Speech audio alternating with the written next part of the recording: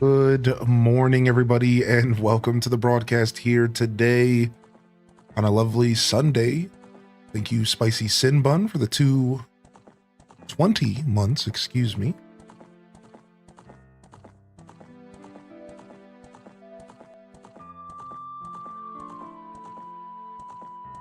Welcome in, Weekend Squad, and welcome back for another episode of Storyteller Sundays. Some voice memory hunting, but we'll get there.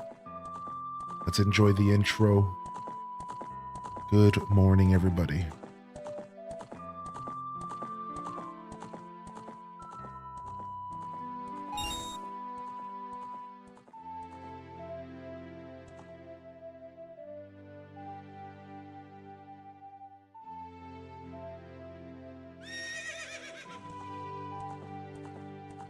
Ocarina will go down in history, baby. The GOAT. Greatest of all time. Dag, look at that. Doo-doo. Welcome to the show.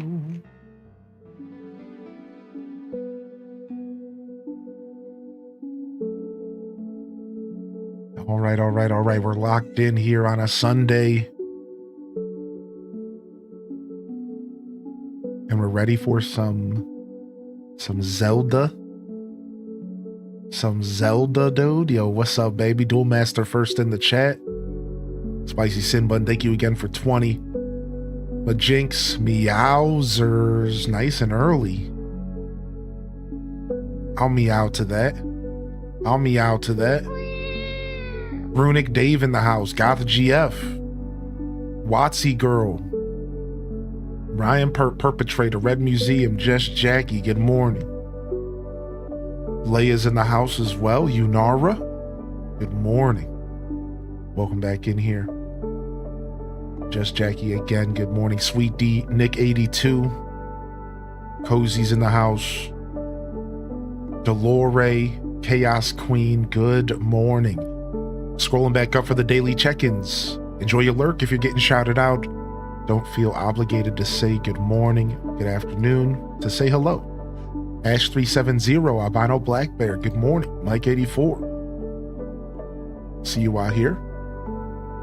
You're doing well. Welcome in, baby. Super. What up, Soup? Emily Louise with the 40. What up, dude? Thank you, Emily. Thank you so much, man. How are you? Simcetera, have a good day today. Variant Hex, Elephant, Red Museum again, good morning. Pokemon fan, Durbear, Tay Ray, Legend of Tay, the double Tay. We're double Tayed up on a Sunday. Violet Purple, Tokyo Chan, good morning. Tab Flava, welcome to the broadcast. Should I get Link's Awakening Remake or Skyward Sword? Link's Awakening Remake. I'm partial to Link's Awakening Remake for show.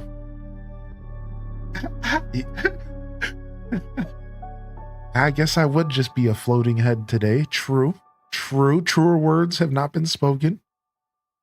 True. Let me go ahead and do a beard check real quick. Let's see what's going on here.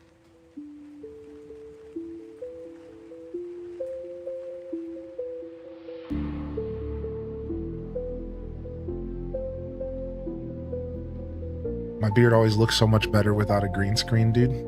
Oh, we're looking luscious today. What's up, Em? Good to see you, baby. Welcome in. Hope you're feeling good. We're back. Welcome for those of you just tuning in for another episode of Storyteller Sundays. That's right. Now, while we never got to finish the last episode of the original Storyteller Sundays, and part of me feels like maybe we should go back and truly finish that episode. It was based on the ruins to the north above the Lost Woods and the last couple stables left in the game. And one day we might go back and finish that, but today this is a special episode, part 2 of the voice memory hunting that we've been doing in Tears of the Kingdom. For those that aren't up to speed, when they introduced the Switch 2 editions of Tears of the Kingdom and Breath of the Wild, they also introduced a bunch of lore to the universe via these voice memories that can only be accessed if you connect the Nintendo app from your phone or mobile device to your game. Tears of the Kingdom Switch 2 edition and or Breath of the Wild.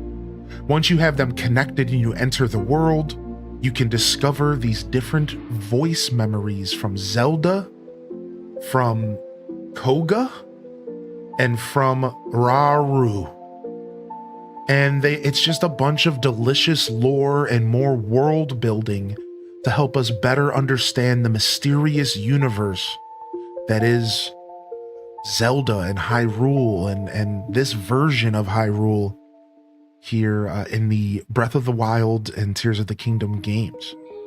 So we already did one part of this. We showcased this whole voice memory system more than once, I believe, for the Switch 2 release. And we were just kind of poking around and checking out some of these memories. And today I wanted to come back and dive even further into these voice memories.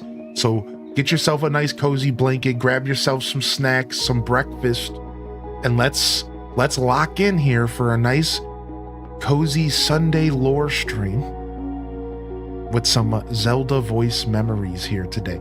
Well, and Rauru and Koga if we feel like listening to them as well.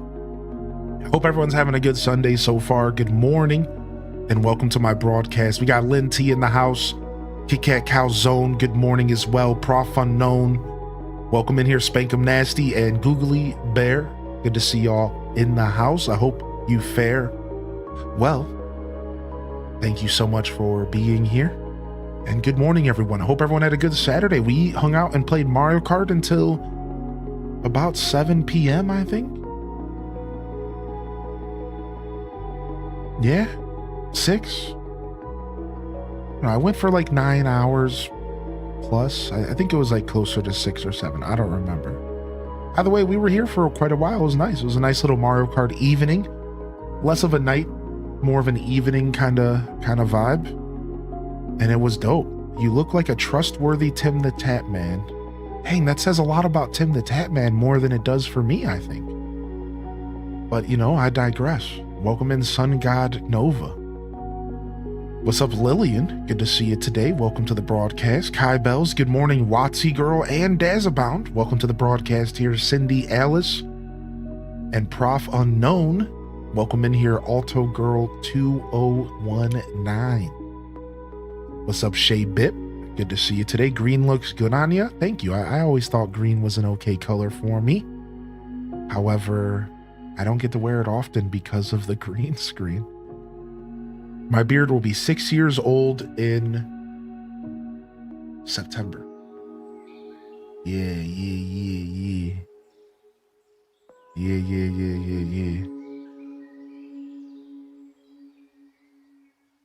Holy heck. What's up, Nick 82?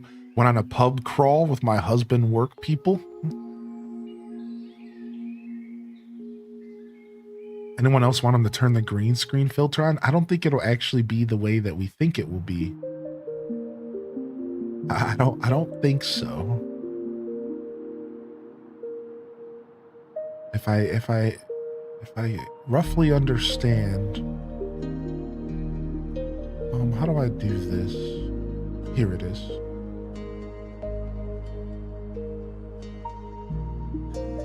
Fade. Okay, that is all on fade. And why does it feel like it's not fading?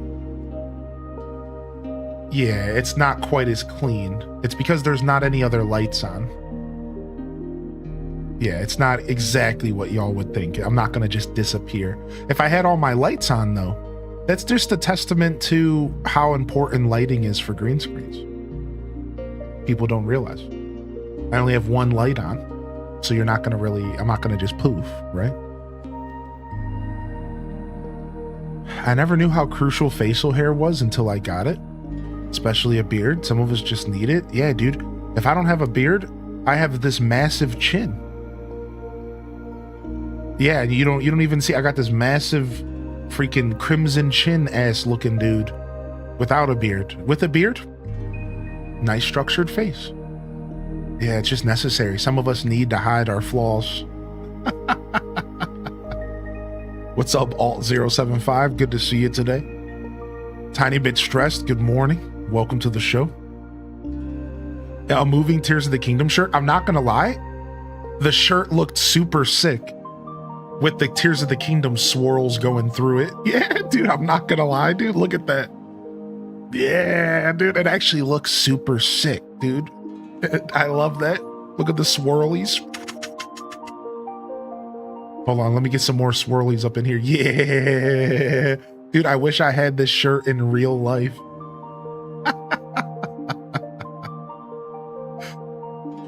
Oh, anyways. Looks like you're about to dematerialize. My son looks like a different person without a beard. What's up, Danielle? Good to see you today.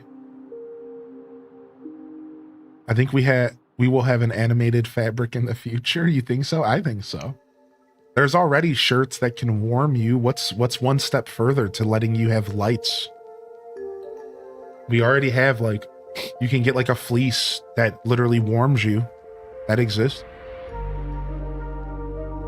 Yo, have a good day, Chaos Queen.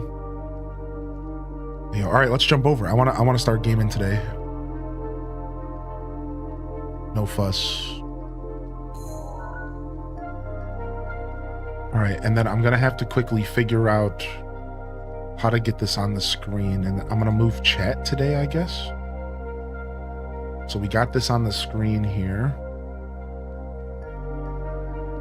And I guess we don't necessarily have to move chat. It's not like you guys really need to. I mean, to be honest, I forgot. You guys don't really need to see this. You don't need to see this. Yeah, you really don't. Unless I want to show it off to somebody. To like let people like know how it works. I forgot. I don't actually have to show it off at all because we're just going to be listening to it. Sick.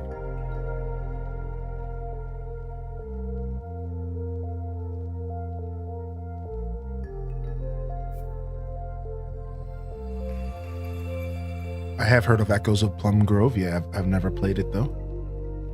It was on the voting list for 2 or even 3 of our variety-a-thons last year, but it never quite made the cut. What a beautiful scene to enter here.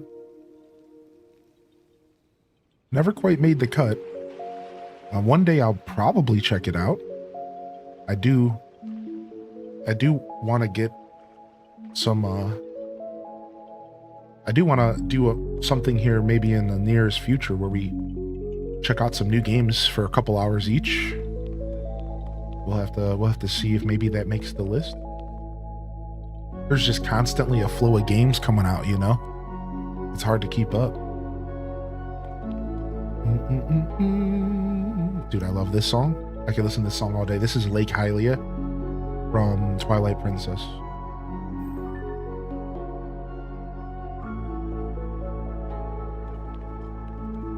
I don't know what I was doing out here last, to be honest. I think I was just hanging out and trying to get Koroks and stuff. Let's go to this star, and then let me go ahead and get my voice memories loaded up, and we can start walking towards voice memories here. Navigation activated. All right, there is one voice memory to the south.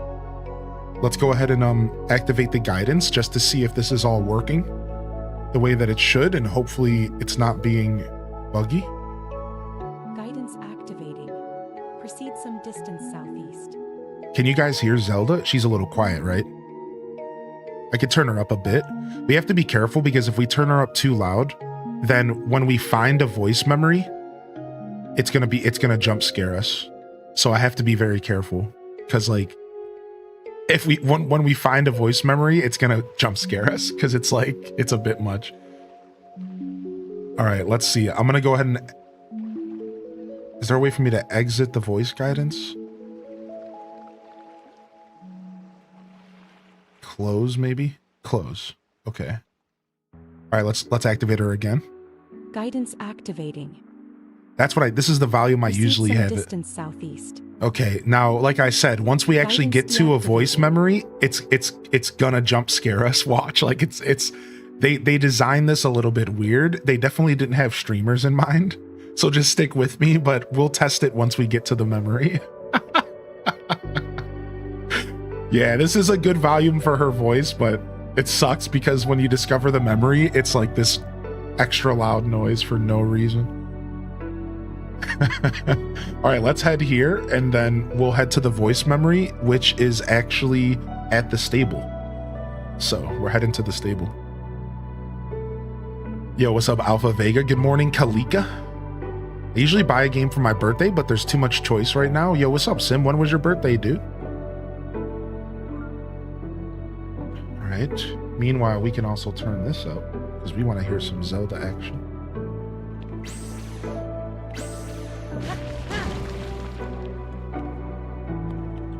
Yeah, Game Chops put out a new ambient album. They put out these albums called ambient albums that are just like exactly what it says. It's just like an ambient style of the remixes of video game songs. And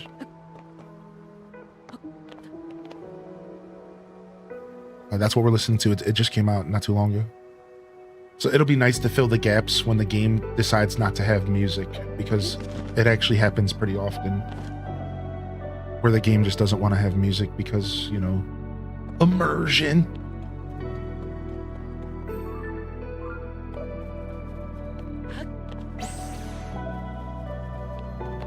The reverse golf puzzles are one of my favorites. Yeah, we just did this one before we turned off the game, yeah.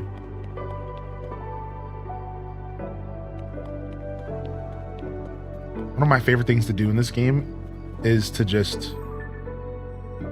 Ooh, there's another reverse golf puzzle. Oh, I already got it. Dang. One of my favorite things to do in this game is just to be in the world. I just like being in the world. I don't even have to be doing anything. You know what I mean? I just want to be chilling out in the world.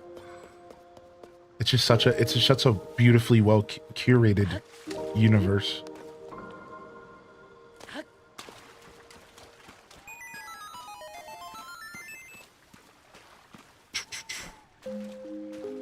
Yo, appreciate the follows. Good morning. Just trying to fight me right now.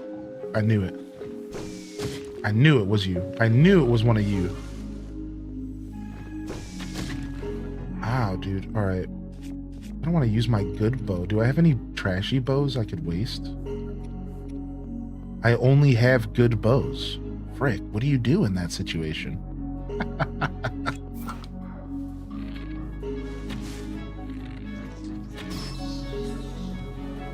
What's up, Duvor Dwarf? Good to see you, buddy. Can't forget that. Another one? You little scum, you little rat. Behind me?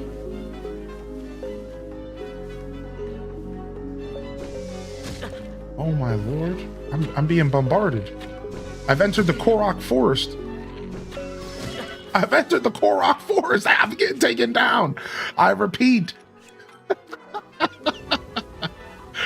Or I meant to say Octorok Forest. I've entered the Octorok Forest. Oh, look at him. He's right behind me. Little bastard. Yeah, you flew too close to the sun, you little jerk. Yeah, you flew way too close to the sun, you little jerkwad. I don't know who you think you are, dude. Ooh, I want that frog. Come back here. Oh, dang, I lost it. We have to collect all the stuff we can because we're still trying to 100% this game, even if it takes me until 2029 to do or whatever. Another one of these rats. Do it. I dare you. I dare you. Oh, I shot the rock. This game's physics are too good, dude. I shot the rock that came out of his mouth, and then it destroyed the arrow and hit me anyways. Great game. Oh, now we got bastards. Dude, I just can't chill in this game at all, can I? Get me out of here, dude. Oh my lord.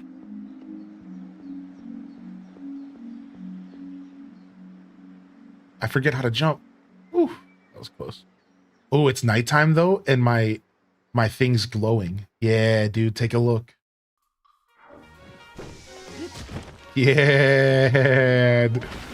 That's so sick. All right, I guess I need to equip a weapon and do away with these absolute chodes. Why did it take me 3 hits of the Master Sword to kill him? What is that dude eating his Wheaties for breakfast? What is going on here, dude? I got trees. I got Octorocks. I got Yiga. I got bats. Like, dude.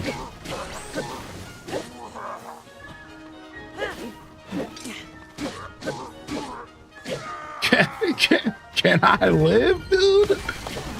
Welcome back to Hyrule, Hylian. Welcome back to Hyrule. Oh, you haven't played in a couple weeks? We opened up the red carpet for you. Dude, like, holy bananas, gorilla. And I'm not even going in the right direction. I'm not even going in the direction I want. Great.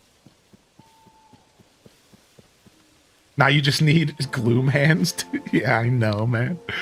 What's up, nerdy nurse? Good morning. Holy heck. Uh-oh, there's something else trying to attack me now.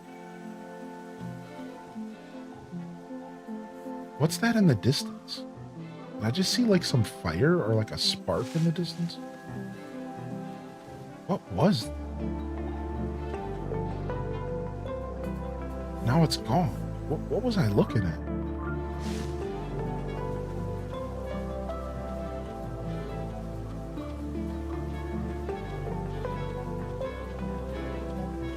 Seriously, what's... Oh, it's another Octorok, isn't it?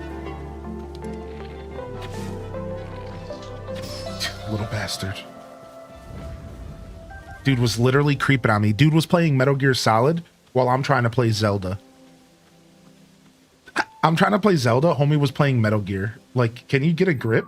What is happening, dude? Metal Gear Octorok. Link. My bulbous head is dummy thick. Would you like a rock to go with your whore?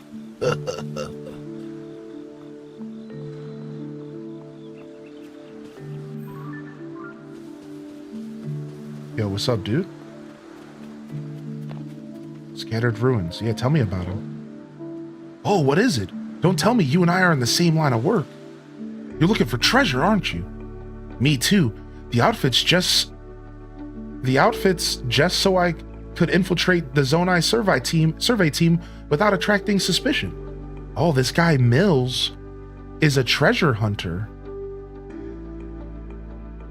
But he's faking to be a Zonai survey guy. Wait, what? He's faking. I thought it'd give me access to some treasure leads. But it turns out they don't just hand those out. Worse yet, they put me on a dangerous investigation. What rotten luck. That's what you get for lying, bozo. Out for a walk at this late hour? The night is night, you know? Ruins from the ancient past are common enough in the woods around here. But really, they're just a bunch of old stones and slabs and stuff. None of that counts as treasure. I found a cave earlier while I was hunting for treasure in the woods. The inside of it actually looked like a ruin. I could just smell the treasure somewhere in there. Problem is, after I left, I got all turned around. I'm lucky I found the road. But when I finished up here, I'll try to retrace my steps to the cave. I actually saw the cave. Yeah, it's right here. We've already discovered all the caves, so like stumbling across caves is unfortunately one of those things that's no longer cool for us because we've did it all. However, it's still kind of fun to pop into a cave here and there because you don't remember all of the caves.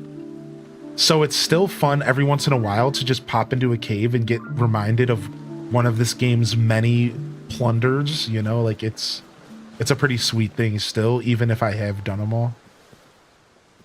Ooh, we got an enemy here. Oh, my bow broke. What kind of... Sorry, dude. I really need those bananas. I guess I didn't have to kill him. Anybody feel bad killing moblins sometimes? Like, they're just out here being hunter-gatherers. And then I'm putting arrows into their dome piece. I don't know, man. No, F them. Jeez.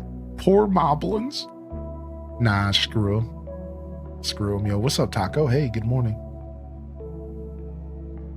Here at Hyrule Bass Shops, our fish aren't just C+ quality, but rather they are A+. And that's not me bass lighting you. You feel me? Woohoo! Wow. If I could give you a sub, I would. Because that was elating.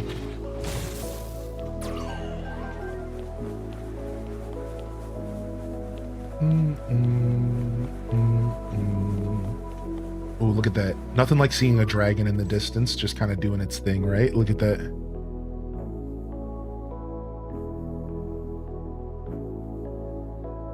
The textures of the dragon is terrible in the distance. Even on the Switch 2 edition, though. Look at it. You can't make out any of its features. It's just a big blob. We must be just out of its range to see its features.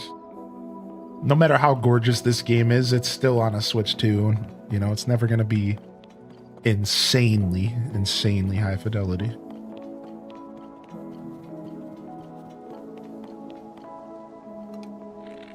Yo, what up, nerd? Yeah, I'm talking to you. I dare you to look at me again. Do it. What are you eating over there, you weirdo? Oh, my bow doesn't even go that far because I'm a nerd. Surprise! Okay. Yo, what's up, Alt? How you doing, man? I need those Lizavul's tails. Let's go get the rest of them real quick. Between these two and now you mentioned Title Breath of the Wild was the first, then Tears. See, I always forget the name of the earlier one. In terms of the franchise between Breath of the Wild and Tears, is Tears of the Kingdom the first one? I always get them mixed up. Oh, I see. Yeah, Breath of the Wild's the first one. I could see that being pretty easy to mix up, especially if you're not overly obsessed with the Zelda franchise. Shut up. Don't do that. Put that horn away. Who are you notifying anyways? The other Lizavul's that was right next to you? Did you really need a horn for that? Oh, frick. You have a boy. Oh.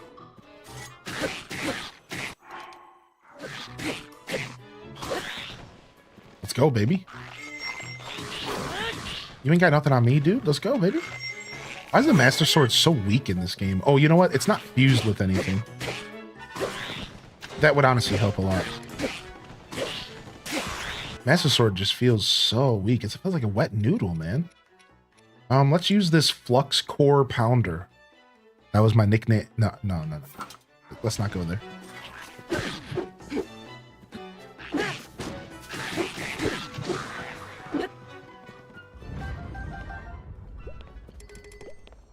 All right. Nice. He got Flux Core pounded. Oh, I'm not using the green screen, so this scene looks absolutely absurd. Anyways, this guy can't even stream. What is this guy doing? Anyways. Breath of the Wild and Tears of the Kingdom are seriously tied for the most versatile game in my opinion. A dash of Zen in one corner, then a burst of peril in another. Make a left a few steps away and you've got a satisfying puzzle. The best recipe. Wow, you really just described these games so well. Like, I'm actually so happy about that. Nice. I couldn't agree more. I think versatile is a really good way to describe these games. I think they are. I think they are very versatile. I never really applied that word to these games, but I love it. I love that. That's really actually insightful. Nice. Touch of salt?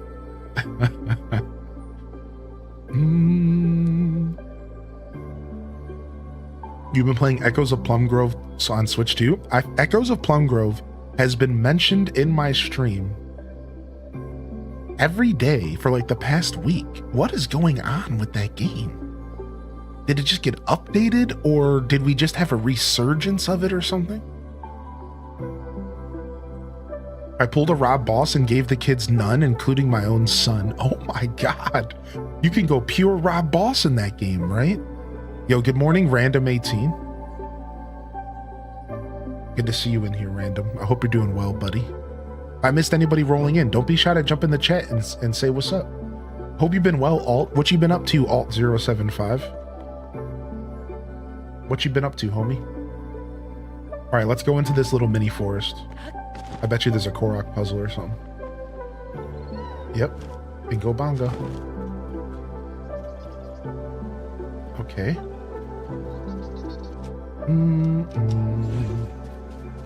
Do.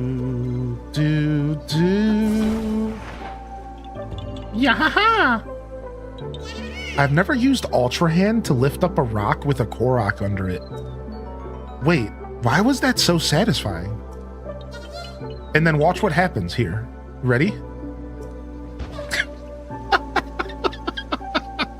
I've never done that. I swear I've only ever picked the rock up with my hands. I've never done that before. That's neat. Sick. Nice. Korok down. I hate walking around with all this loot on my back. Anybody else? There has to be somebody else in the universe that plays Zelda games the way that I do. I don't like walking around with all this stuff clinking and clanking. I want to be free. I don't want to have all this stuff on my back, dude. There's a Lionel down here. Should we go fight him? I think there's a blue mane down here. Let's go see if he's here. Let's go say hello to this dude real quick. Even though I'm not quite done exploring this island, I want to go check here real quick. And we've never really been to Coral Lake. We're supposed to be going to this...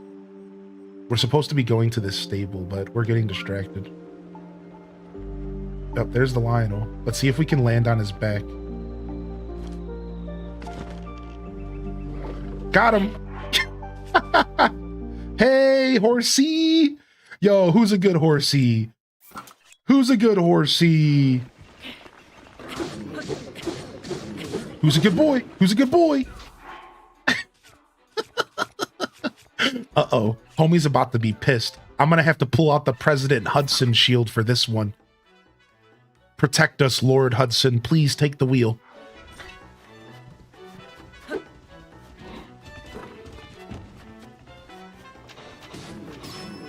Ooh, headshot. Good job, Tulin. Get him. Good job, Tulin. I almost bought the Tulin amiibo yesterday. But it was $30 and I scoffed and I don't have that kind of money.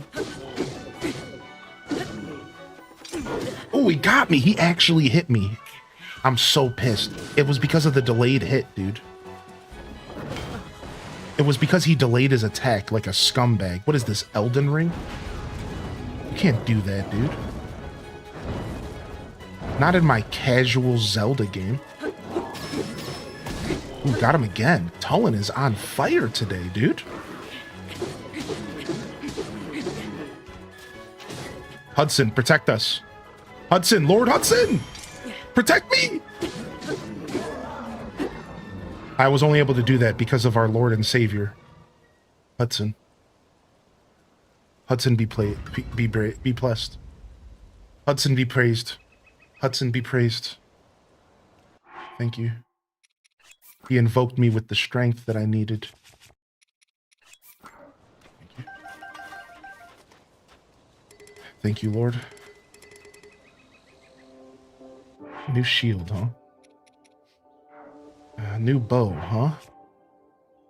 We'll take this bow, sure.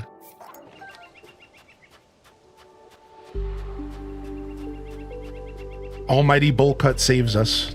Hudson, now go forth and share thine booty all over the land. Why does putting thine in front of a word make it funnier? Why is that a thing? Thine booty. That's the next time I'm trying to flirt with my girl, that's what I'm gonna say to her. Yo, please, shaketh thine booty for me, foreth I ameth in the moodeth for a plunder. 2, 3, 4. Oop. 1, 2, 3, 4. Oh, we're failing. Looks like we gotta go. Looks like we gotta get Frog on them. We gotta go Naruto on their asses. Hmm. Yeah. Oh, there's an enemy right above me. What? This guy's a lookout. What's he looking out for? Not me, dude.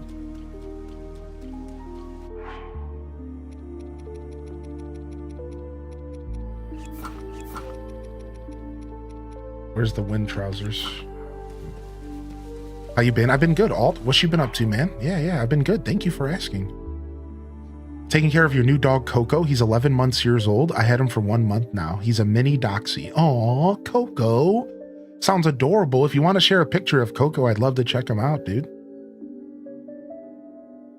You belong with the Nude Dude Club that hangs out near the Elden entrance. The Nude Dude Club. What's up, Trips? How you doing, baby? Sitting here doing a delve in WoW, and that just distracted me. I hope you're having a good time in WoW. Looks like we need to put the frog suit back on, unless I have some sort of non-slip food, which I don't think I do. All right, frog suit's going back. Frog suit's going back. We need to climb this little cliff here. Let's go. Slip proof.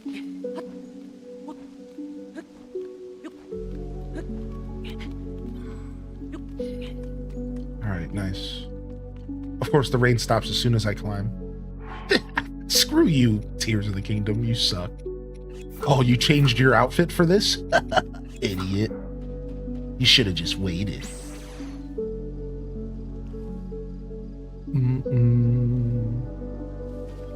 All right, I want to go explore over here first, and then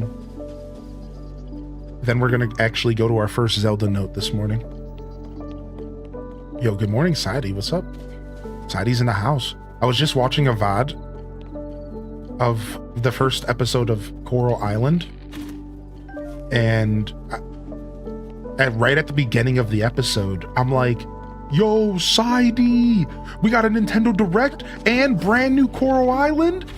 It's about to be hype. And I like called you out because I guess you made a comment in the chat, and it was so dope. It was just such a cool little memory. I was like, Sadie, I think this would have been 2023 because the episode I released yesterday was from the Twitch archives. It's actually the first look at Coral Island in early access in 2022.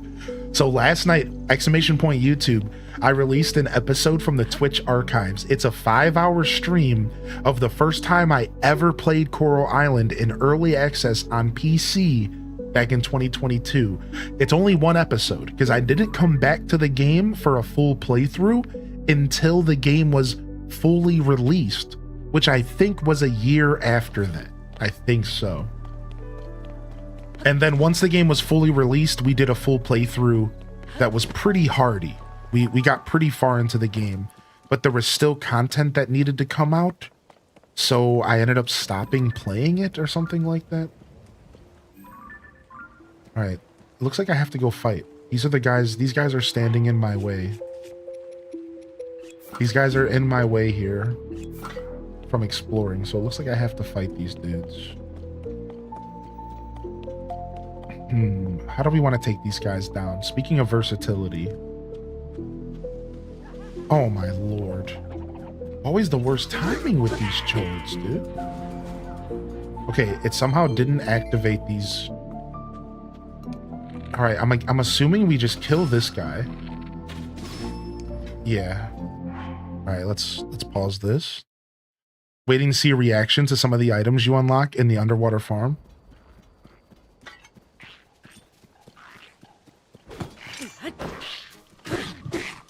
Hey, hold on a second. I need to grab this horn in this.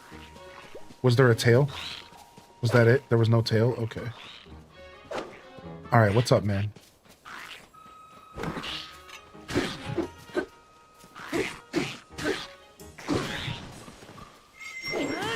Honestly, this Ganon katana does work. Nice, that was sick. Set him up, dude.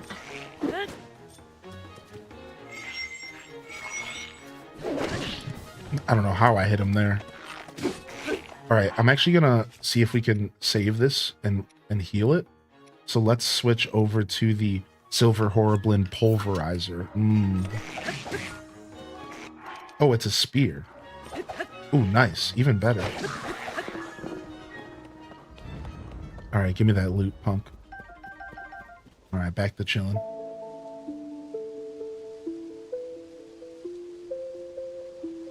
You just started your second playthrough of Tears. This game is beautiful. Yeah, dude. Especially with the Switch 2 edition, but even without it, let's be real, this game was gorgeous straight out the gate. There's a whole forest here in front of me. I want to go this way.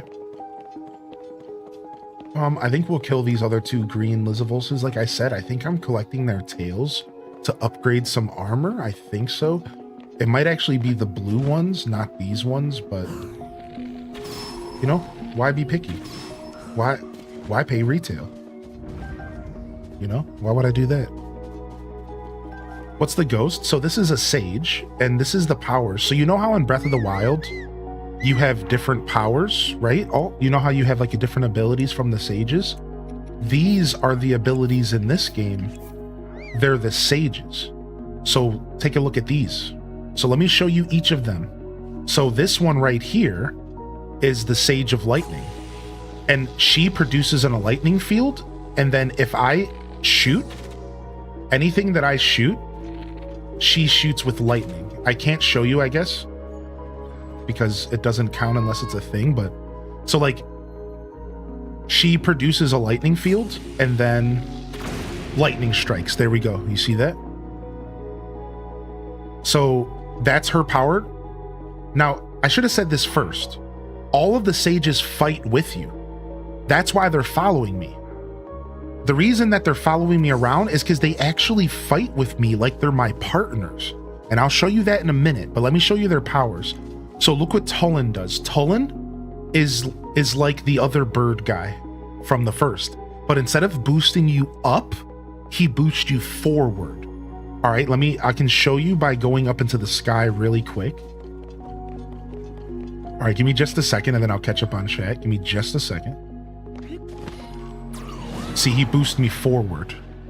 All right, then we have this other dude here. This guy gives me a water circle around me. And this makes me wet, which is a really good bonus for other reasons, but also it protects me. It makes me cool. Not that kind of wet. Stop it. Stop. So he makes me cool. So if I'm in hot weather, if I'm in the desert, it actually cools you off, which is really sick, right? Yeah, HDes bonks in the chat. I don't want spray bottles. I want hammers from Rossetti. Spray bottles aren't enough for this chat. We want bonks. Yeah, get there, crack some skulls around here. All right. All right, so look. So now that I'm wet, you bunch of goons, I can also, not only does it cool me down in hot places, it lets me shoot a water attack. All right. Here's this guy. He turns into a big bomb that I can use to blow stuff up. Like, look at this. And then last but not least, the Sage of Light is a mech that I can give weapons and I can fight with. Look. Not only can I ride it and use the bow on its back, I can also fight with it. Like,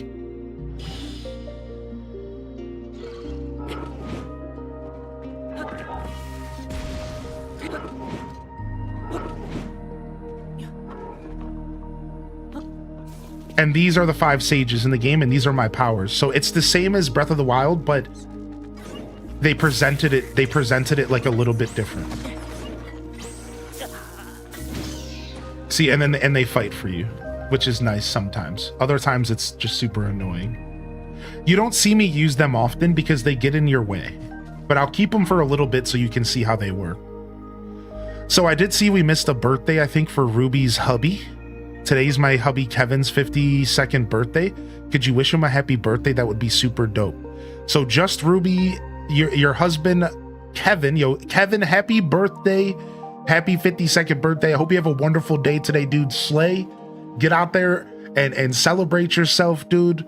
And don't be shy to give yourself some self-care and some self-love, man. You earned it. You earned it here on today's your day, man.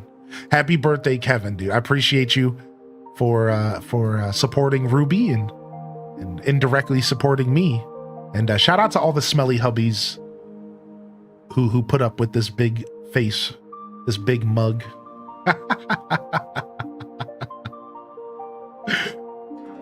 Oh my gosh. What's up, Panda Breb? Good to see you today. What's up, Casey? Yeah, thank you for your patience. I just wanted to get that explanation out of the way first. Thank you. Thank you very much.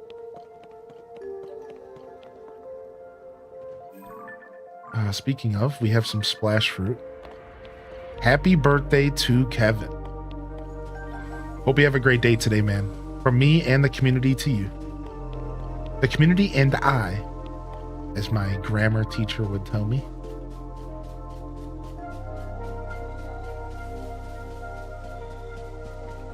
What's up, Diva? Good to see you today. Thank you for the clip.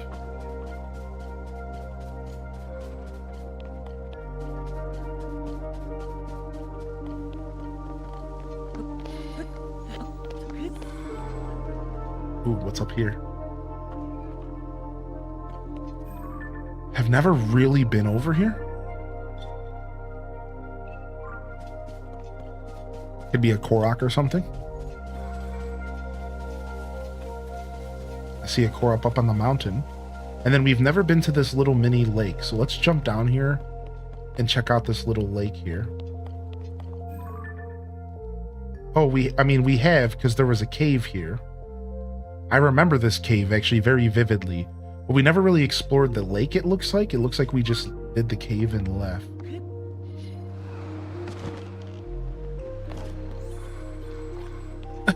Look at all the sages appearing on this little teeny landmass. It's just far too much. The sages were a cool idea, but I think they weren't executed that well, in my opinion. I don't think so. I think the sages were a really cool idea that just wasn't really that well executed in hindsight. I think they're just more annoying than anything. Just gonna be real. I think they're just more annoying than anything else.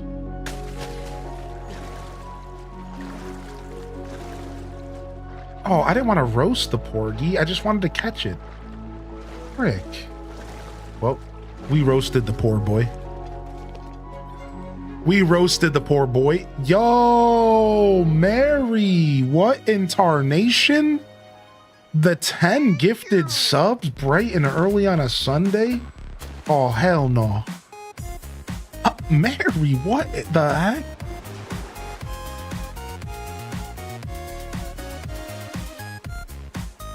What the heck?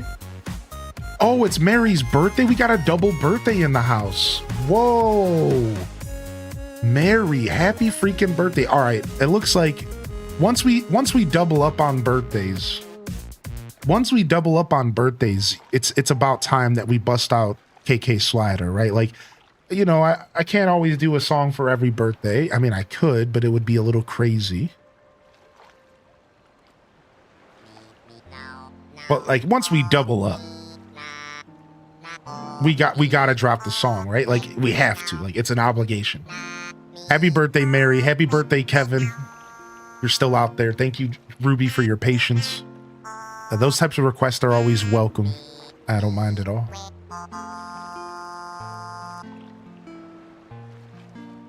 Yo, Mary, thanks for popping in. Happy birthday, man. I'm doing okay today, Panda Breb. Thanks for asking, dude. Thanks for asking, Panda Breb. I'm doing okay. What up, Ren Clock? Brown Coats, welcome to the show. Also, happy birthday, Kevin, birthday twin.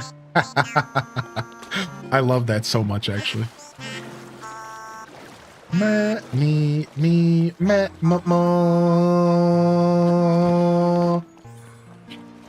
It's already nighttime again. I feel like it was just nighttime. Boo, boo, boo, boo, boo, boo.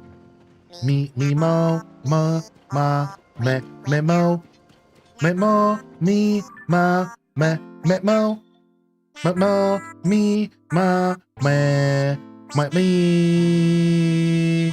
Kevin's like, what the hell did you get me into? Oh,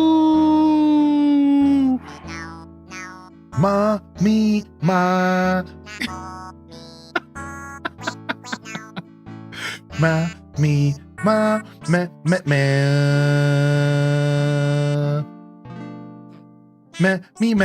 me ma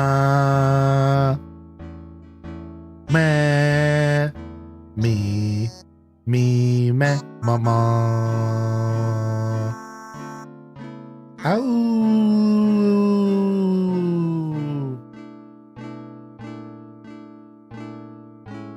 Yo, too many more. Cheers. I could listen to this all day. What's up, March? Dude, welcome back, man. Yo, happy birthday, Mary. Pajama Rama, welcome in. One more time, happy birthday, Kevin, as well. Why do you know the lyrics? Impressive. I might have been doing birthday songs on my channel for 6 years. Maybe, maybe not. I don't know. Honestly, at one point in my stream, we were basically doing birthday songs every day. Because if you really think about it, we have a pretty big community. And like, it could easily be somebody's birthday every day. There was at one point in my journey, I think we were doing them every day. I remember because somebody commented on a YouTube video I posted and they were like, dude, it's really nice that you take the time to do that for people. And I remember really appreciating that somebody took the time to say that to me. Nice. Korok in the distance. I guess we can help the little guy, but I was going to go to this forest and fight first, I think. Let's go fight with all the sages so I can show y'all how hectic a fight with all the sages is like. Yo, good morning, strawberry grass. Have a good day, spicy Sinbun. See you later if you make it back. Go up a lurk if you can lurk. If not, no worries, but lurking does go a long way for the show. Lurking is just the idea of leaving a stream up so that you can support via viewership, even if you can't participate. Again, never any pressure. It ain't really all like that. Just enjoy the show. Have a good day, all right, Spicy? Oh, it doesn't look like there's any enemies in here. I guess you don't get to see the squad. Is there anything in this little forest? What's going on in here? There's a spring to get me up the mountain, and that's about it, huh? Not all roads lead to treasure and wonder. Not all roads lead to treasure and wonder. Some of them lead to scary trees that none of the sages can take down. Oh, never mind. The light sage comes through. Very nice. It looked like nobody was going to be able to kill that thing except for me, because you have to use like a slash attack.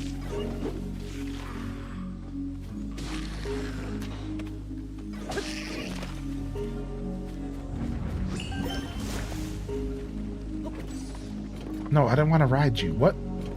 I didn't want to... Get me out of here. Ooh, hey, a treasure. I spoke too soon. Actually, I'll take this mighty thistle. All right, get him. Sages, get him.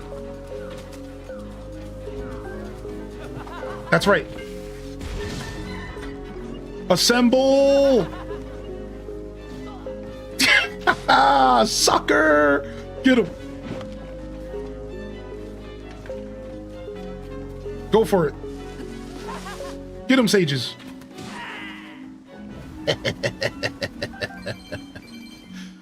All right, anyways. I'm done having these goons following me around. All I need is my wind sage. Now to sit here and relax with a mug of coffee? Having trouble keeping focus on anything today? That's pretty much me every day. So I get that for sure. Ooh, nice. Some springs. Wondrous. Wondrous occasion. All right, let's start heading towards where we actually meant to go. Nope. Which is here. To the stable for our first voice memory of the day.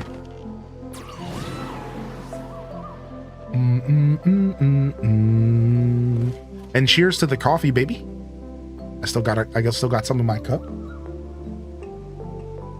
I actually still have some in the pot. I might go grab some more. I've had about a cup so far today. I'm assuming we already took out that base over there. Yeah, we have. I will say that my inner completionist would really love if there was a version of Hyrule that you could completely kill the whole, like, all the enemies. I know I'm not the only one that feels this way.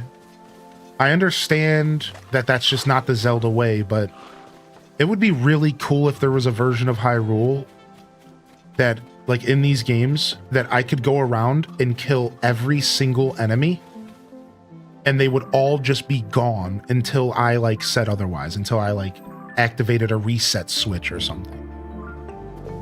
I would really like that. That would be really cool if I could just kill everything and, like, zero out the map of enemies. And then I could just spend my days running around doing nothing, because that's what I want to do, because I love Hyrule. Like, I would really, even if, like, the skeleton boy, like, I would even be okay if the skeleton boys still appeared at night. I would even go as far as saying I would be okay with if Yiga just stuck around. Even though Yiga is super annoying. But as long as I could kill everything else permanently, that would be worth it.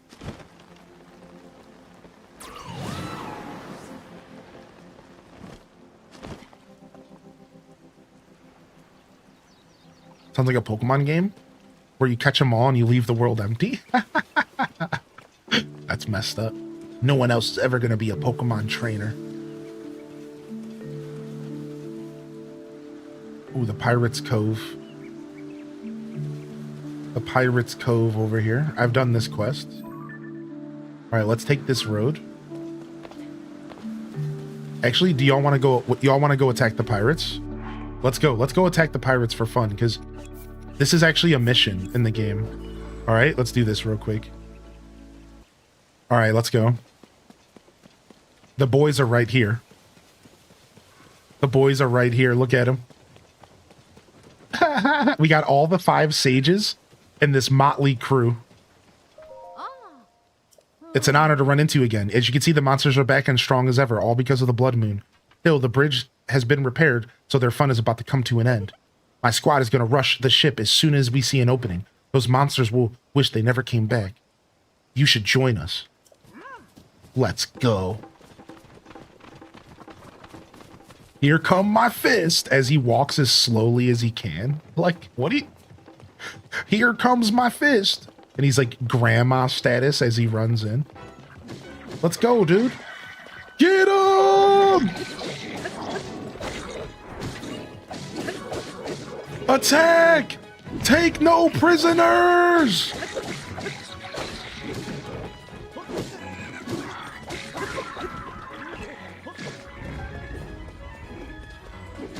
Ah!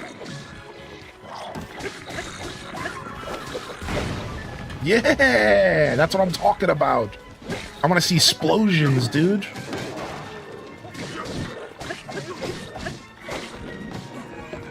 Let's go.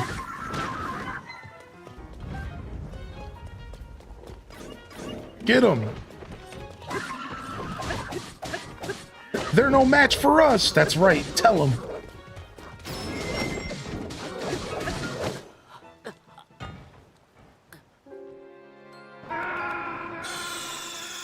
All right, that's it. Game over. Hyrule wins. Snake, are you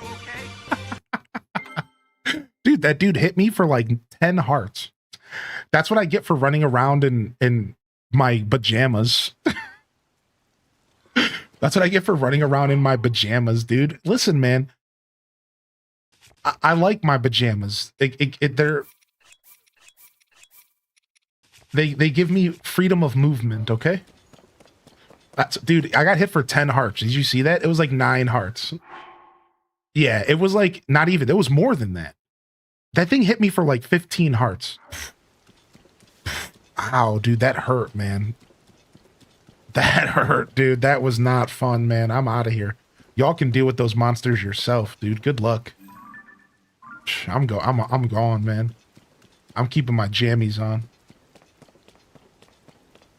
Did we get a release date for Hyrule Warriors? No, not yet. All they said was winter. All they said for Hyrule Warriors was winter. That's all they hit us with. So...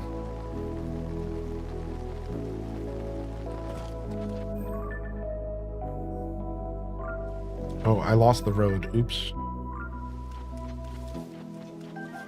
So we're still kind of waiting. We're still kind of dangling. Kind of waiting here on what's going to happen with Hyrule Warriors. I have a suspicion that they said winter because they are going to release it in January, which I'm not all too mad about that because my birthday's in January. So I'm just going to take it as a birthday gift from Nintendo directly because my uncle works there.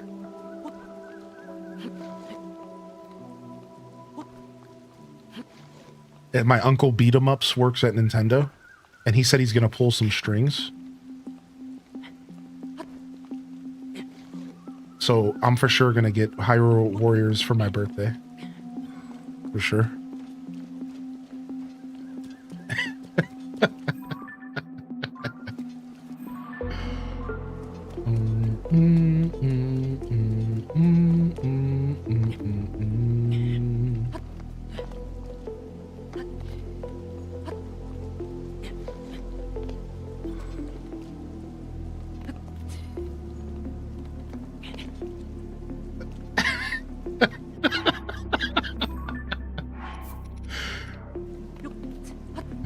Anyways.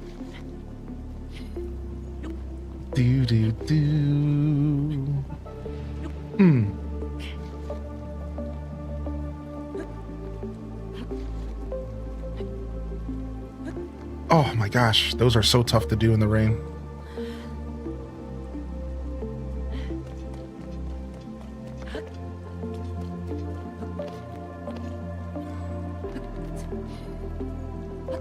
To be fair, beat 'em ups would be a super sick uncle.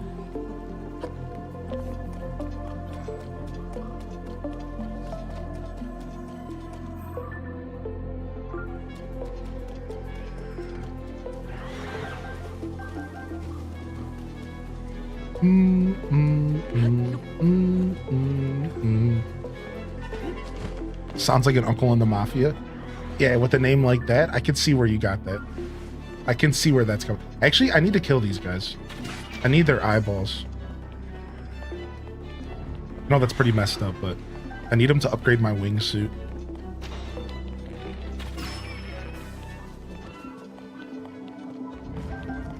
So we actually need to be killing all Arakudos. All Arakudos are kill on sight. My friend surprised me with a gift and gave me Peek. Nice, man. I named a kitten yesterday, 404 Air. Perfect. Absolutely perfect name for a kitty. What the heck, man?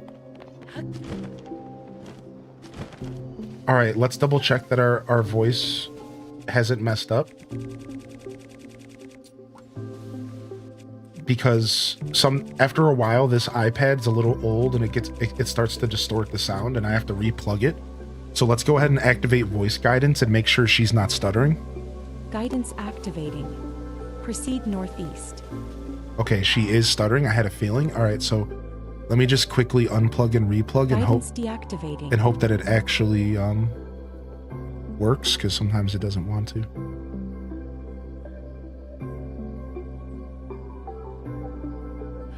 All right, let's see if that's good. Guidance activating. Okay, clean. Proceed northeast. There's just like it's maybe not everyone will notice, but after a while, the connection to the iPad, it doesn't stutter. That's not the word. There's a static, you hear like a static pop in the background. The audio's getting distorted. It's just it's a crackle. It's just unfortunate. It's just because the way I'm connecting my iPad is through a connector then an HDMI, then a capture card, and something along the way just gets a little bit fuzzy. The iPad is old. I bought an old iPad. It was pretty cheap, right? So, all right, we're gonna get our first voice memory. You guys ready for the jump scare? Because it's not a jump scare, but just like, it's a little short distance northeast. It's a little louder than it needs to be. Watch, here it comes, watch.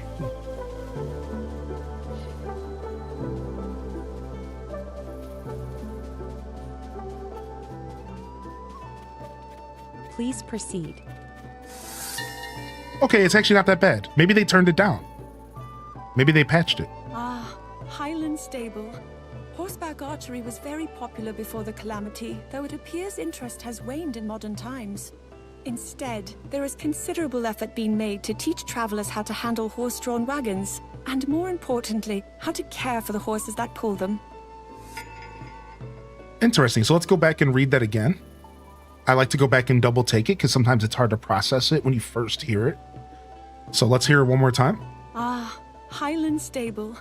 Horseback archery was very popular before the calamity, though it appears interest has waned in modern times. Instead, there is considerable effort being made to teach travelers how to handle horse-drawn wagons, and more importantly, how to care for the horses that pull them.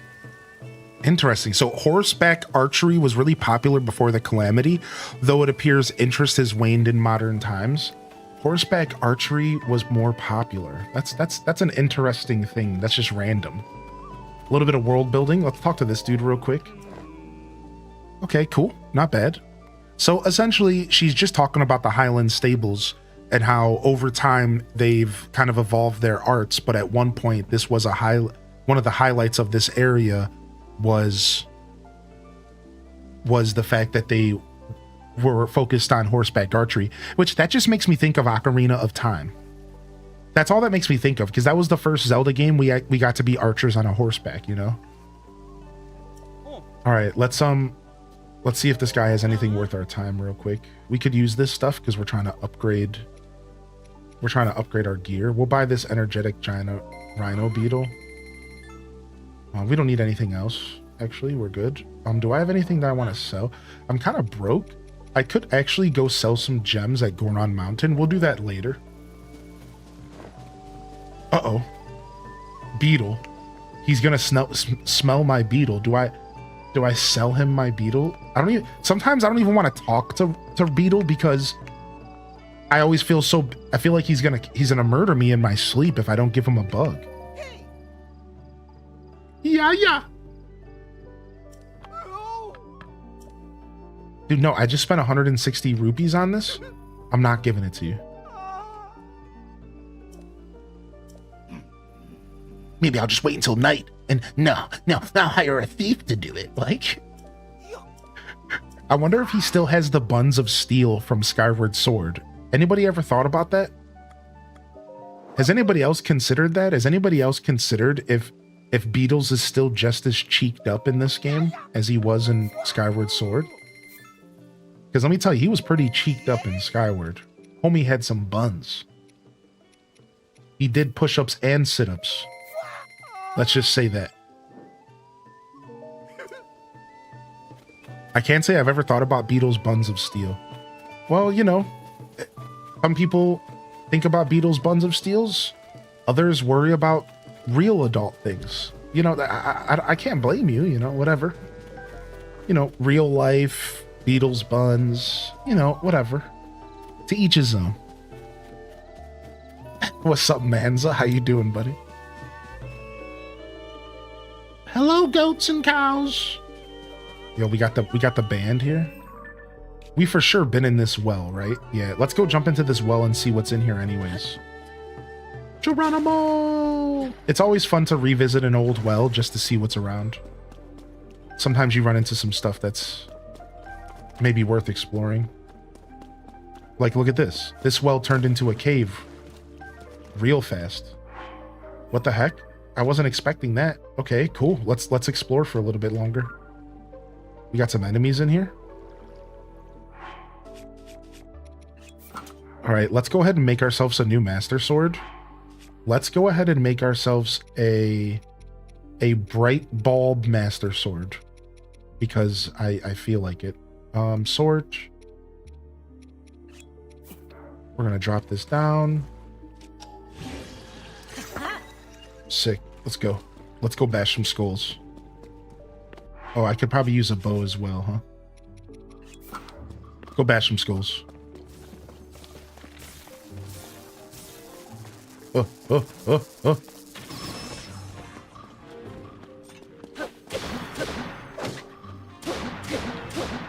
Oh, I didn't realize that was gonna happen. It just put the bright bulb on the ground. What? I didn't realize that was gonna happen. I don't know what I expected, but... Alright, that's fine. I forgot about this game's physics is crazy, dude. I don't really want that bow. Sorry, dude. Ooh, a hearty truffle. Yo. That's a pickup. That is a pickup. That makes it all worth it. Yo, will you stop? You really come in here and hit a man in his pajamas? That's really how you are, dude? And to think I was gonna show you mercy earlier.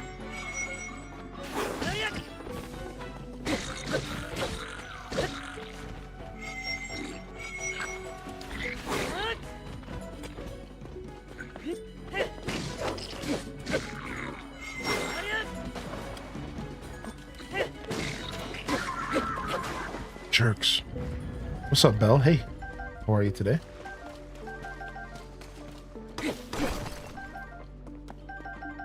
The master mine tool, the master pickaxe. That's all the master sword ends up being half the time in this game. The master pickaxe at your service. So if you walk around with this ability up, you can see everything that's pick-upable. You see this? So this is the secret to finding truffles. You walk around with this out, and look, you can see all of the secrets. You see that mushroom on the wall? Right? And then there's some slick boys up there. So this is the secret. You just walk around with this out, and then you can see everything that's pick-upable. And you can better find those pesky truffles.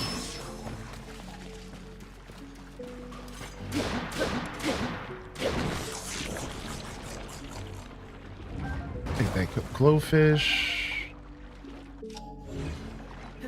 You can do the same thing with Ultra Hand, but I find that it's actually better with Fuse. I'm pretty sure. I find that it's a little bit better. Master Toothpick. Shield of the Mind's Eye. No thanks. It's funny how small of a quality of life difference it makes having something... having the ability to put an item back in a chest or cycle an item out of your inventory when you pick up a chest. Like, that was such a small improvement, and it goes to show you, like, when it comes to game development, sometimes, like, it's little things like that that make the biggest difference in a gamer's experience. Right? In Breath of the Wild, we didn't even think about that, did we? We didn't even think about the fact, we would open chest and we were like, okay, this is how the game works. But once we got Tears of the Kingdom, we were like, wow, why didn't we always have this ability? Right? It was like, why haven't we always been able to cycle something out of our inventory for a chest, right? So it's like, you don't think about it when you don't have access to it. This is why it's important for developers to design games outside of feedback alone. You can't base your whole game development process off of what people are requesting. You do have to be creative, and you have to think for yourself, and you have to provide content and quality of life outside of just what people want, because not everybody knows what they want, and not everyone's going to think of stuff like that. I will tell you, I wouldn't have thought of that. I just thought that's the way things were. You open a chest, you can't hold it, the chest closed. Then you go into your inventory, you drop something, you open the chest again. It worked, it made sense, I didn't even think about it, you know what I mean? AKC with the Billy Madison reference. Nice, nice, dude. I love Billy Madison, dude. Glad I called that guy, right, KC? Glad I called that guy. Yeah, I love that movie so much.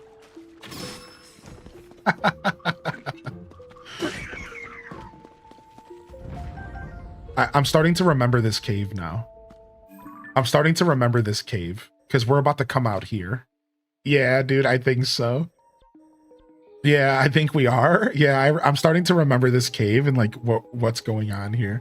Let's go ahead and let's fast travel to this shrine and get out of here. I'm done exploring this cave.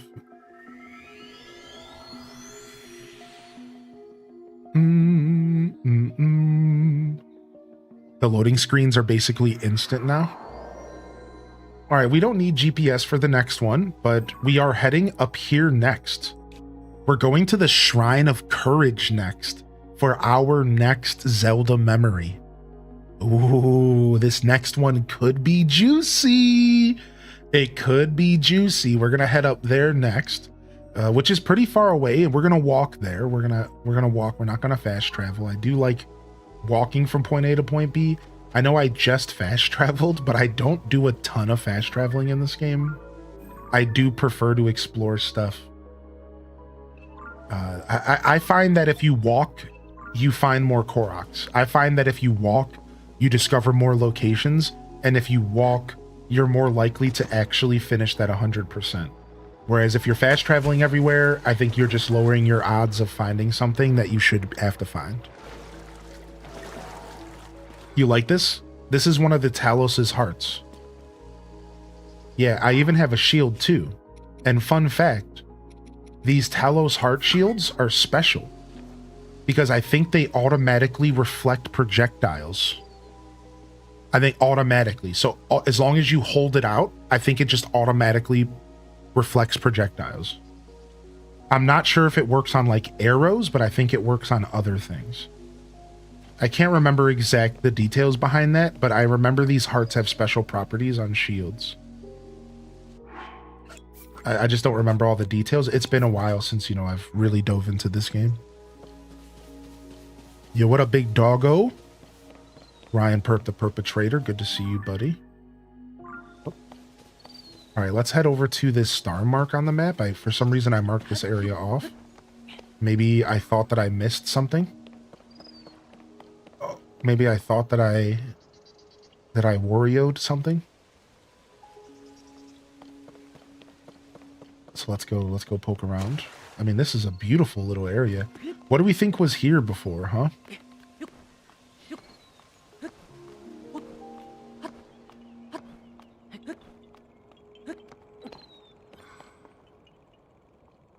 Beautiful little ruins.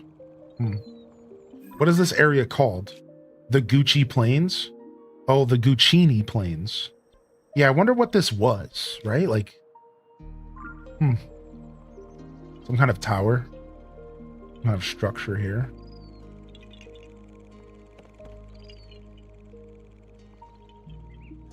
And we're directly below the Dragon Isles.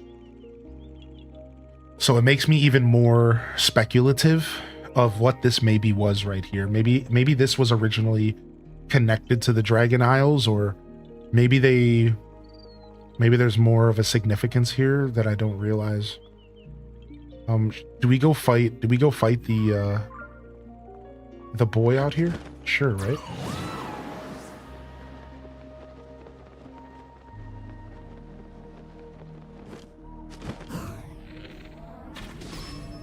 By fight, I mean disintegrate. Whoa, Kels. Hey, man. Thank you for providing an amazing space here on Twitch. Aw. Morning fam H de shug H day maypal. Topaz rod. Do I want this topaz rod? Why don't I drop a magic rod? And we'll pick up the eightfold blade again. Go ahead and equip that.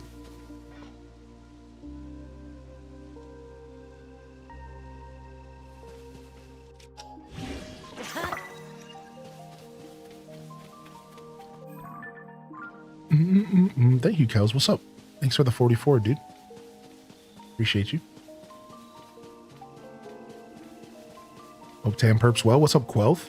Tater Tot Soup, good morning. Sage the Spirit, welcome back. Ow. Dude, please, get these trees out of here. Please, dude.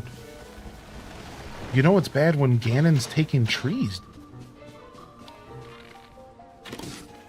I'll take that. Not the bees! Not the bees! Ah, no, not the bees! Not the bees! It's in my eyes!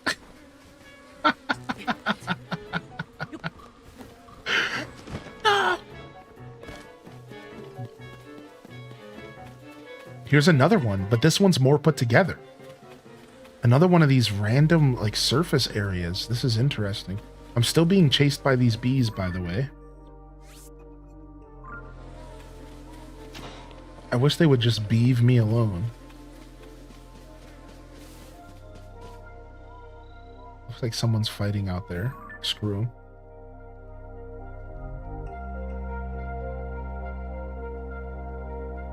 Yo, hitting that daily check-in. I see you. What's up, Kylie? H-Des, bruh.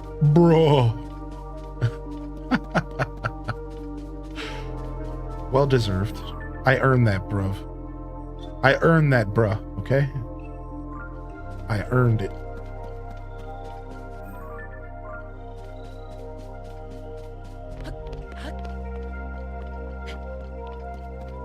And then here's another one, and this one's even more intact. Look. So this is the most intact version of all of them. And we can actually kind of see the structure. Just like a little bit more. It's actually fully intact. It had walls around it with like a little staircase leading up. So like maybe these were like extensions to the gods. And like they would maybe do some sort of like ritual or like prayer here or something. Oh, I'm not gonna make this. I have to be slow. I miss this game. It's one of those games you've got to commit some time to. Yeah, I will tell you this, Tater Top.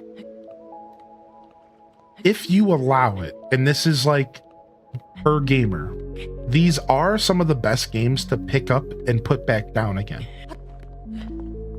Breath of the Wild and Tears of the Kingdom are some of the best games to just pick up, jump into the world, play for an hour, accomplish maybe nothing, and then just turn it off as like a nice casual visit to one of your favorite universes.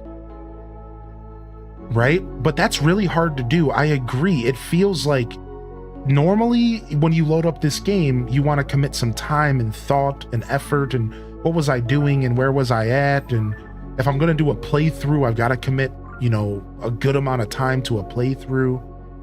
But I will say that if you are the kind of gamer that can let yourself, which it's not everyone's the same, they are really good games to just pick up and put down.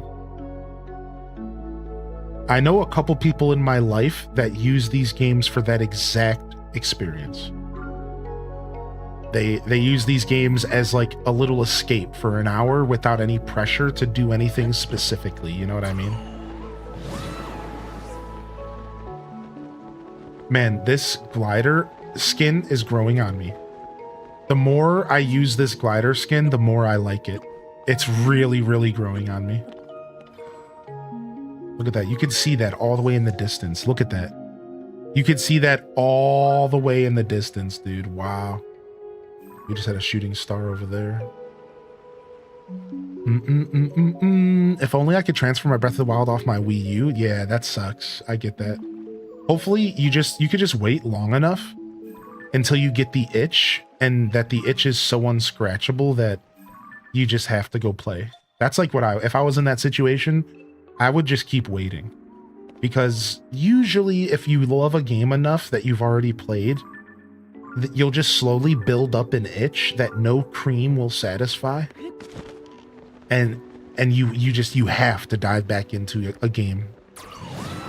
Right? Like, and then it'll be your time to return.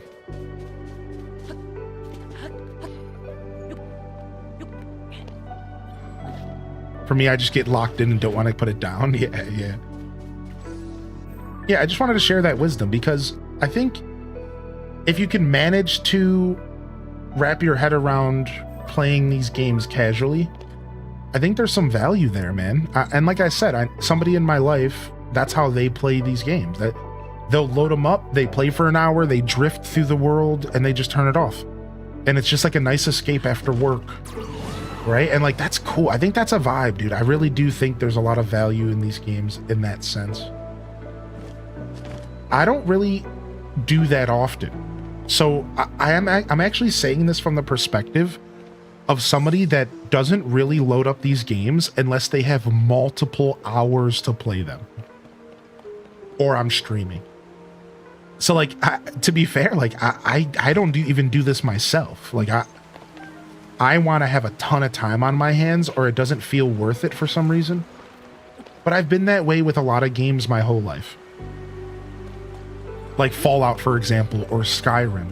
If I don't have like 4 hours to sit down, those games just don't feel worth it to load up at all. It just doesn't feel like I'm not gonna accomplish anything.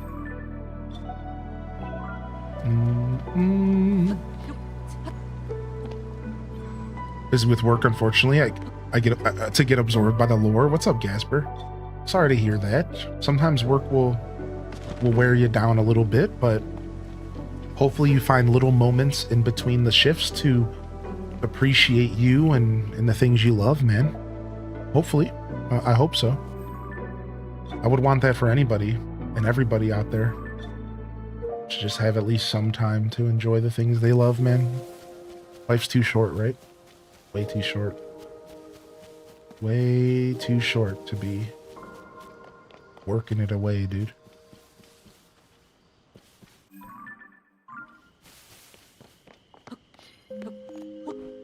Alright, I guess we're gonna fight this guy.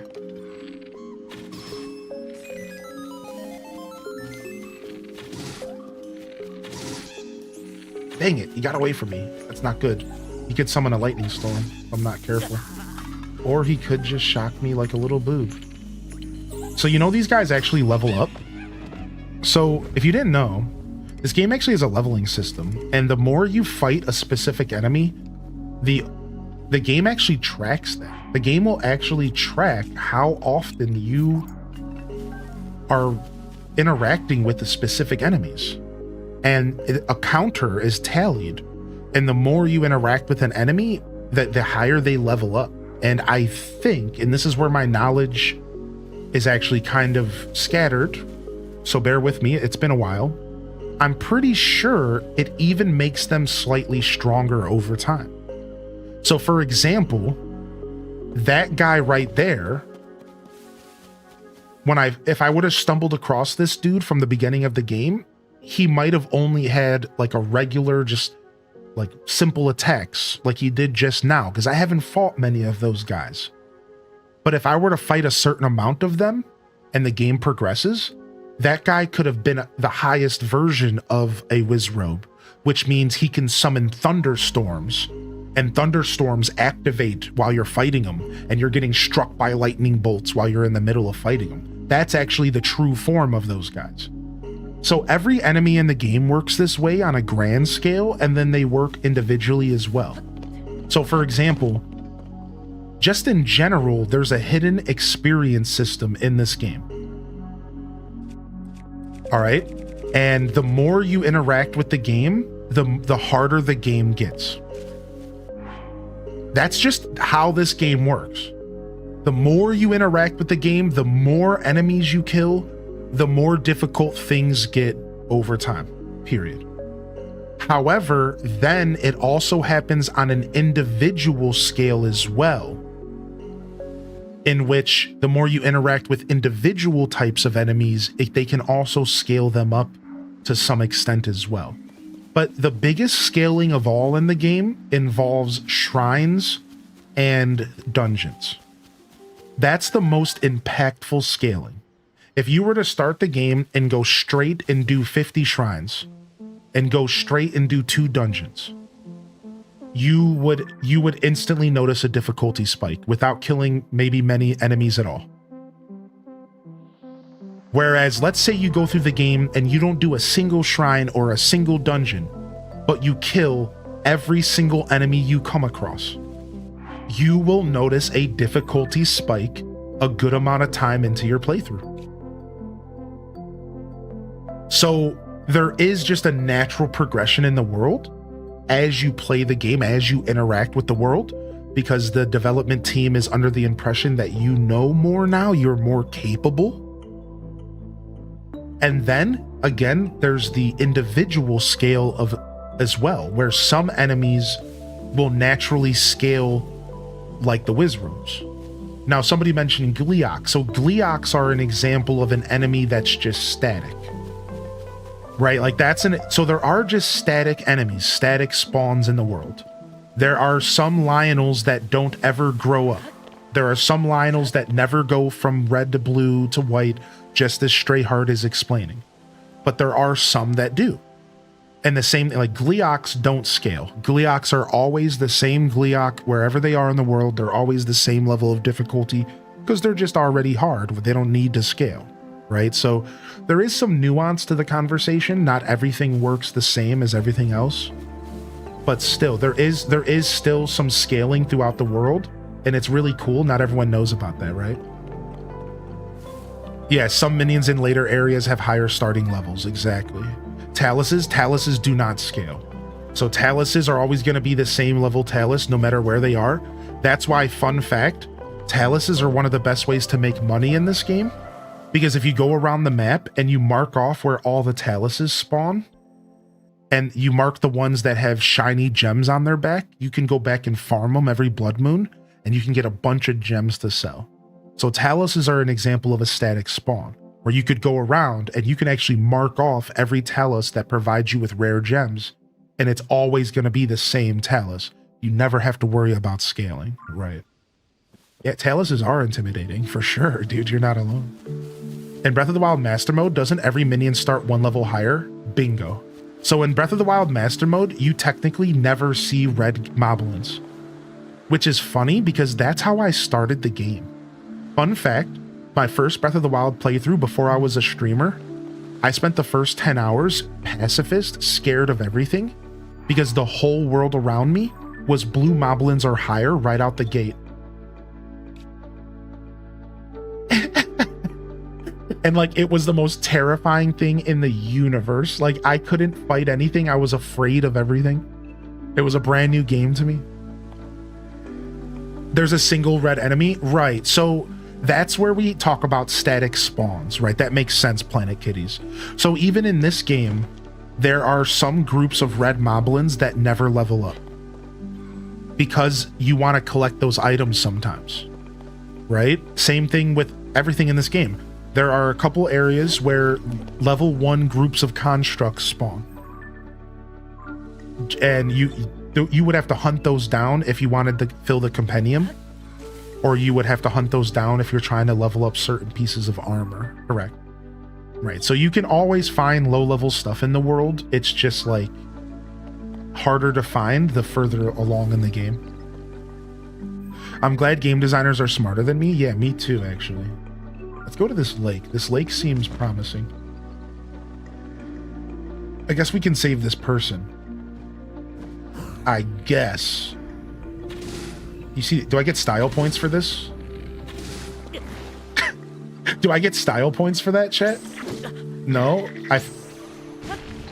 Come on, dude.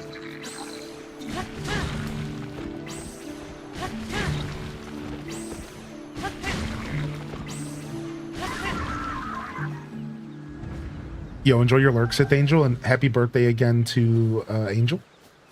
I know you were celebrating their 14, being a sappy mama in the Discord. Hope you had some great celebrations for your little one.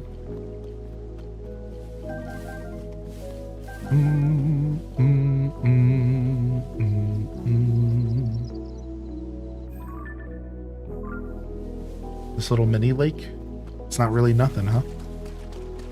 I'd love a master mode option for TRTK on release. Yeah, I don't think we're gonna get one, and I agree. I do understand why. I try to understand why the developers didn't give us a master mode. And I think it makes sense, right? They just made the game more balanced, because I believe the reason master mode even came out was because when the game first released, there was a lot of outspoken people that the game was too easy for Breath of the Wild. Now, I wasn't paying attention to media at the time because I was avoiding spoilers, and I managed to avoid them for a whole year, so go me. However, what I've looked into in the past is apparently when Breath of the Wild came out, a whole bunch of old school Zelda fans got up in arms. Not only because they changed the formula, because, you know, nostalgia babies, which, you know, to be fair, I'm one of them sometimes, but also because apparently the game was too easy. Apparently, people complained that Breath of the Wild was way too easy. So what Nintendo did was implement the Master Mode difficulty with a DLC to appease those who thought the game was a little too lighthearted for a Zelda game and wanted a little bit more of a challenge. So I think what the developers did was with Tears of the Kingdom, they just designed the game to be more difficult overall, allowing people to seek the challenge they desire right out the gate. And I'm going to admit, I think they succeeded. I do have to say, I believe that Tears of the Kingdom is a more difficult game overall than Breath of the Wild, and that they succeeded balancing the game even more to be a difficult experience, a challenging experience, and sometimes, and other times it's nice and casual, just like Breath of the Wild. However, I do agree with you.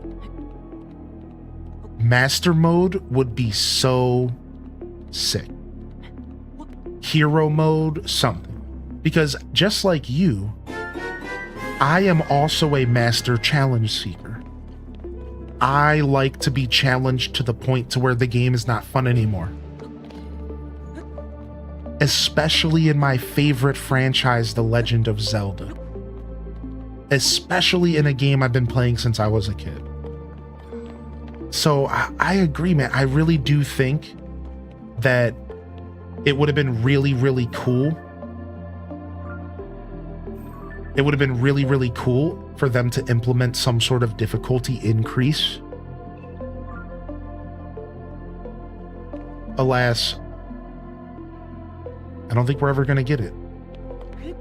Yo, thank you, Legless, for 20, man. How you doing, bud? Yo, can we get some love in the chat for that Prime, baby? Thank you, Random Reject. Thank you, man. Love in the chat if you got a free hand. Don't be shy. Ooh, let me get some of this Mighty Thistle.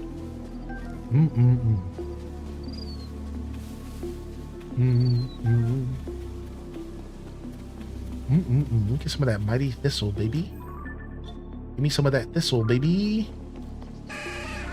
Thanks for the follows. Good morning. What's up, Pixie Rose? You an Elden Ring fan? Never played it. Maybe one day. My journey with Dark Souls games is a little awkward because I'm stubborn. So when Dark Souls games first existed, I'm talking Dark Souls 1, you know, everyone screamed, "Oh, these are the most difficult games of all time. You're not a real gamer if you don't take on these games. They're the most difficult games ever made." So I scoffed at that, right? This is years and years ago. I'm talking Dark Souls 1. I scoffed at this. I said, what are you saying? I've played Skyrim on Legendary Edition and fought dragons that took me a literal hour to fight. And I got one shot, but I had to fight them over an hour. And if I got hit once, it was over. You know, what are you talking? I've done challenge gaming. I've been challenging myself my whole life. I grew up on the Sega Genesis era. You know, I played Ghosts and Goblins. Not well, but I did it. So when Dark Souls came around, I used to scoff, like, oh yeah, it's so difficult, I'm sure. And everyone always talked these games up like they're so hard. And I kind of scoffed. So for years of my life, I thought those games were stupid because people thought they were too cool. And I'm a hipster, you know, that's just who I am. Well, now I've kind of grown out of that weird, stubborn era of my life. And, you know, I was young, you know, Dark Souls 1 is pretty old, definitely in my 20s. And I've realized, like, I probably missed out on some really cool games. So now fast track to Elden Ring. Sure, man. I think the concept of Elden Ring is pretty dope, and I want to sit down and actually give that game the time that I believe it deserves. And I think one day I will. I will. But I'm gonna start with Dark Souls. So I actually don't even need to be pitched. Yeah, I appreciate you, JD, but I'm good. I don't need to be pitched. But I'm gonna start with Dark Souls. I'm not gonna play Elden Ring. I'm gonna play Dark Souls 1. Because I realized that the Dark Souls games are actually that's really where the challenge started. Those games are really where the challenge was presented. Crustier games, difficult mechanics, and I've heard they're harder than Elden Ring, whereas Elden Ring is a difficult game and on par with Dark Souls, the way it's designed is meant to be softer and more palatable for your average gamer. So while, yeah, I will be going back to Elden Ring someday, I think I will play that game. I have played it for 4 hours, that's it. I'm going to start with Dark Souls. I'm going to go back and play Dark Souls 1, and that's been on my list for a couple years now. I just haven't taken the plunge yet. But that's the plan that I have for those games, and one day I will likely go back and play them. I'm not at 100%. What's up, Cool Enough? I'm at 86.67%. So 15% to go, man. We're making it there. We're getting there. I was the same. I hated all the gatekeeping, but Elden Ring's my #1 game outside of Nintendo. Elden Ring for sure is more approachable. I definitely don't play for the challenge. I play because it's the Zelda game that I want. Elden Ring is hard. People rage quit. Yeah, it's a hard game. Yeah, right. Now imagine how hard Dark Souls is if I just said Elden Ring is approachable. Think about that, 4-Color Diva. So for those that don't know, Dark Souls is the original Elden Rings. It's the same developers. It's the old school stuff. So take Elden Ring and turn it up to 11. That's Dark Souls. Yeah, that's even worse, dude. It's even worse, dude. Yeah, so like, I want to start with those games out of respect for the franchise. I want to start with those games out of respect for the franchise because I truly believe that starting with the originals is what should be done. Like, I know that sounds a little weird. I'm saying should and whatever, but that's just how I feel. I feel like the originals deserve my time before I dive into Elden Ring. You know, I don't know. I like to respect where things come from. You know what I mean by that? Like, I like to respect the history of things. And I'm an old school guy. I think playing the old stuff's going to give me respect for Elden Ring versus if I start with Elden Ring and I go backwards, while I'm still going to be able to appreciate it because, again, I'm an old soul. I want to start with the old school. Yeah, I want to start with Link's Awakening. Exactly. Like, that's just the kind of gamer I am. That's how I am with music. I don't, when I get introduced to an artist, the first thing I do is I dig through their discography and I dive into their oldest album. Anybody else do that? Oh, you should check out this artist. Oh, sure. Right? And then the first thing I do is I go to the oldest song possible. The oldest album. Because I want to see where they came from. Yeah, that I like to see the roots, man. I want to see, where did this all start? Where did the concept of this song or this game start? I think even if I don't finish it, even if I don't stick with it, I just want to go get a taste. Yeah, I think a lot of people do it the way that Daza presented, which is totally valid, right? I think it's more of a which do you prefer and less of a there's a right or a wrong, right?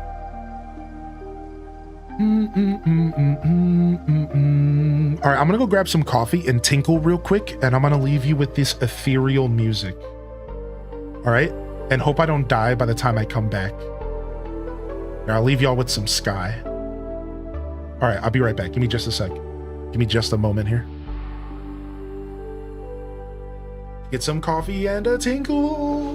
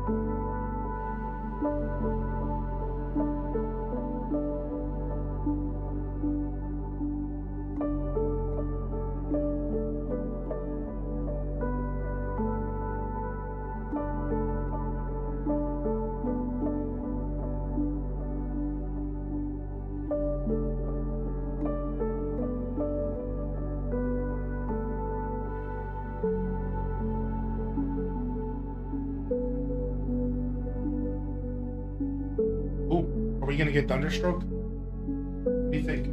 Anybody got bets on getting Thunderstruck here? Any bets here? Any takers?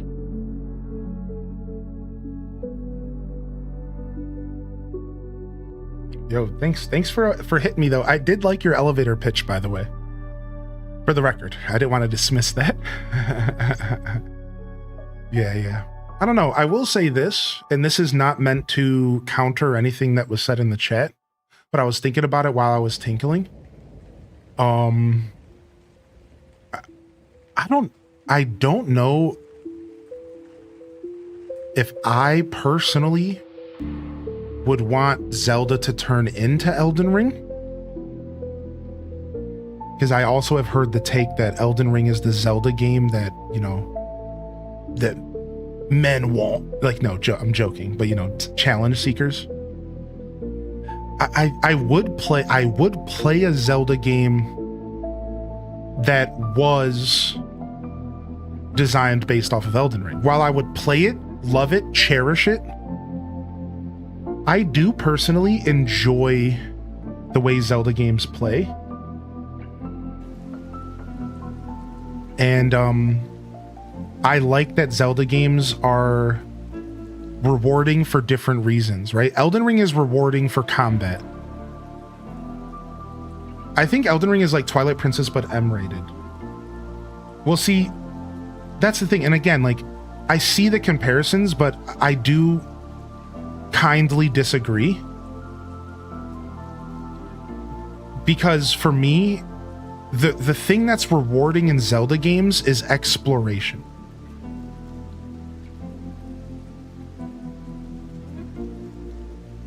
The thing that's rewarding is exploration.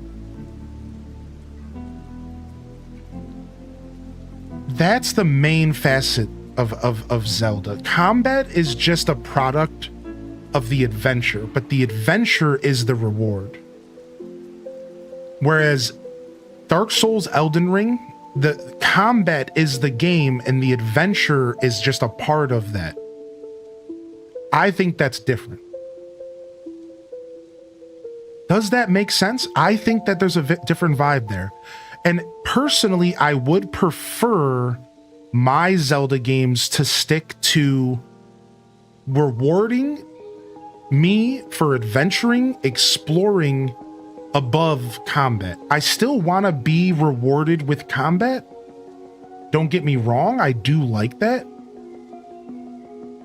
But I don't want it to be the main focus of the game. I think once you make combat the main focus of a Zelda game, you might as well as go play Elden Ring. But again, I would play that game. I would play a combat-focused Zelda game. And I would love every second of it because it would be a wonderful take on the Zelda universe. Give me more games in my favorite universe. I want farming. I want Dark Souls. Give me anything in the Zelda universe. I'll take it all, right? Like, I don't care what it is, right? Like, I don't care. Give me any style of game and I'm going to play it. I think though, when it comes to the original formula, I think if you focus on combat, you're stepping away from the formula. You're stepping away from what makes Zelda Zelda. If you're spending 10 hours fighting a boss in a Zelda game, you're missing all of the other points of Zelda. If you're spending 10 hours fighting a boss in the Zelda universe, you're missing all of the other things that makes Zelda Zelda. It's supposed to be more than that. You see what and so that's kind of my take on it. And again, this isn't a counter. I think the concept of a combat-focused Zelda game is phenomenal. And I would play the out of it. In fact, it could end up being the Zelda game that I've been waiting for. Just like you worded that so elegantly, the Zelda game that you want. Maybe it is what I want as a challenge seeker. And until I taste it, I won't know. You ever had a food that you didn't know you liked until you tasted it, chat? Part of me feels like Elden Ring is that food for me. And I've never tasted it, and I don't know how much in love I'm really gonna be with a game like that. And now combine that with Zelda, and it literally could be the game that changes my life. It could be that special to me. It really could be. So, you know, I think the concept is powerful. I think the concept's there. I think it's got some weight behind it for sure. But I just wanted to share my thoughts on that because it really made me stop and think for a second. Well, what makes a Zelda game a Zelda game? Right? It made me realize what makes a Zelda game a Zelda game. Because I think that is something that should be considered when we talk about the Zelda game that we want. Because I've also heard that before. I've heard that comment, Elden Ring is the Zelda game that I've been waiting for. And you want to know what my reply to that is? And this is a little bit harsh, but I'm going to say it. It sounds like you weren't looking for a Zelda game anymore. Oop, did I say it? People struggle so much with walking away from their favorite things because they're not willing to accept that their favorite things are no longer satisfying. So they sit there and they're like, oh, I just wish Zelda was the way I wanted it to be. No, why don't you just go play something else? It's okay, it's heartbreaking to walk away from your favorite things, but sometimes it's important to identify when maybe it's time for you to move on, not the game, not the media. So I do find it so funny that maybe Elden Ring is the game you've been waiting for. Maybe it was never a Zelda game. Maybe it was never gonna be a Zelda game. You were waiting for Elden Ring. And once you put that in perspective, you can come back to Zelda and appreciate it for different reasons. You shouldn't be playing Zelda and thinking to yourself, I wish this was more difficult. Sure, you can have that thought. It can run through your mind. But you should be playing Zelda with the perspective of a Zelda game. Have fun. Focus on fun. Focus on exploring. Focus on what makes a Zelda game special. Don't play it and then begrudgingly hope and wish that it was something different. That doesn't make any sense to me. Like, at that point, you're just like forcing yourself to play a game that you don't want to play, you know? Like, oh, I wish this game was different. Like, that's like the people who are mad at Mario Kart World, right? Like, it's like a similar vibe. And it's like, you know, some of them actually woke up and they went back and played Mario Kart 8 Deluxe. And like, you know how happy I was for them? You know how happy I was when a bunch of people in the Mario Kart community were like, we're just going back to Deluxe. And they were presenting this idea as if they were getting back at Nintendo. And I was sitting there like, thank God. Good. You woke up. You realized World's not for you. Go back and play the other 8 entries in the franchise. 8, 7, 6, 5, 4, 3, 2, 1, Super Mario Kart, Mario 64, Double Dash. These beautiful games that you can go back and experience Mario Kart the way you want. Right? Like, good. That's how it should be. But people were presenting that like they were getting back at us. We're just not gonna play World. It's like, cool. I'm glad you realized that it wasn't for you. Like, like neato, dude. Neato, right? I don't know, man. What is the Hulk smash move Link is doing? What's up, Dev, by the way? Welcome in here. It's called... oh, what is it called again? It's called the Earthwake. It's called the Earthwake, an esoteric manual that reveals the secret to the Earthwake technique, known only to Yiga Blade Masters. It's a move that involves executing a charge attack with no weapons. You like that? I feel like there's a lot of people that don't know about the Earthwake. Every time I stream Tears of the Kingdom, there's at least one person that goes, what the heck is that attack? It makes me really happy. It kind of makes me feel like I'm cooler than I really am. it makes me feel like I'm way cooler than I really am, because I'm like, ooh, I got this technique that people aren't hip to.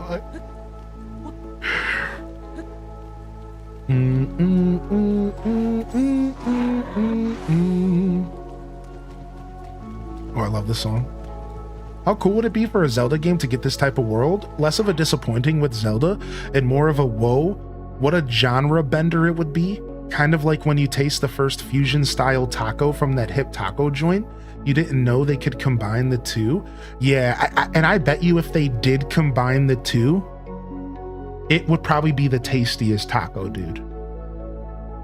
I think so, right, JD? I think it would be the most delicious taco. Like, just conceptually, when I think about how the game would play, where if you got all the elements of whimsy and exploration perfectly with dungeons, but then you combined it with boss fights that were insanely top tier, true mechanical mastery is required in complexity that requires you to think outside of your normal combat in a Zelda game.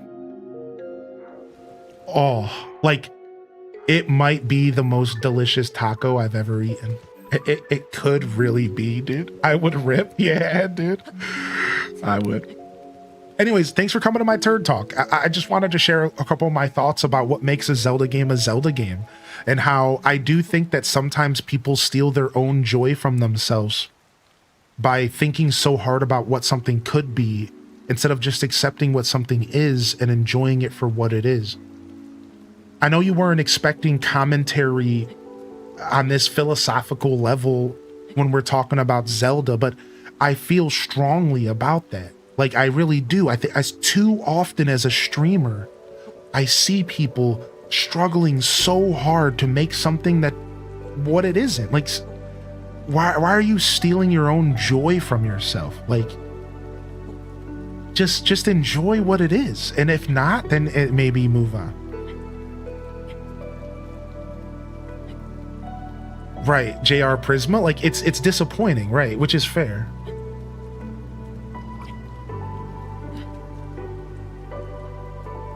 I never played Elden Ring. Is it missing the whimsy that Zelda games have? So I wouldn't use the word whimsy, but to sell Elden Ring a little bit to you. I got you, all right? Replace the whimsy with cryptic storytelling. Replace the whimsy and put back in very like dark, gritty themes.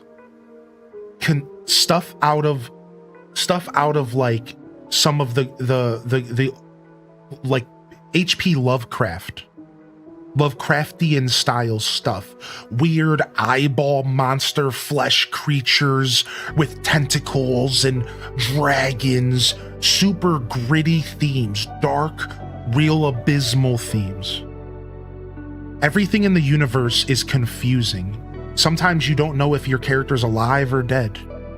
The storytelling is piece by piece, broken and scattered apart around the world in cryptic hints, and it's up to you to search for the story and find the pieces to the puzzle. Why is this person doing what they're doing? Why is this character fighting and defending this thing? So while sure they take away the whimsy being the lightheartedness, they replace it with interesting, cryptic storytelling that honestly grips you at your core and keeps you relatively interested in what's going on, but in a very esoteric way, in a very like kind of out there way. But if you want the story, it's there, but you don't need the story to enjoy the game. Right? It's a gritty vibe. It's almost a horror vibe. Exactly. Zero hand-holding. No tutorials. You want to know what my experience was like playing Elden Ring? And for those of you that would love to see me play Elden Ring, I do have a 4-hour VOD that I can release on YouTube. Would you like that? The beginning of the game starts. I walk out of this building. There's this guy. He calls me maidenless. I get pissed. I try fighting him. He whoops my... Then I proceed to spend 2 hours trying to fight this guy because of how pissed I am. I can't. I can't beat him. He's too difficult for a game that I literally just started 15 minutes ago. From there, I ran away from him. I run into a guy on horseback trying to kill me. I freak out. I run away from him. I find an old house in the woods. I get attacked by a guy.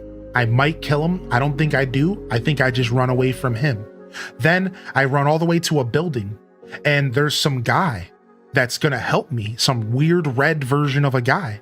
So I'm like, yo, help me out.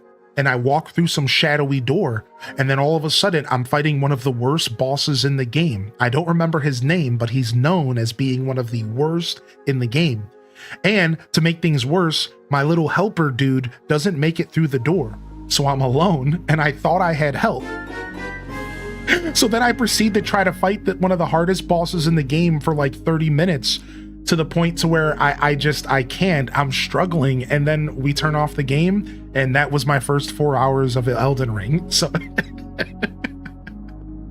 it was absolutely insane. And then that was it.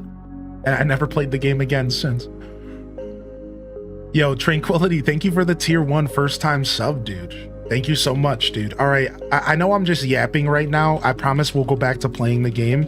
Anytime I take a break, I feel like I always end up just falling into yap sessions. Let me catch up on the chat really quick, though. Let me catch up on the chat really quick here. I know Selena asked me something. You might have to just send me a DM about this kind of stuff, to be honest. Because I can't really think about that stuff while I'm live. But let me go ahead and read this message. I would like to gift my Switch to someone in your community. Do you think you could do a giveaway or something?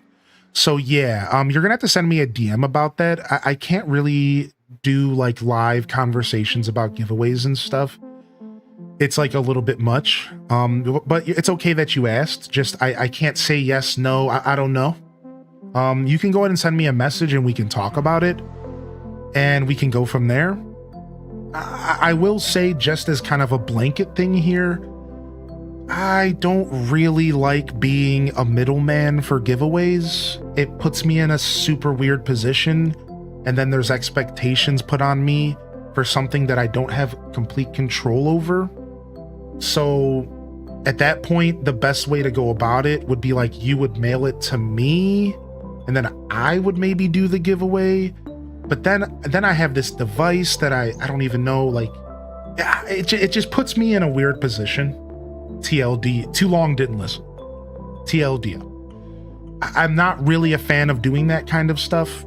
I'm sorry. I know you're trying to do something really nice for the community, but you just have to realize how weird it puts me. It makes, let's just say that I've done this before, and then I ended up paying for the thing because the giveaway went awry, and then I ended up paying out of pocket to buy this person the thing that we promised him because the giveaway didn't happen the way it should have. And then all of a sudden now I'm, buying this $50 game. None of it was meant to even happen that way. So like it was like, it really is not a good position for me to be in. All right. So thank you so much. Send me a DM. We'll figure it out. But yeah, just in general, I really, it's not a good position for me to be in, to be a middleman for giveaways. I'd rather just do giveaways myself and just handle that stuff. So maybe you can just deal with the community member, sans Hylian. Right, but then that still puts me in a position where I am expected to be a part of something, right? Think about it for just a second. Right? Think about it for just a second. Like, no matter what, there's still going to be somebody in my community who's dealing with another person in the community. And if something goes wrong, I'm unfortunately going to have to step in to make sure that it's handled properly. So yeah, it's just not really fun.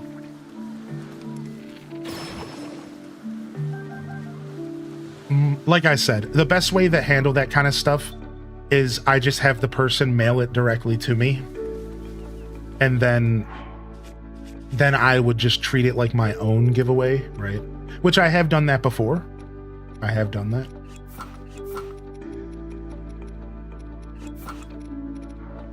But anyways, we can move on. I just wanted to say that because even that question puts me in a weird position, because then I feel really stupid that I'm not taking somebody's goodwill for the community. So then I feel like I need to defend myself on why I'm saying no.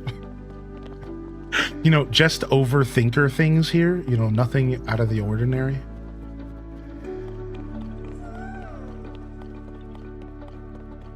Boo-da-boo-da-boo. Thank you though, Selena. Thanks again. Thanks again. Can we get some love in the chat? Thank you though. Thank you so much, Selena, for even offering. That, by the way, that was a really beautiful thing for you to even offer. Like seriously, like that's super cool that you would want to do something like that for this community. Like that's very, very special. And I couldn't be more blessed to have a community like that. You know, I have to set boundaries. Happy or Sunday, Hylian. You know, stuff gets weird.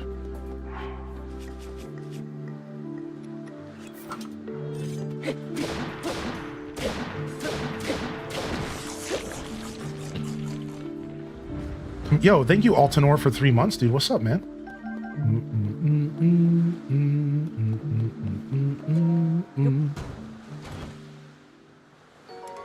Yo, what's up, Casino? Eightfold blade. No, we'll skip that.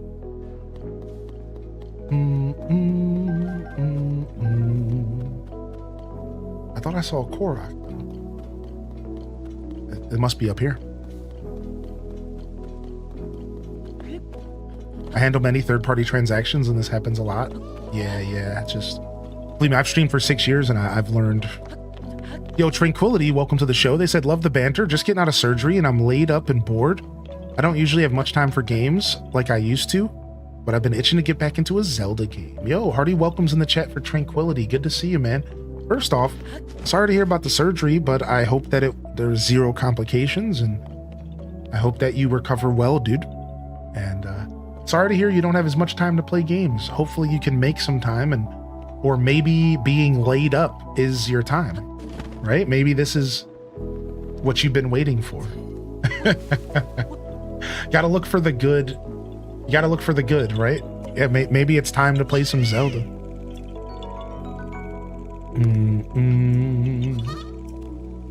Yeah, appreciate you, Selena. I hope you're doing well today.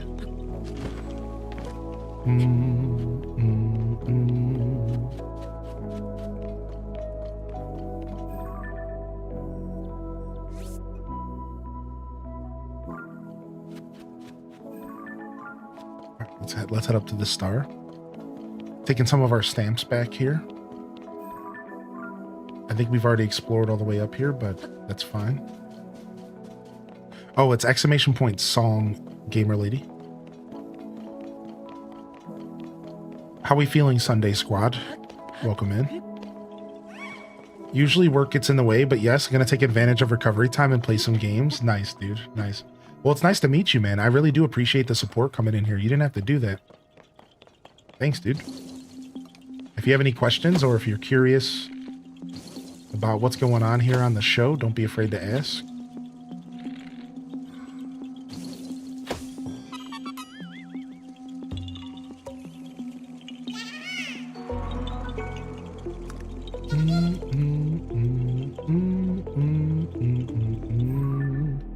Nice. There was a Korok up here, so that must be why I marked it off. So yay for past me. We're taking care of business, dude. All right, let's go to Angel Peak here.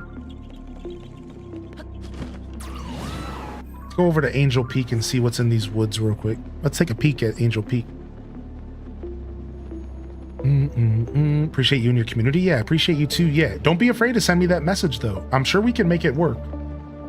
I'm sure we can make it work. I bet you we can make it happen.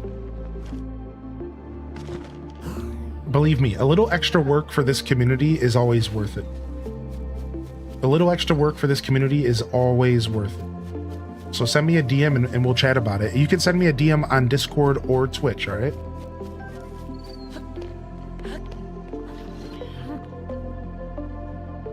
And I'm sure we can figure it out.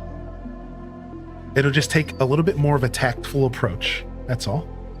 And I just like, again, I like to lay those boundaries out just so I can let people know, like, if you do want to approach me for that stuff, send me a DM and we'll talk about it first, of course. We're getting close to our next Zelda note here. Let's make sure our stuff isn't bugging out. Guidance activating. All right, she's okay.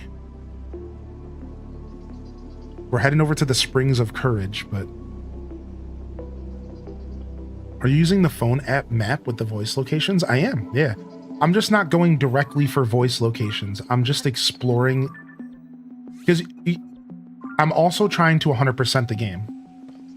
So I'm not just only looking for voice memories. I'm also looking for Koroks, exploring, enjoying my time back in Tears of the Kingdom.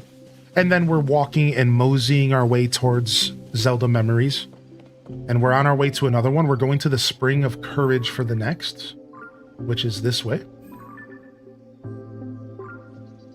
So yeah, I do have the map. I can pull it up if you want it on the screen, but I figured it's just taking up screen space, right?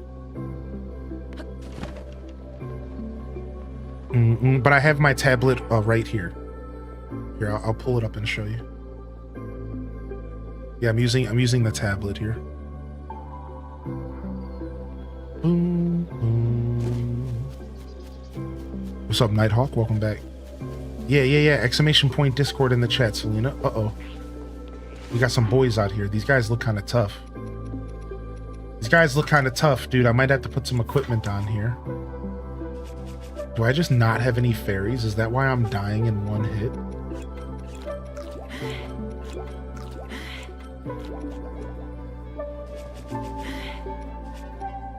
We already have a bow equipped. My gaming recently has been DK during the day, No Man's Sky in the evening. Good time to be alive. Oh, stop it. All right, get rid of this dude first. Then we'll take down the other guy.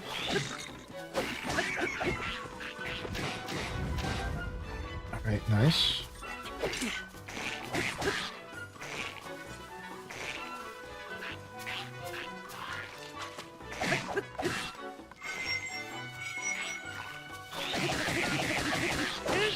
Right in the chin, dude.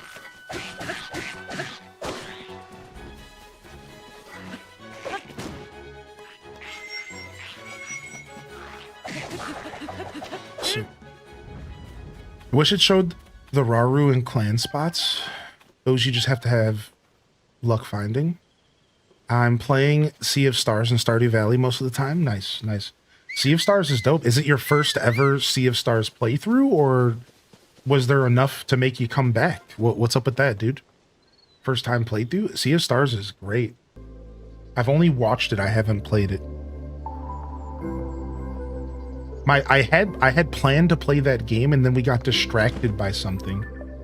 I don't even remember what we got distracted by. I just remember that it came out, and I was thinking about doing an RPG month, and then I realized that we would need more than a month to play RPGs because they're long games.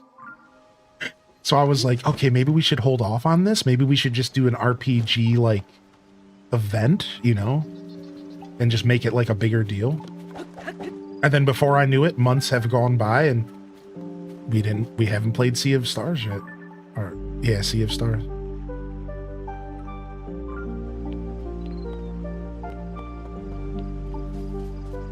My friends were trying to get me to play other games than sandboxes. Crazy prediction, but I wonder if we'll get our first teaser of the next 3D Zelda game at the next Direct. I think we might. Or I like that prediction. To add to your prediction with a prediction of my own, I also wonder if it's just going to be a remake. I can't help but wonder if the next big 3D Zelda project is going to be a remake of a 3D Zelda. Now, the problem with this is there's only so many Zelda games left to be remade that haven't been already. AKA none of them. There are no 3D Zelda games that have not been remade. So it would have to be the oldest ones. That leaves us with Majora's Mask and Ocarina of Time. Yep, you figured out where I was going. Yeah, I think a full-on remake of Ocarina could very well be on the table, dude. I think Nintendo knows how important and iconic Ocarina of Time is. I think they understand. This is what makes me... No. Okay, this is what makes me feel confident that they will give us a remake. I don't know. We'll see. I've been watching a lot of bank robbery and jewel heist documentaries. Dude, nice. All right, let's see if we can do this full stealth.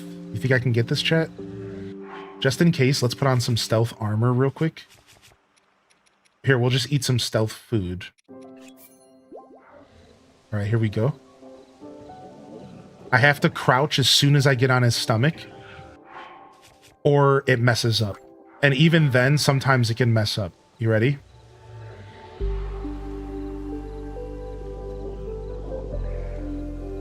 As soon as I land on him, I have to crouch. Got it. Got it. All right, nice. Come here, little baby. I'll take that bow.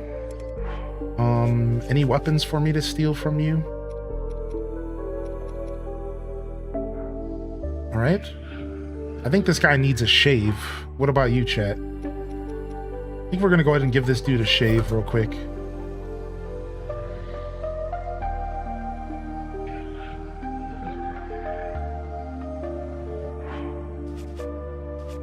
I have a better idea. Let's see if I can pull this off. I don't think I'm going to be able to pull this off. I haven't played this game in a while, so it just might not be smooth. I want this to be smooth, but I don't know if it's going to be. All right.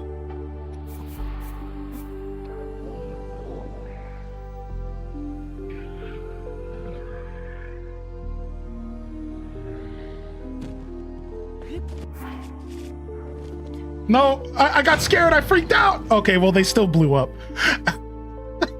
What I was trying to do was drop the bombs and have him stay asleep. Once he woke up, my next plan was to jump off of him, do a slow arrow, and shoot a flame arrow to blow the bombs up.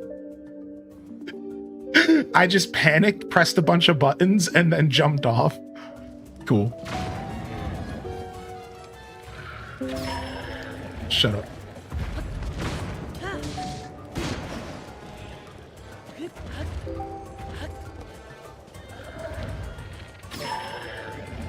Oh, he's metal. So take a look at his... You see that metal thing on his leg? Watch this. Dance, monkey. Dance.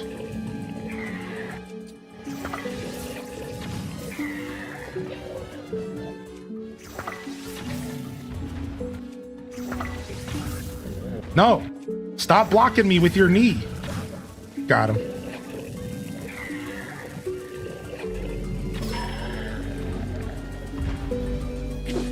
Couple crotch punches here, and we're good. We're currently playing Tears of the Kingdom. Here. Nice, we never fought that Hinox. Hylian doing laser hair removal of his entire body. We never fought that Hinox before. That was a first timer, which is nice. So, I missed your question, Danny. I'm sorry to hear you're having issues with the desktop version of Twitch. Is this across the board? Is it just my channel? And my only advice is the first culprit is ad blockers or the browser you're using. Extensions you have installed. Hopefully everything's okay. I'm sorry to hear that you're having issues. What's up, Gabcat? It's working again, but it was a weird blip. Okay. Yeah, everything has been smooth on my end, but I appreciate you saying something. It could have been something on my end, so better safe than sorry. Thank you. I kind of want to grab this bow. Do we have a bow that we're willing to get rid of? Not really. Everything I have is sick. I guess we just mark this off as some loot. come back for it later when I'm bored. Sure. Anyways, that was fun. That was a lot of fun. Thanks for hanging out this morning, chat room. Hope everyone's having a good Sunday, man. This morning's been a cool vibe with both Tears of the Kingdom and the music. Having a chill Sunday morning. Oh, me too, man. Thanks for saying that. I felt like today's vibe's been perfect. It really has. I thank you. What's up, Leafeon, by the way? Did you find the Discord link, Selena? I'll get back to you today about that, okay? Yeah, send me that DM. Well, let's do something nice for the community. I would love to do something nice for the community. Yeah, we'll figure it out, man.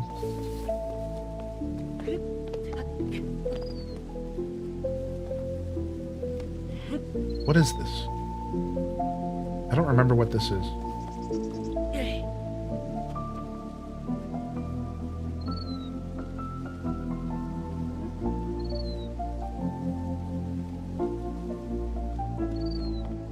Boom, boom, boom. All right. I think we're done with the Gia Highlands. There's definitely a group of enemies we could fight over here, but I don't always fight these camps. Only if there's like a treasure chest that's a reward. Otherwise, I don't really care about these camps of enemies. Oh, nice. It's got one of those drawbridges. If there's a chest that's a reward, sometimes I'll fight them, but I don't really care.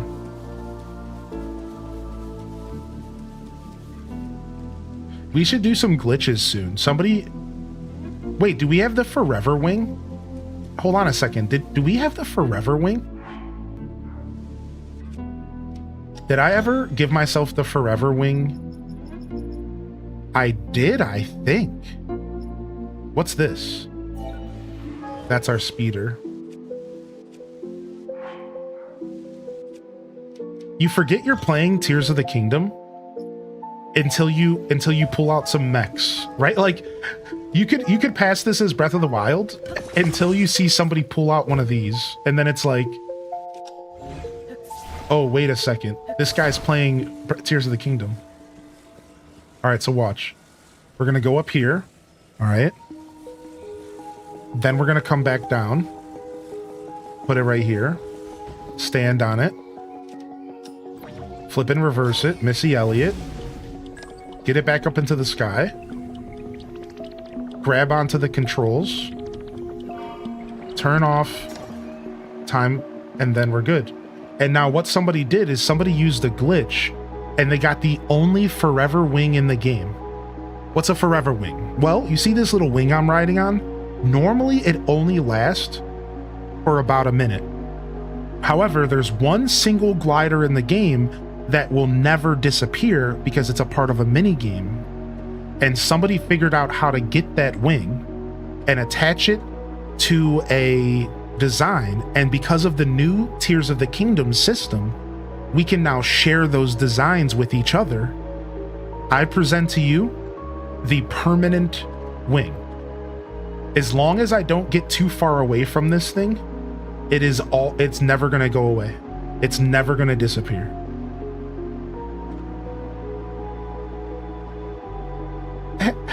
Yo, what's up, Exhaustion, by the way? I couldn't click anything. Definitely not an issue that was limited to your channel. The layout was weird, almost like they were trying a new layout, but broken. Okay, cool.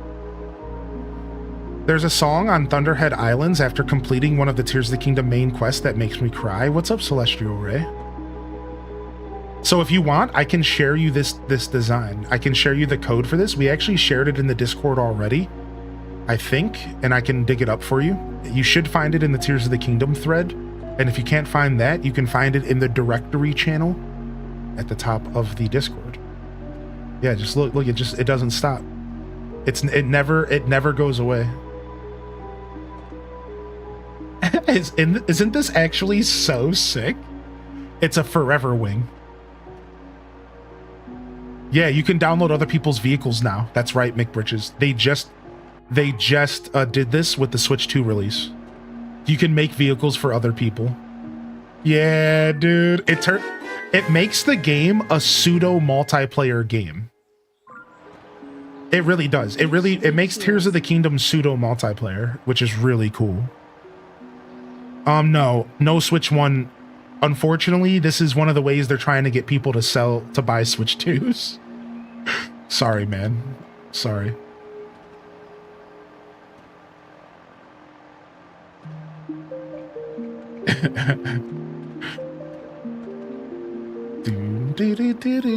All right, let's actually continue going towards our goal here. Let's check out this mini forest, and then we're gonna head over to our Zelda note. Ooh, wait, look at that. There's a monster camp with a chest. I believe we marked these with chest. We'll be back for that. Dude, honestly, this music just flying through the world, this could be a whole stream within itself. Just flying through the world and hanging out with y'all.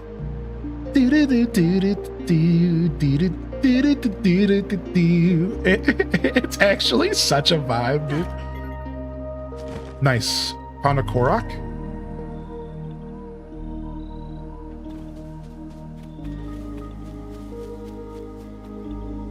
This way? This way. Hello.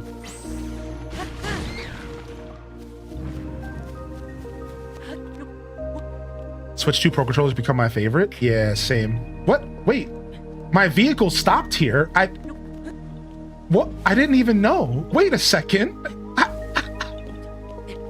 I thought it was gone. What the heck? Hey, what's up, Ella? How you doing, Jiba? And good to see you, Lynn, love. Thank you again, Celestial. Yo, look at the blood moon. Yo, look. Look at the blood moon. From this angle, it's massive. Yo, chill, dude. I don't even care. Hit me. I'm looking at the blood moon, man. Hey! Hey! Stop it, you big boobs!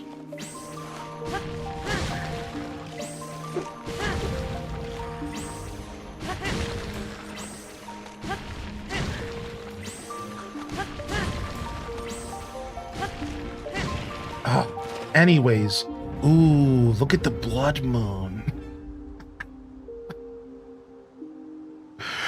Vehicle got stuck in the Whomping Willow tree. True. Well, I guess we're just gonna watch it go into the sky. Wait a second. What time is it? 10:55. Oh, it's almost 11. Let's do the thing, right? If we cook food in the last 30 minutes, or is it the last hour? It's guaranteed to be a crit. Does anybody remember how this works? I think it's the last 30 minutes, right? It's not the last hour.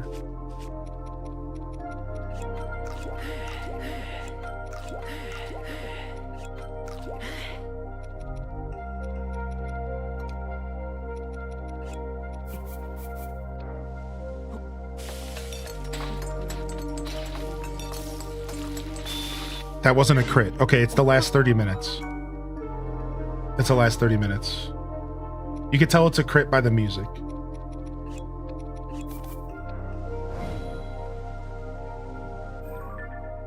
Okay, 11:05. Grab some monster parts here.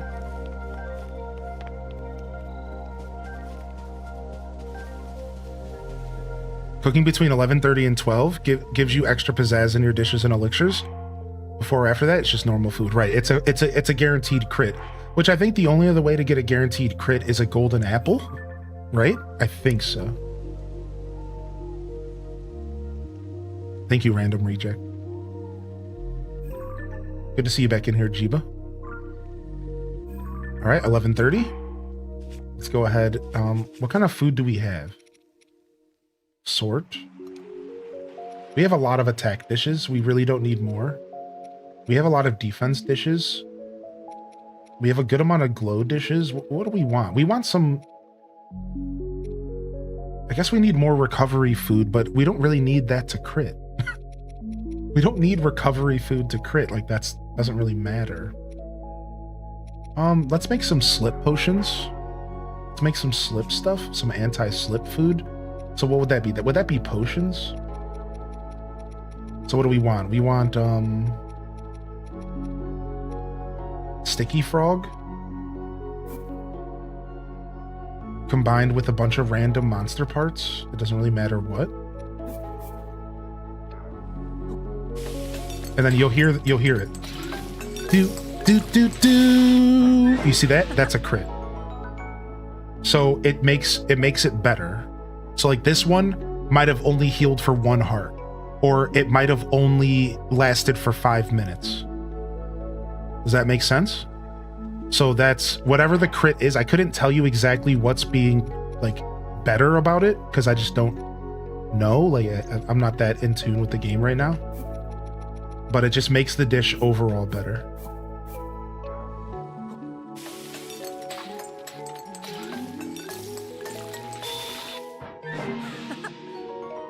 This is only 1 level of slip resistance though, so it's pretty weak.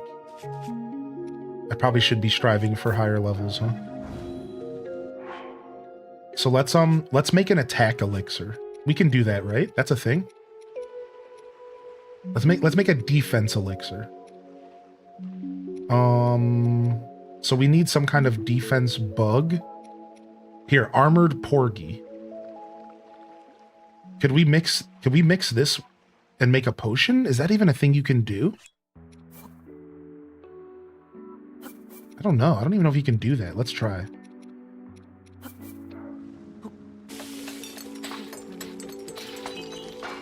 Nope. You can't do that. Nice.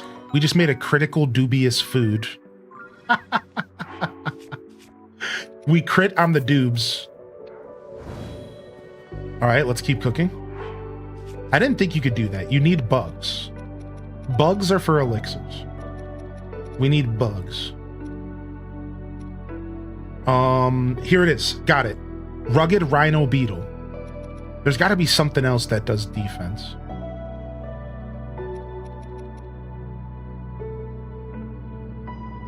All right, we want cold resistance. Let's make ourselves some cold resist. I really don't want to be wasting all my bugs though, because I need them for upgrading armor. So I guess we're done making potions. Instead, let's just focus on food. Let's get 5 stamina crabs. Boop, boop, boop, boop. Nice. Beautiful. Is there a tough lizard? There might be. I have hardy.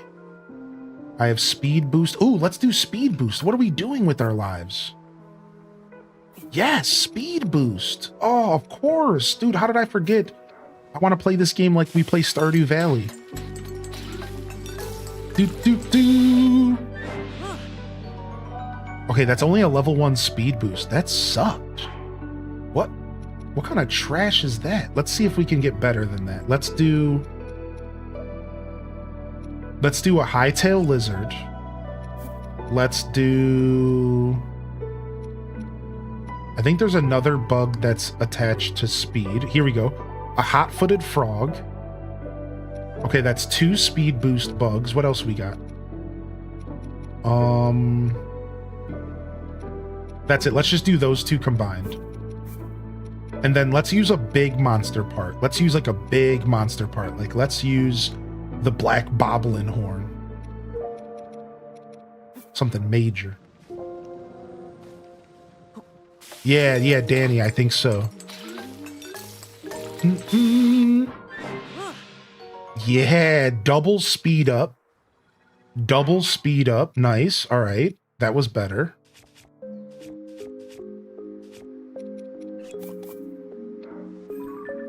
All right, we still got 15 minutes for more potion making. Double speed up. All right, let's actually do a full-on speed food because I think I have more speed food stuff. So let's do fleet lotus seeds combined with... Where's some rush shrooms at? Where's my rush shrooms? Here we go. We got rush shrooms as well. I think that's the only speed bonus food stuff, right? So let's do 2 of each.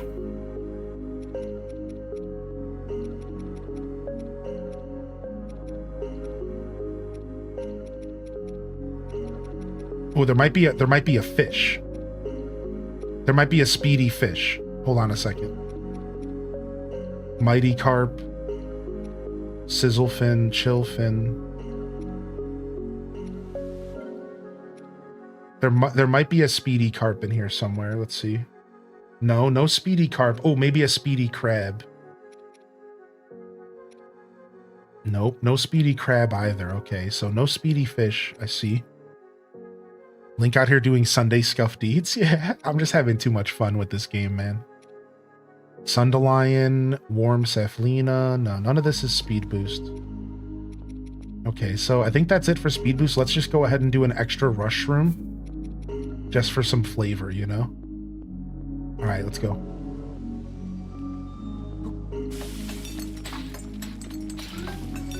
Dun, dun, dun. Boom, baby. Plus 3 speed for 10 minutes. That is beautiful. Now we can go ahead and we can open up the recipe book. And we can see what else have we made. And we can emulate it. So you see, you only get 5 minutes for the 5 Lotus speeds. So normally you would only get 5 minutes. Look at that. So the crit is doubling the amount of time. Wow. You normally only get 5 minutes no matter what variation you make. Interesting. So the crit is helping massively here. Now again, you can crit with a golden apple, but that takes up one of your ingredient slots. All right, that's it. We're done. The blood moon rises again. Yo, good morning, Birch B. Witch. Ooh, nice. You're starting a new game, Tater Tot?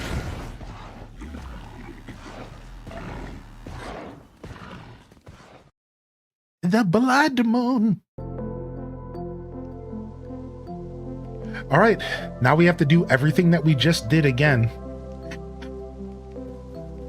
The whole game just restart. All right, let me save. It's been a little while.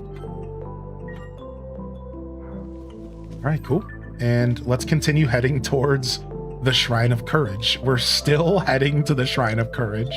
We're gonna get there, I promise. We're heading directly there now. Hey, look at my wing is still up there. Whoa. Freaking Yiga, dude. I hate you, Yiga. So you see how there's birds flocking up here? Those birds flocking usually mean there's something under it. So in Breath of the Wild, I can 100% confirm to you that birds flocking equals shrine. But in Tears of the Kingdom, I don't think it's the same way. I think in Tears of the Kingdom, the birds flocking just mean point of interest in general. I mean, there is a shrine right here, so nope, it's probably just a shrine again. There is a shrine right there, so I don't know.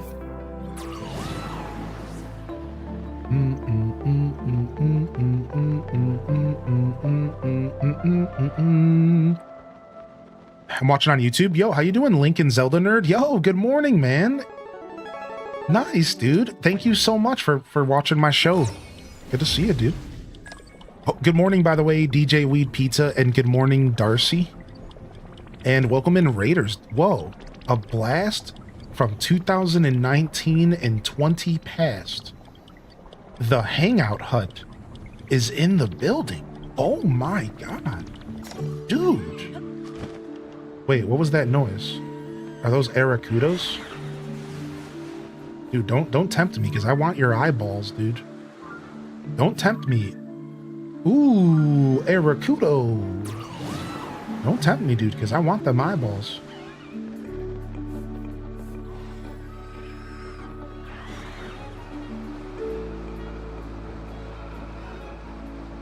Don't tempt me, dude. I'll strip those eyes straight out of your sockets, son. You guys ready? We're about to get a Zelda note. We're falling directly into a Zelda note. You ready for this? Let's see what she has to say. Oh, wait.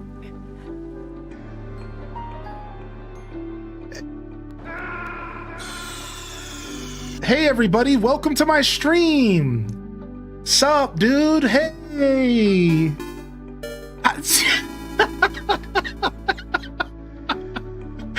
I forgot to press the glider button. I didn't press the glider button. I just let it happen. I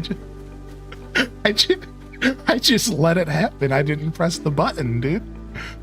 Yo, man, you're playing Kirby in the Forgotten Land. Man, how you been, Hangout Hut, dude? It's good to see you, buddy. And I was thinking about you not too long ago. I wasn't sure if you were still out here doing the thing. Good to see you, man. How was Kirby? I can't wait for the Kirby update. I'm gonna be playing the Kirby and Forgotten Land DLC or Shell, and I'm looking forward to it. Can we get a magical rock, please? I need a rock, please. Not a boulder, please. I need a rock. How else can I travel around these parts? No, nobody's got one for me. That's fair, I guess. Guess we're going the old school way. Nice, dude. Yeah, I can't wait for Kirby. Busy as ever. Getting ready for Star-Crossed Worlds. Yeah, dude, Kirby and the Forgotten Land's amazing. How come I can't send messages from YouTube? So right now my YouTube is what we call a lurker zone. Lurker is just a term for a place for people to sit back and enjoy the show without the pressures of chat engagement. It's a little bit weird and a little bit different, I know. I know most creators don't do this.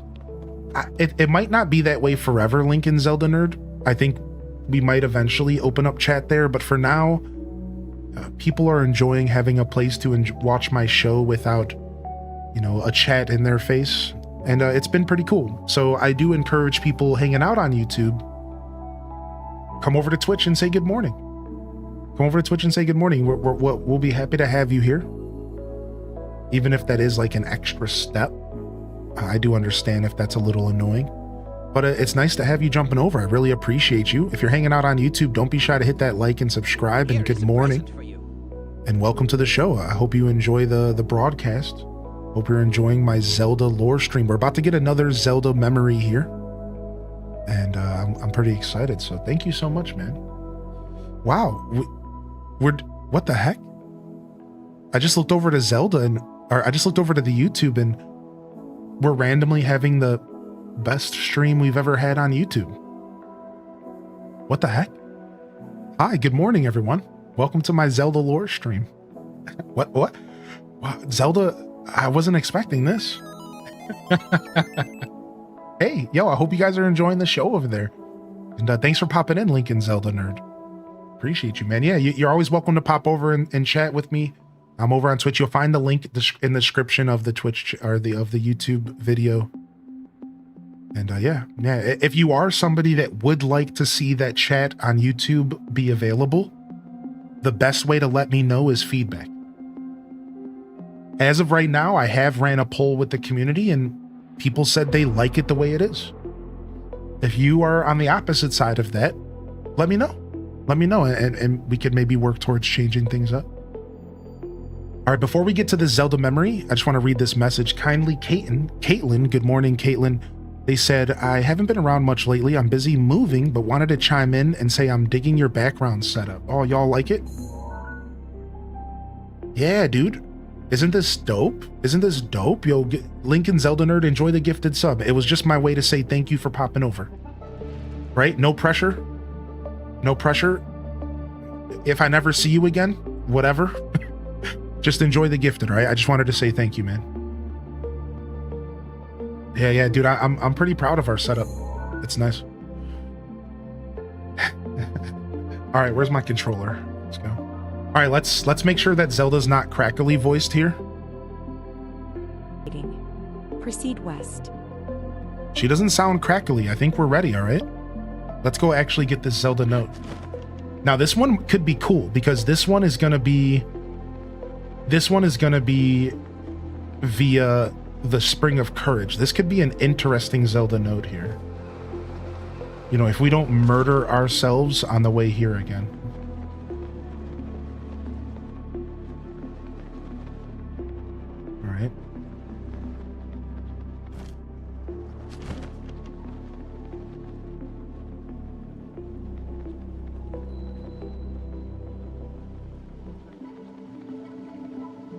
I guess it's more up here. Yeah, I guess it's right here.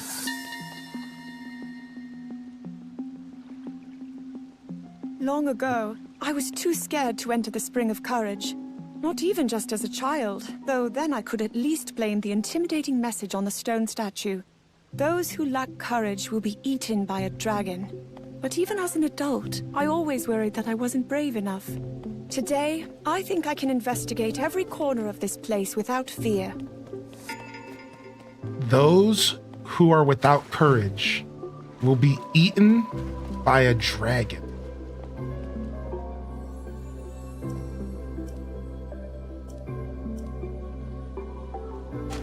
What the heck? I don't know. Where does it say that? I don't even know. Maybe that's a Breath of the Wild thing? What the heck, dude? Let's listen one more time. Long ago, I was too scared to enter the Spring of Courage. Not even just as a child, though then I could at least blame the intimidating message on the stone statue. Those who lack courage will be eaten by a dragon. But even as an adult, I always worried that I wasn't brave enough. Today, I think I can investigate every corner of this place without fear. Cute. That's super cute. I really like that, actually. So, you know, a lot of these Zelda notes are even more than just world building. It's really building out and fleshing out Zelda's character just a little bit more. And I find this to be interesting. It reminds us just how much Zelda has grown from Breath of the Wild to Tears of the Kingdom, and how truly, you know, and I say this in the kindest way possible, pathetic she was. In a lot of ways, she really was a very portrayed as a very pathetic character in some ways. While she had obvious strength and resilience, she was so afraid of everything and so uncertain of herself and everything. And she really grows through Breath of the Wild. And in Tears of the Kingdom, she's a very different person. She's very, very different than she is in Breath of the Wild. Her character growth arc is very special. And I honestly love it because I think it's really the first time in the Zelda franchise that Zelda got the respect she deserved, but not even just respect. She became a real character. Before these games, she was never a real character. I don't care. She was never a real character. Now, in Wind Waker, she got close. Wind Waker did give her some, like, Tetra. The Tetra version of Zelda was the closest we ever got to Zelda being a real character. Because they gave us Tetra. So they gave us the Tetra to interact with the whole game, and we got to know this girl. Then she was revealed as Zelda, spoiler alert, right? And we got to really like see who she was. So I think because of the way they presented Zelda in that universe, it really did allow us to connect with the character more. We connected with Tetra, right? Then we connected with Zelda, so we had like a history, like a back history. But this is the game where we truly got Zelda as a character, even though the whole game we're just chasing her ghost. Right? In Breath of the Wild, the whole game we're chasing her ghost. In Tears of the Kingdom, the whole game we're chasing her ghost. I mean, we're kind of literally chasing her at one point. No spoilers, this game's a little too modern. But, like, you know what I mean? We really are just chasing a ghost of her. But these lore segments allow us to get a little bit more insight on who she really was. Because all we really do get in this game is kind of a ghost of her. We don't really get to interact with her outside of memories and things. So it's pretty cool. It's pretty cool. I really like that we're getting more insight into her as a character. And it's helping us better understand who Zelda really is outside of those cute little moments in the story, right? Like, we only get so much Zelda in the story, so. Very cool. Very cool. I always forget how epic the intro scene to Tears of the Kingdom is. I've been watching you on Twitch for a while. Oh, thanks, man. Thank you. Seriously, you made my day today letting me know that you popped in here from YouTube. Thank you, man. Thank you, Link and Zelda. Thanks for enjoying my show. Thanks for enjoying my content. I couldn't ask for anything else. Thank you so much, dude. And thank you again, Hangout Hut, for the raid, man. I really do hope life's been treating you well. I look forward to checking you out while you're playing Kirby in the Star-Crossed Worlds. I look forward to checking that out, dude. I'm going to be playing myself, but I won't be playing on release. I won't be playing on release. More so, I will be playing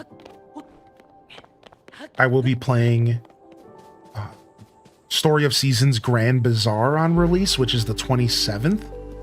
And then we'll play Kirby the week after, because Kirby comes out the 28th. So Kirby will start the week after.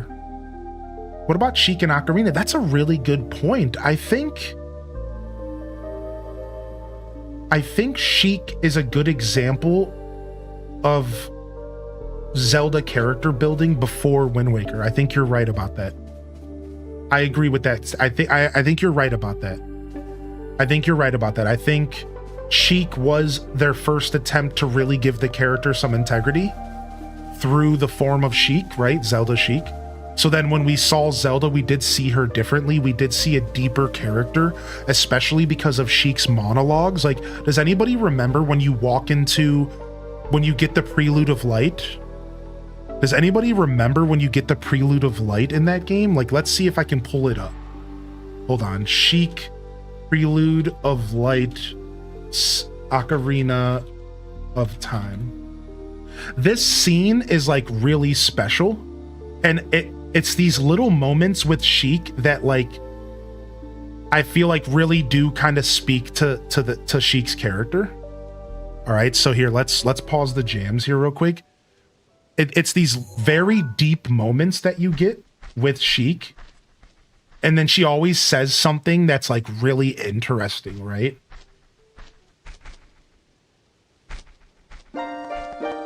These moments are so epic. The flow of time is always cruel. Its speed seems different for each person, but no one can change it. You see, as a kid, I don't even think I fully appreciated that this was Zelda talking.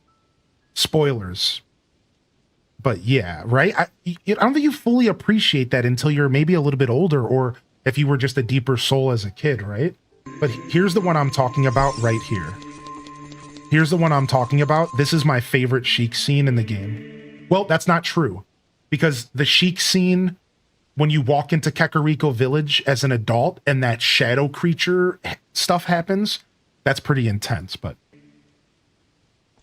just take a look. For those of you that have never played Ocarina, take a look at this scene.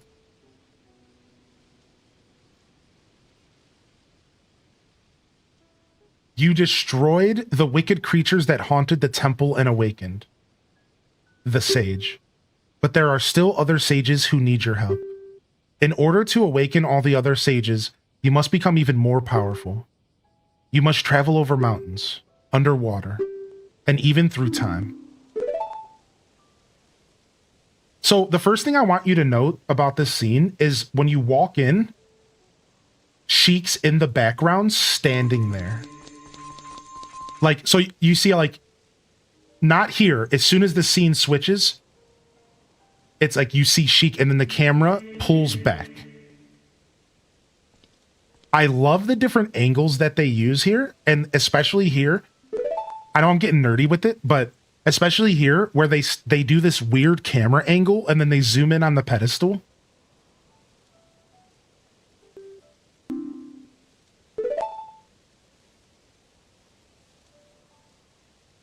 The time will come when you have to return here quickly. I will teach you the song to return to the Temple of Time, the Prelude of Light.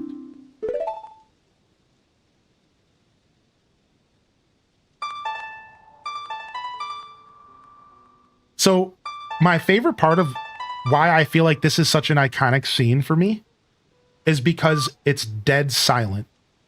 All the ooh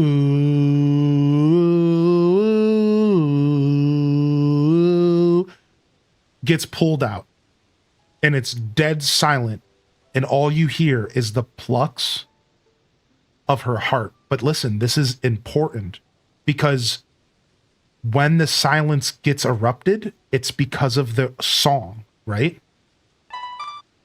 It makes the Prelude of Light really powerful. Nothing but silence. And then you hear the first notes.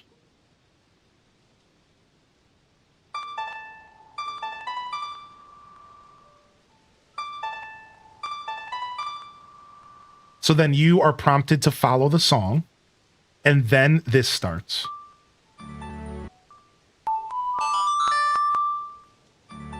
Sorry, the quality of the YouTube video sucks.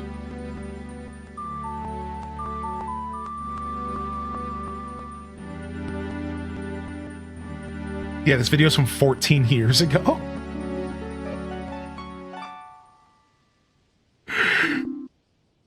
I've always loved this interaction. You hold time itself in your hand. As long as you hold the Ocarina of Time in the Master Sword, you hold time itself in your hands. We shall meet again.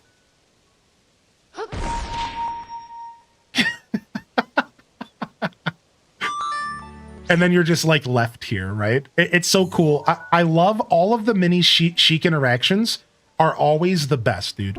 There's the one outside of the fire temple and she shows up and says some iconic line.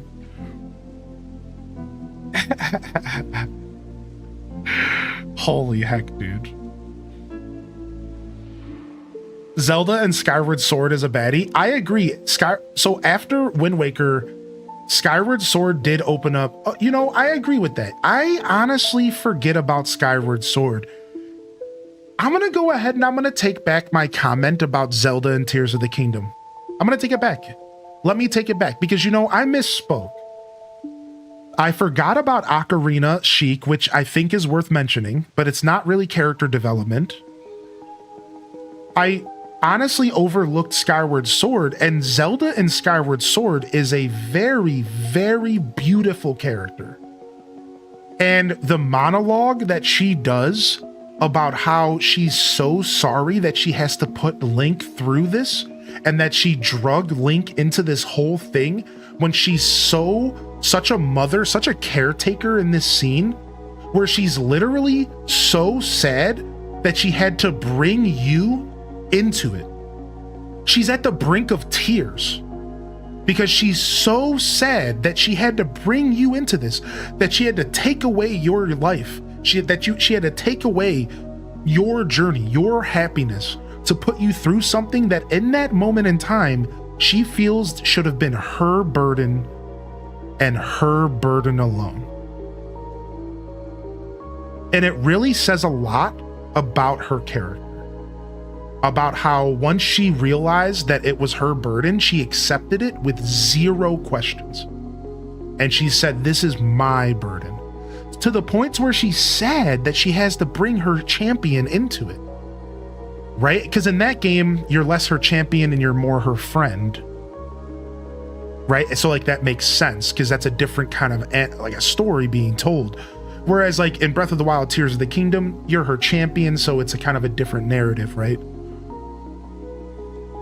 It's pretty cool. So I do have to take that back. Maybe Skyward Sword was the first real Zelda character development. Right? Wind Waker, Skyward, then we got Tears of the Kingdom, Breath of the Wild. And I did read your comment, by the way, about my choice of word pathetic. Pathetic is a harsh word, I know, but I really wanted to use it because if you look at the definition of pathetic, it actually means arousing pity, especially through vulnerability or sadness. The second definition is miserably inadequate of a very low standard. So you see, when we think of the word pathetic, we think of something bad, toss it away, throw it away, you suck. But you gotta realize that pathetic is, in my opinion, the best way to describe Zelda from Breath of the Wild. She is arousing pity. She's especially through vulnerability and sadness. So I use this word very pointedly to describe Zelda, and I think it fits perfectly for her character arc. She starts off as a pathetic character.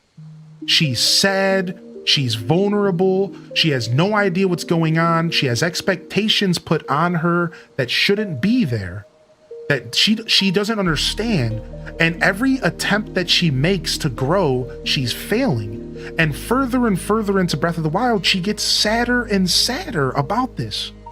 She's so lost. So even though that word sounds harsh, I think you need to know that the true definition of pathetic, I feel, aligns perfectly with what they were going for with Zelda in Breath of the Wild. They wanted you to feel pity for her. And that through that pity, you see true character growth. Because by the end, she's the enlightened angel that allows you to beat the game. At once you pitied her, then she becomes your goddess. I think that it's necessary. I think that was a very pointed thing they did with the character. Now, I'm not a storyteller in that sense. I'm not an English major. I'm not a writer. So I don't understand stories that well. I'm not like a big storyteller guy in that sense. So what I'm trying to say is, like, I'm sure somebody with a degree or something could better explain this. But this is just my understanding of that character, right? Right. But yeah, Danny still brings up a good point. I should have read their message. Danny says that I think she sees herself as a girl of science when her power is supposed to come from faith. And I don't think her frustration makes her pathetic. And I do agree with that. I think if you look at my choice of words of pathetic, it actually can be misplaced. And here's why. Because she is a girl of science. And if you go and read her notes, if you go and listen to her Zelda notes, that is her problem. And I never thought of that. And you're so right about that. It's less that she's confused and lost. She's really intelligent. She's super smart. She's way beyond her years. So it is kind of less that she's pathetic and more that she's just confused. She's frustrated that she's being forced to go towards faith when she is a woman of science. So I didn't really consider that when I chose the word pathetic. I think you're right about that. And when you think about that, that's kind of cool. It almost turns into a weird science versus religion thing, right? Where if you are a human of science, being forced into faith could be like really hard.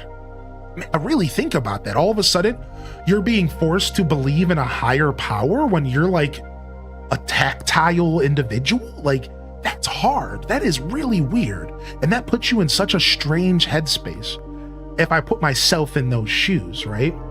I could see that being really hard to deal with, especially when you put the whole pressure of the kingdom on top of that. She is supposed to protect the kingdom. She's supposed to be, find her hidden power, right? So like, I think that maybe you could also go in another direction and maybe focus on her frustration and her confusion through a new journey rather than maybe the pity side of things, right? Which is cool. Appreciate you, sister honey, right? She knows Lynx is functionally dead and will be for another 100 years, is convinced he's still the one to save Hyrule. The turning point in Breath of the Wild is when she's at the Deku Tree and finds her full faith, and it's in Link. Oh, dude, you kind of just gave me chills. Dude. Dude, she does kind of find faith in Link. Her faith ends up being in Link. In a lot of ways. Very interesting. All right, we have another Zelda note directly north. Why don't we head there and then we can keep yapping? Right? Yo, what's up, Totertot Salad Bug? Good to see you, dude. That's an interesting thing. She really does believe in Link though, right? And like, that's the thing in Zelda. And if you think about that, that's kind of a fun character arc as well, because she totally didn't really understand or believe in Link, right? Like, they show that really well in Breath of the Wild, where like she like didn't really like Link, and it was because she didn't want to be bothered. She didn't want to be followed around. She didn't want some guy to be her champion that I don't think she was really close to. She didn't understand why she needed it, right? And eventually she goes full on Team Link. She becomes Team Link after a while, right? Which is really cool. He really does become an icon to her eventually. He really does become like, in a way you could say like she has less faith in Hylia than she does Link by the end of the game, right? Like, even though she kind of becomes the embodiment of Hylia, she kind of develops her faith towards Link in a weird way, which is kind of cool, actually. I never really considered that. All right, let's go to this little lake over here first, because I don't think I've ever been over here. And then we're going to go back and go towards this Zelda note. This is just a random Zelda note that's in the middle of a road, so I don't know what this one's going to bring out here, but... Yo, thanks for the follows, by the way. Welcome to our Zelda lore stream. Storyteller Sundays returns with some voice memory hunting, some chilling, some relaxing, just some general hanging out and playing one of my favorite games of all time. And I welcome y'all to join us here and vibe with us, of course. All right, let's keep rolling. Oh, do I spot with my little eye a golden apple? Don't mind if I do. Don't mind if I do. Let me see if I can get one of these little sneaky guys. And grab this as well. I don't really play any of the games, but it's nice to be able to understand it with further explanations going on. Thank you, Goth GF. I appreciate you. I have my good days. You know, when my brain isn't leaking out of my ears. Sure.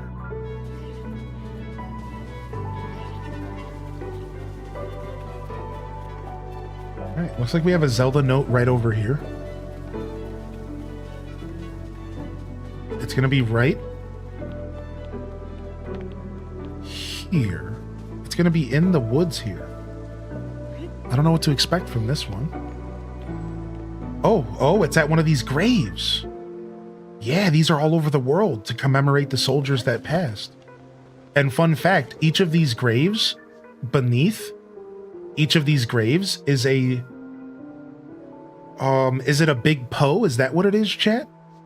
Isn't there like a giant Poe beneath each of them? Or is it a Link statue with a weapon? Is that what it is? Something like that? Something special beneath each of these. Apparently we've never been here in the depths. I kind of want to go into the depths to see where this is. We should. Let's teleport into the depths after this, just so we can go see what this is. We're gonna do it.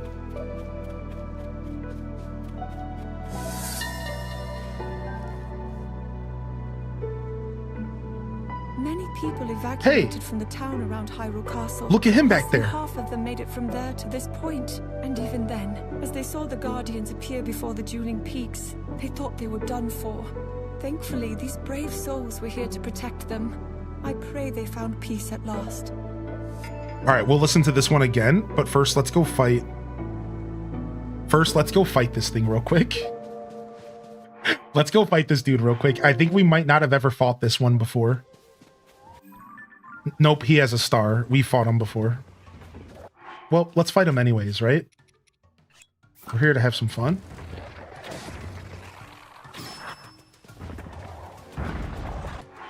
Can you, like, rip the eye out of his head? No, you can't. That would be super cool, wouldn't it?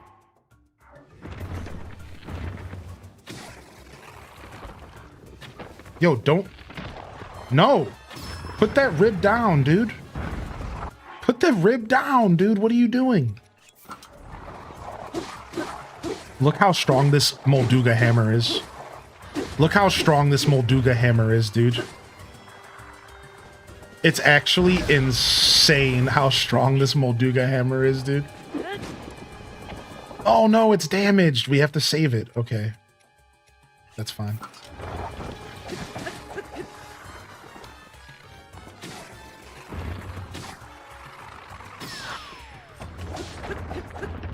Alright, anyways.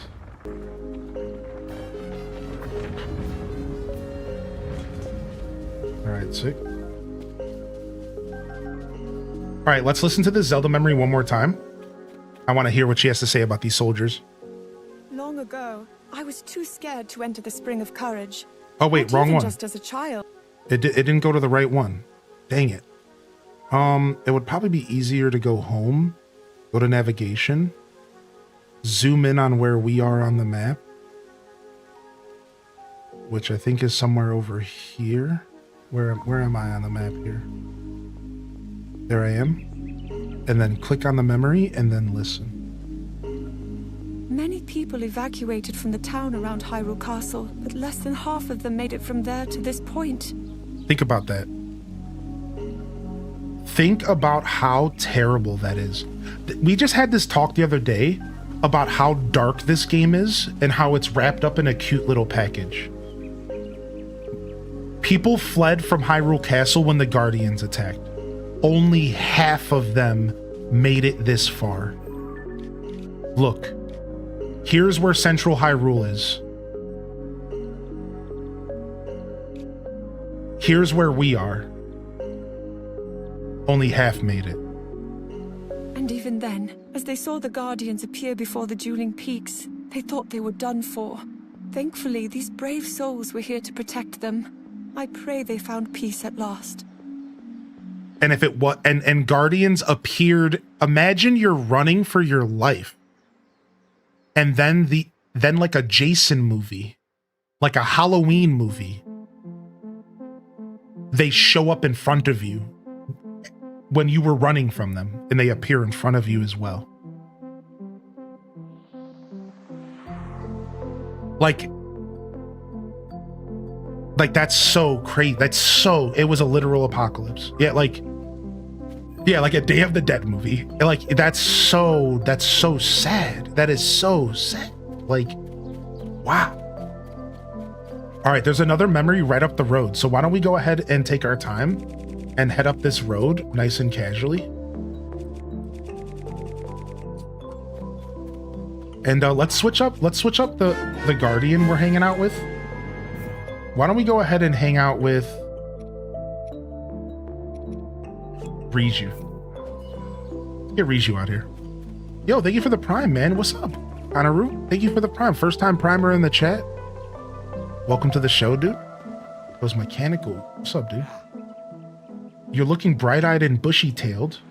Are you headed that way too, buddy? There are lots of ruins that fell from the sky scattered around this area. There might have been strange sightings of mechanical figures. Just what are those guys? Be cautious. Yeah, whatever, dude. Oh, she's running because of the monsters. Save me, my mushroom, and I will find a way to repay you. Okay, you've been saved. Pay me up. Pay up. Thank you for your timely rescue. Here, a token of my gratitude. Wow, I got a meal I've never made before. Energizing crab omelet with rice. Wow, she actually paid me. I didn't think she would. Nice, dude. She's the best, man. I didn't think she would give me anything. All right, we'll buy your 5 rush rooms. We'll give you some business. We'll give you some business since you were so chill. Let me take your iron shrooms as well. And then I'm going to actually sell some stuff to you.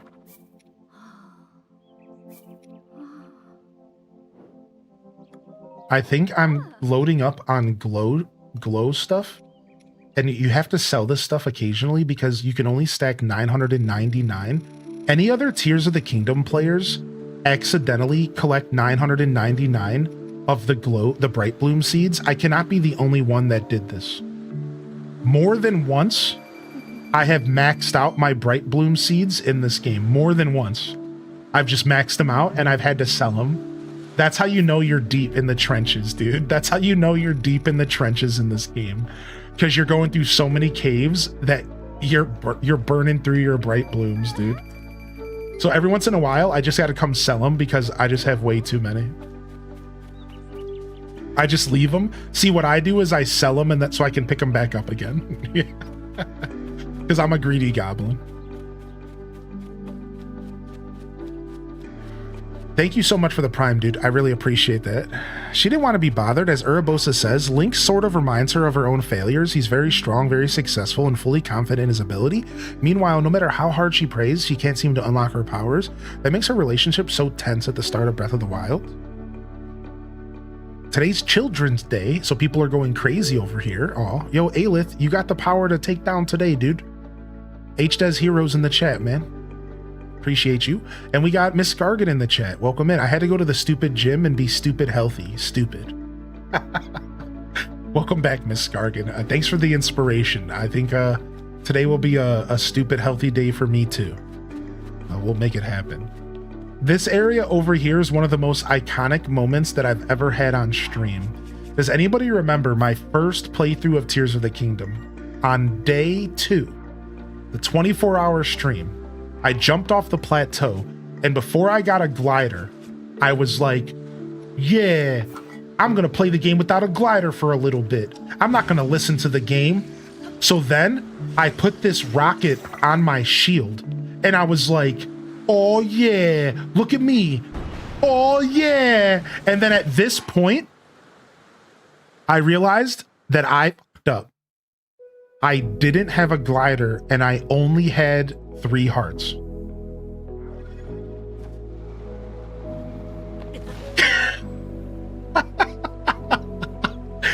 And then I'll never forget this exact area and this exact interaction from my first playthrough.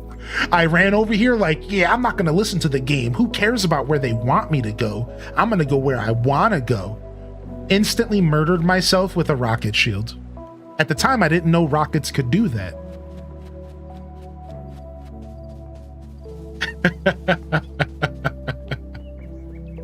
It was one of my favorite moments from this playthrough. Way back. That was the 2023 playthrough. What's up, Parappa?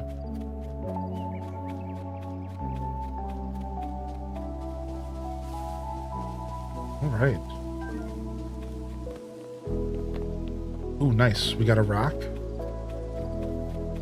Zelda memory actually might be up top. It might not be down here. We're about to find out together, though.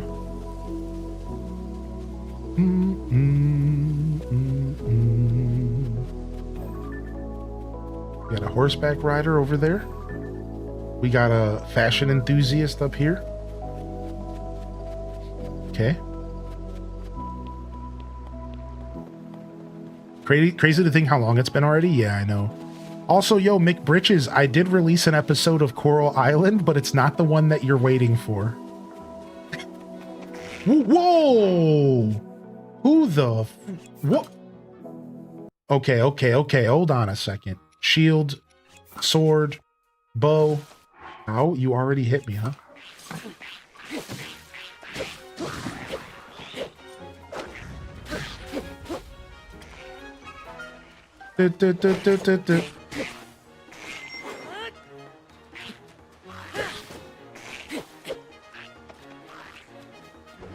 Hey.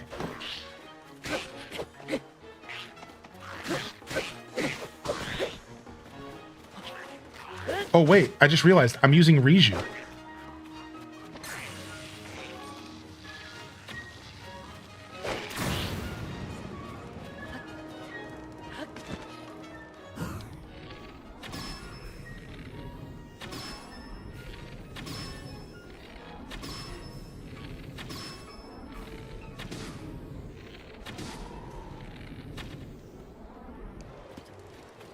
Dead.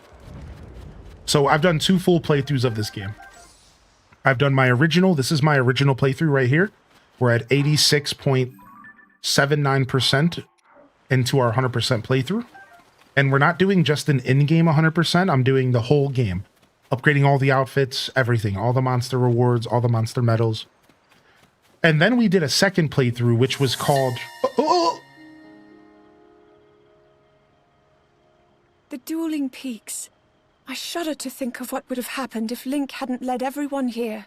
The steep terrain gave us some protection, and plenty of places to hide from the Guardians. Many lives were saved, including my own. I was always being protected back then. Dang. So Link led people here. And now this makes sense because if you know anything about the dueling peaks, this area right here is very iconic, right? This is the wall. You guys know what I'm talking about? Fort Hatino. This is that wall, and this is the graveyard of Guardians in Breath of the Wild. So we already kind of know about this because Link led everyone here. Then this massive showdown went down right here. in this field of guardians. Yeah, this is the last stand area, right? So it makes sense that they got led all the way here, and then this was the last stand right here. So I think we're heading that way. We have another Zelda memory. Ooh, we're going to a Zelda memory at the last stand. Ooh. Okay, so we're going to the stable though. Then we're going to head to Blanchery Plain, and then we're going to head to Fort Hatino. We have 3 in front of us. These are going to be juicy. So, all right, let's keep going. Yeah, a lot of these are about Breath of the Wild and pre-Breath of the Wild. And it's interesting because if you didn't know, Breath of the Wild also has its own set of memories. So it's interesting how many of these reference Breath of the Wild, while you can go play Breath of the Wild and there's a bunch there too. So I think what it tells you is that they really want you to understand this universe pre-Tears of the Kingdom. So much, in fact, that even in Tears of the Kingdom, they're focused on making sure you understand what this world was like beforehand, right? Yeah, Tototop, maybe I'll do that. Like, I'll do a separate playlist just for the Storyteller lore streams. You know what? That actually sounds like a really good idea, and it'll help me better organize those playthroughs. So sure, in the future, we can do that. Yeah. I actually like that idea a lot. So as I was saying, I've played the game twice, and my second playthrough was super iconic. We called it the Sky Only playthrough. For those that weren't here, let me explain to all of you how iconic it was. We did a playthrough where we never left the Sky Islands. We went from the beginning of the game to here, to all the way over here, and we traveled around all the islands, never touching Hyrule. And you want to know a fun fact about what happens when you play the whole game without touching Hyrule? Hyrule never becomes a map. If you behind my camera, you know how you can go from surface to depths to sky? There was none of that. There was only sky. The game had never even activated Hyrule. We couldn't even look at it on the map.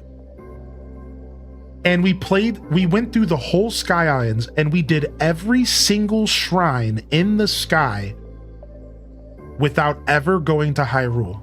We also got the full wingsuit without ever going to Hyrule, without ever stepping foot on Hyrule. Eventually, we stepped foot on Hyrule. We did every shrine. And we also went to the depths. We eventually played the whole game. But it was really, really epic. It was really cool. So I just have to talk myself up a little bit, because it was probably one of the coolest playthroughs I've ever done in my journey as a creator. It was really cool, dude. Speaking of the journey as a creator, we just got a raid coming in here from Lyndon. Bookie, what's up? What's up, Lyndon? Good to see you, man. Good to see you, man. Thank you so much for the raid. I hope you're doing well. We're doing some Storyteller Sunday stuff here, and we're heading towards our next memory, which is going to be right here. Why don't we run down here? We haven't really been down to the Hickhaley Woods, so let's head to the Hickhaley Woods before we head to the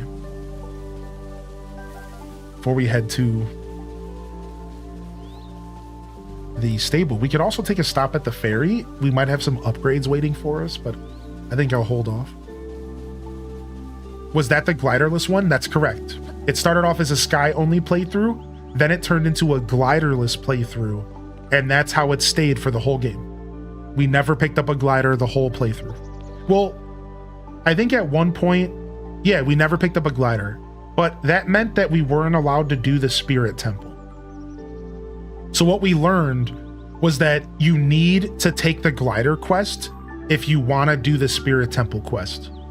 So unfortunately, that playthrough, we weren't allowed to do the Spirit Temple because we couldn't do it without a glider.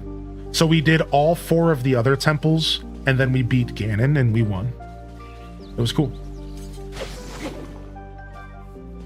At one point in that playthrough, we actually activated the sky and the depths, but we still managed to not activate Hyrule.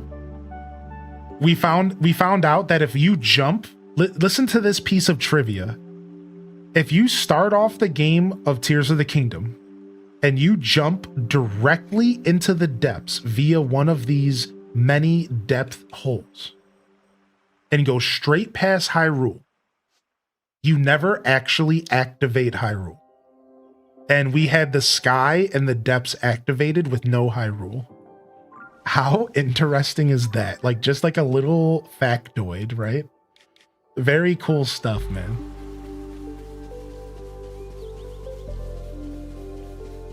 Sky and depths only run. So I just thought on a theory. What if the real Link has been forced into this chosen one role because Link is the real reason. I said the real Link. The real reason is because Link is the offspring of King Hyrule and some affair, and he doesn't want to get caught, so he figures Link won't live through the hard quest, and Zelda and Link are half siblings. Why did you just partially describe the plot of the Star Wars original trilogy?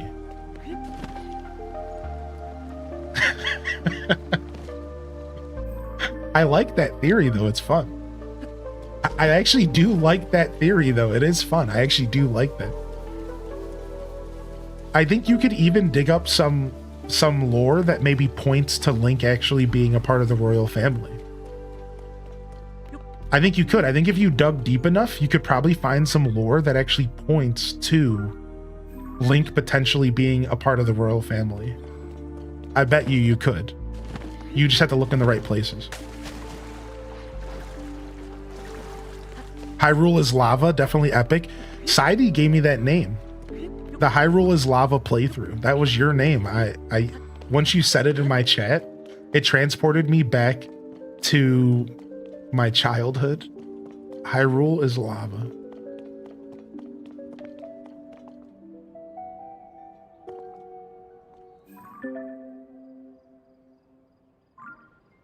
I want to fight these rubes going this way. Doesn't Link come from a family of knights? Yeah, he does. A family of knights that King Rome boinked. Bomp chicka bow wow. Boom. Popped out Link. What you know about that? Link's father was a knight, though? Yeah. Yeah, that's what they said on Mori as well. Knight, you are not the father. Go! Oh!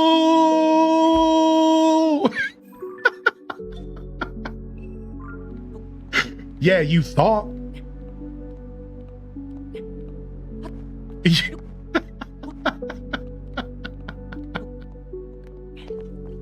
How does that work? I don't think Hyrule has any female knights. Yeah, they don't anymore because King Rome put a stop to it. He was like, wait a second.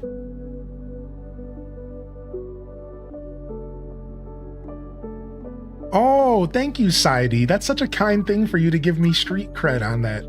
I didn't realize that's how that went. Thank you so much. That's so cool, man. I love giving credit where credit's due. I believe in that in my own life. So when somebody does that for me, it's actually very, very nice. Like, I do that a lot as a creator. I'm not afraid to tell people my inspirations as a creator, because a lot of times that involves me giving credit where credit's due. And if I get inspired to do something or a certain style of a segment or something, I like people to know when it's my idea, purely from my brain, and when it's not. And when it's maybe a bear in the woods. Come here. Come here. Come here. Come here. No, don't fight the bear. Stop that. Don't you understand? He's just a cute bear trying to live his life. Freaking Riju. It's okay, little guy. You're okay, dude. Aw, don't quiver. It's okay, man. Come on. We can be friends.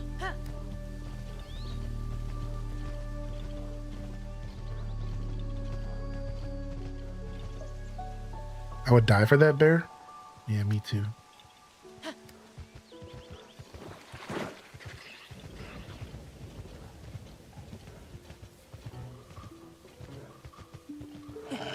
Okay, see you later, man.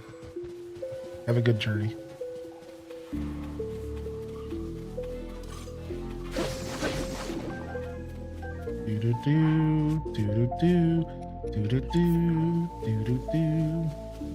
Is that another bear? How many bears are in these woods? Okay, dude. You think you're such a badass. Oh, look at me, dude. I'm a part of the Eagle clan. You know what? I'm gonna beat you with your own technique.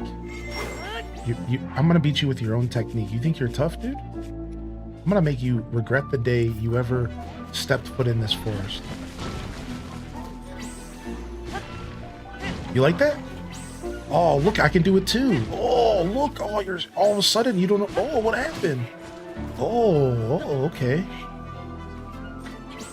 You think you're so cool, dude. I like how his is red and mine's blue. It's like a Dragon Ball Z fight. Dang it, dude. I can't beat that attack, though. Unfortunate.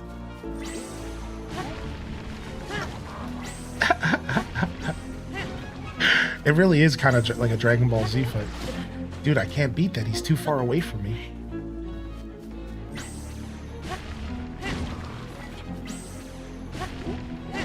Ooh, beat it that time. Freaking showed. Alright, anyways. Weren't we getting a Korok? Now, if this was Elden Ring, that bear would have kicked your... True. That bear would have been a 15 attempt boss fight. Exactly. Thank you. Yeah. Well, we found what was in the woods. A bear taking an ish. Oh, and a Korok. Not sure which one's more exciting. Wait a second. Did you just see that? Hey, look at that.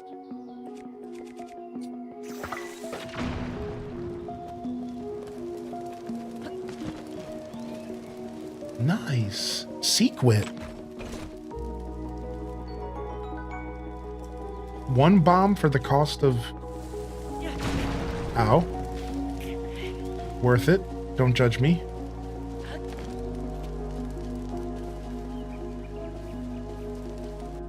Worth.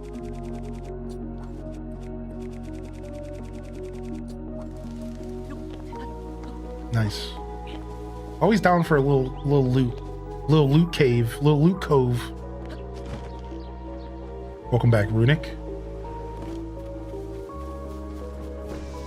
Hey, chill out, Octorok.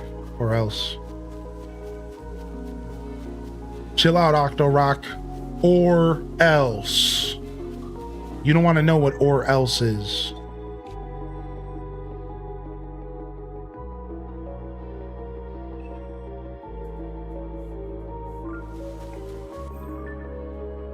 Alright, we need to start heading back towards the stable.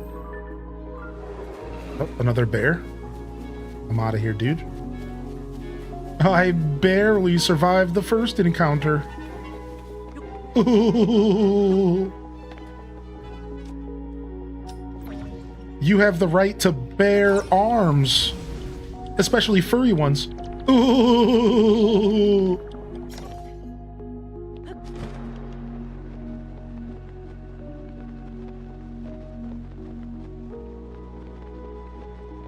Death by a bear is a grisly fate. Ooh. I'll be here all week. I'll be here all week. I'll be here all week. No, really. I'll be here all week. Twitch.tv/Highland Descent, 8 a.m. Eastern Standard, 2 p.m. Central European.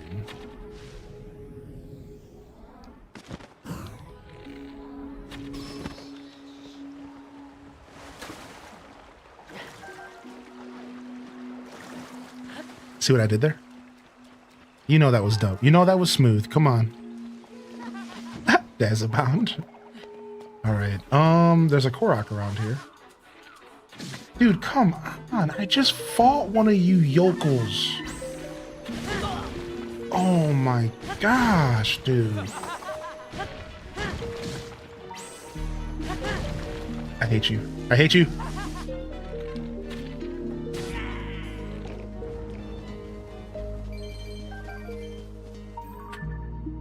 Absolute junk. Anyways, there's a Korok around here. Where shall he be? Ooh, this is a gorgeous tree. Boom, boom, boom, boom, boom, boom. Where might this Korok be, actually? I'm not sure. You sold this game to get Mario Kart 8 Deluxe? Hey, man, a baby's got to do what a baby's got to do, right? As long as you're gaming, man, that's all that matters. You know what I regret not doing the other day, chat room? So listen to this. I have a regret that I want to share. So I was walking down the street the other day, and some little kids had a little shop, and they were trying to sell their Pokemon cards. And they're like, "Yo, you want to buy some Pokemon cards, dude?" And they had their own little packs made up and stuff out of their own like singles and stuff, you know, just whatever, their extra cards, whatever. And they're like, their parent was like sitting there, like letting them run their little shop. And I didn't have any cash, so I was like, "No, I can't really help you out." Then I paused and was like, these kids are going to regret selling these cards. I should go and get money out of the bank. I should go back. I should buy all the cards off of them, then give them back to them and say, "Go put these in a box and never lose them. And in 30 years, you're going to be really happy you still have them." I regret not doing it. It was kind of far out of my way. I had to go all the way to the ATM, go all the way back to them. They were like pretty far out of my way. I still have been thinking about and regretting that I didn't do that for those little kids. Something I wish somebody did for me when I was a kid. Selling all my game consoles, selling all my games, dude. You just regret all that stuff. I don't think there's a single person alive that has ever been content selling stuff that they sold in the past. Ever. I have never came across somebody who was like, "Oh yeah, I sold all my old video games and now I don't regret it." Like you always regret it. You always regret it. You just don't do it, dude. I don't care. Now, sometimes you're in a tight position, but as a kid, you really don't need to be doing that. You're gonna regret it, dude. You're gonna regret it.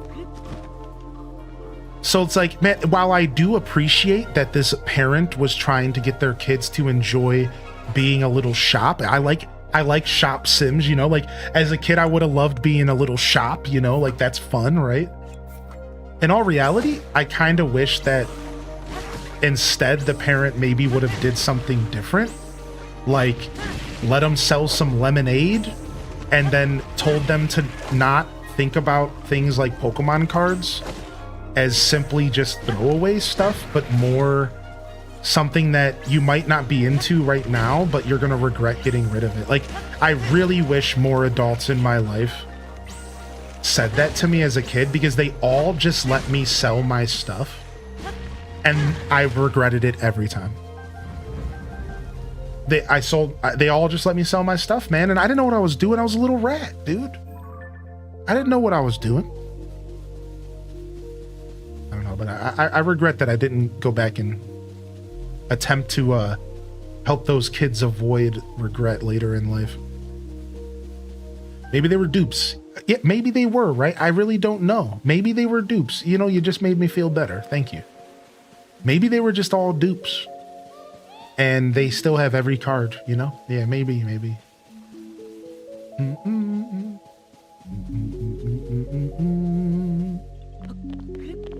Hey, these are some of my favorite Koroks, but they're always so lighthearted. I wish they would put these on top of more tall buildings. Anybody else? These Koroks are so cool, but they're never like anywhere cool.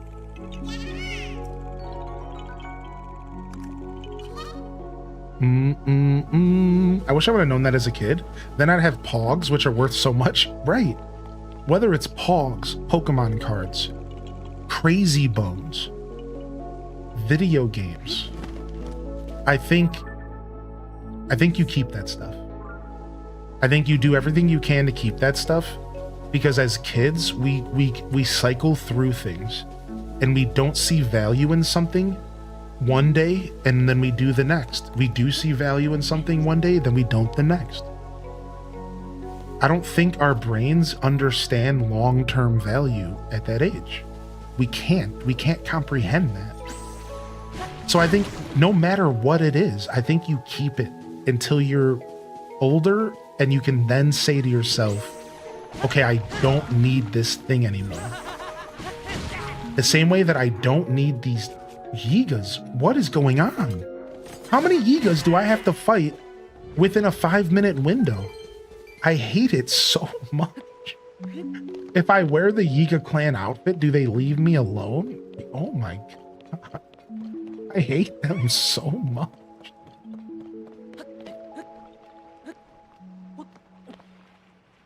Ooh, another Koroks around here. What do you think it is, chat? Oh, I see it.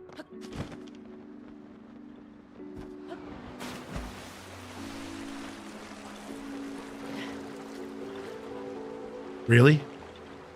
That's it? This is my life right now? I loved Crazy Bones. Yeah, me too, dude. Anyways.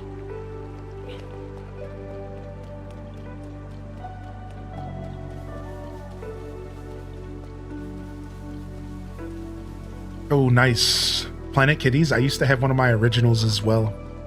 Nice. Love TMNT. Yeah, Pixie Rose. That's a pretty powerful feeling. That's cool. I really like that. I really like that. That's what I'm saying. That's what I kind of wanted to do for those kids, you know? That's okay, but... Yep, Shadow of Tad, right? See, and this is a sentiment across the board, I'm telling you. I'm telling you, dude, this is a sentiment across the board. Most people, whether or not they're willing to admit it, will regret selling things off that lose value in the immediate moment. Whatever it is. Even if you're 20 years old, you know, you're just like, oh, I don't need this right now. Hold on to it. And this is coming from a guy who's lost everything more than once in life. Everything. More than, you know how many times I've hit the reset button? So like when I finally turned like 28, I was like, I'm never hitting the reset button again. I'm going to do everything I can in my power to save things in my life. Because of the amount of times I just lost everything and was just like, well, okay, here we go. So it's like, I think I do have the ability to talk about it, maybe a little bit more than your average person. I do.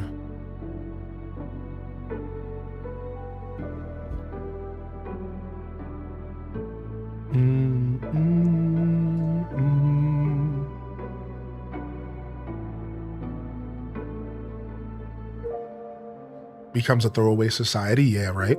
I think that's a big part of it, Ryder, for sure. I also just think it's family, you know? Some families are raised differently. Anybody else raised in a family that didn't have any heirlooms? Think about this. I know that I'm not alone in this. Let me rephrase the question.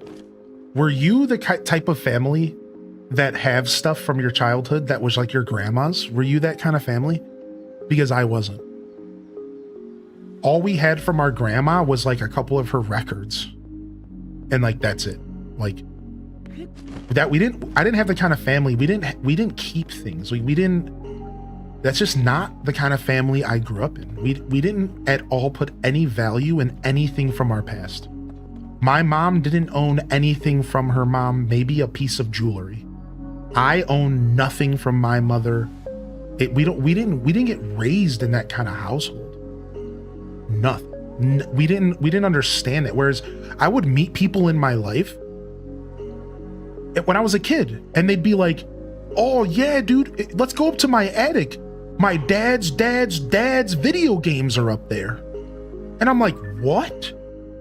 Yeah, my dad's video games are up there hanging out, dude. Let's go play them. And I'm like, how do you have this stuff? Like, what? Like, your family kept... Yeah, we keep it all. You don't keep it all? You haven't kept everything ever for your whole life? I'm like, no, what? Families do this? I remember the first time I noticed this as a kid, I was like, wait a second. My family doesn't do this at all.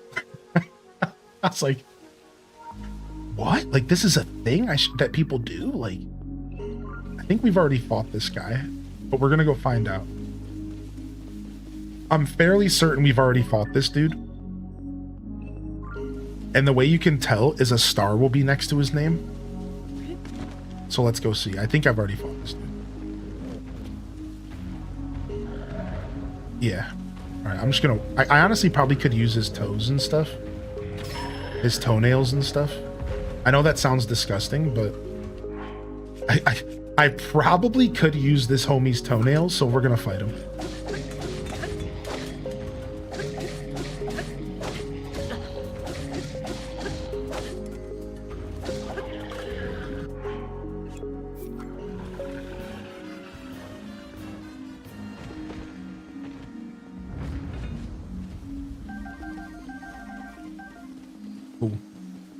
Yeah, give me that juicy toenail. Yeah, boy. I'm changing the narrative with my son. I have a hope chest. Yeah, I'm telling you, dude. I think there's something special about that. I really do. That's why I brought it up. Because I'm like, as a kid, I realized the value in that actually kind of young. And then I felt kind of bad because my family had no value in that at all. It's just like, what the heck? Like, I thought that... I felt very off about that as a kid. I knew there was something up with that. Like, shouldn't we be valuing these things? Like, why don't we have anything from our history? Like, oh, like it was. It definitely bothered me as a youthful spirit. He thought you were talking about your grandpa's toenails, not the Hinox. Ugh, nasty. Maybe my grandpa was a toenail hoarder. I wouldn't actually know. Can you believe people actually have done that and do that? They have jars of nails? Like, that's a real thing, dude. I don't know about that, man. I think that's kind of sus. I'm just gonna say it. I think that's mega sus, dude.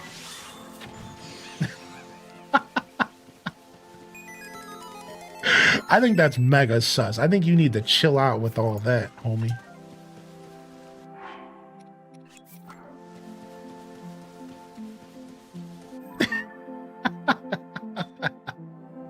I think that's mega sus, dude. I'm just gonna say it.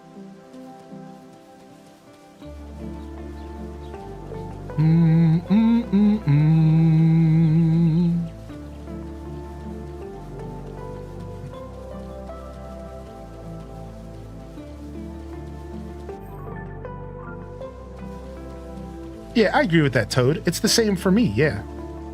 We just moved a lot. Like, my family was just poor, and we were constantly struggling with rent and stuff. I'm right there with you, yeah. That's actually the truth. Yeah, I'm right there with you. That's how my family worked as well. My family was like, we were just so poor, and we were constantly under fire. Like, you want to know how many times we were evicted as a kid? I think it's like, I can count on more than one hand. That as a kid, all of a sudden, I heard the word evicted, and then we were moving in 3 days. And like, now I was just somewhere else, sometimes going to a different school. And I was just like, oh, okay. And I didn't really understand that until I was older. I didn't realize what was going on. And I was like, oh, we were broke and my mom was struggling. So we like, things were weird for us, dude. Sometimes we packed up everything we could in a car and we left. That's it. Everything in one car. Peace. Gone. Everything just gone. And we're just like, okay, next house. Like that happened to me more than once. It was like, pack everything up you can. You got a couple hours. We're out of here. And I'm just like, oh, okay, time to go. Like, that was a reality, man. And I know for a fact there's a lot of people that probably went through that as a kid. It's just like, yeah, like this is it. Like, this is my life now. Mama soldier. Oh yeah, my mom is probably the strongest woman that I've ever met. For sure. Like, I've met some strong women, but my mom was pretty tough. She went through a lot. I was very proud of her when she figured it out. It took her a while, but she figured it out. My grandma kept our hair in umbilical cords. That's crazy. I guess that's kind of cool. I think that's kind of cool. Petals and pentagrams? Dude, what's up, man? That's kind of cool, actually. I kind of think that's neat. Like, it's a little weird, but I think there's something about that that's really interesting. Sorry you had to go through that. Oh yeah, I'm okay, chat. No worries. It's I can reflect on that kind of stuff, and it doesn't really cause me any heartache at all. Like I'm cool. I'm cool. I appreciate you saying that though, you know, but I respect that I wouldn't be who I am today, and I wouldn't be where I'm at today if I didn't go through that stuff. So I wouldn't change any of it for the world. Now, of course, it's easy for me to say that now because I'm not going through it anymore, but in retrospect, I wouldn't change any of it for the world. Like, look where it led me. Right? I would hate to see the timeline where I didn't end up hanging out with all of y'all every day. That sucks. That's terrible. I would never want that. I don't want that. I would never want. I like this timeline. This timeline's dope. Even if it took some trials and tribulations to get here. Yeah, like that's cool, you know? That it built me to where I am today. So again, easy to say now that I'm here, but I still think that there's a lot of truth behind that. So yeah, plus it helps you get empathy for others and stuff like that. Right. Helps you have a certain perspective on life. I think it's... Ooh, we need fairies really bad, so let's try to actually get these fairies. This is where I was going the whole time. I knew this was a fairy fountain. I really need fairies, so it'd be nice to not die in one hit. We're just gonna hang out and hope that this thing comes back down. It's probably not because fairies suck, but...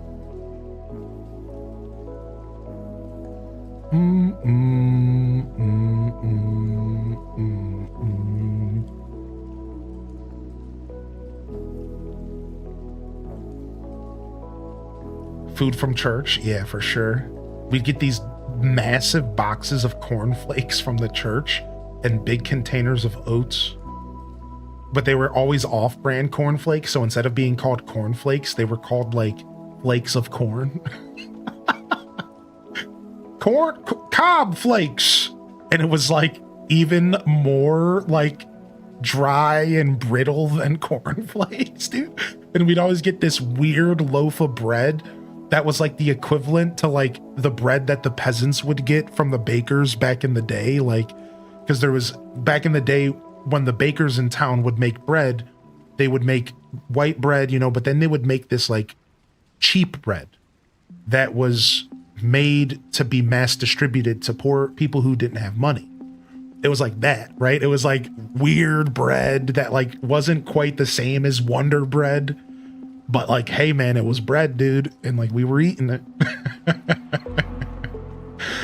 Get yourself a gallon of milk. Yeah, for sure, dude.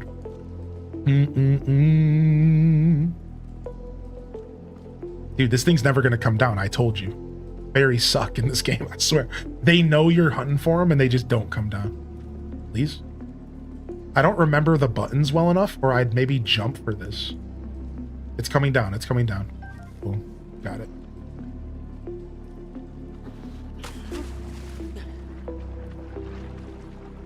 Shady Jake, yeah. All right, next.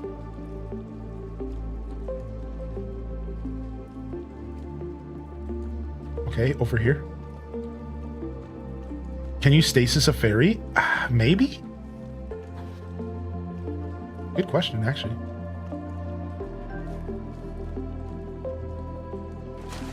Got that tireless frog. Nice.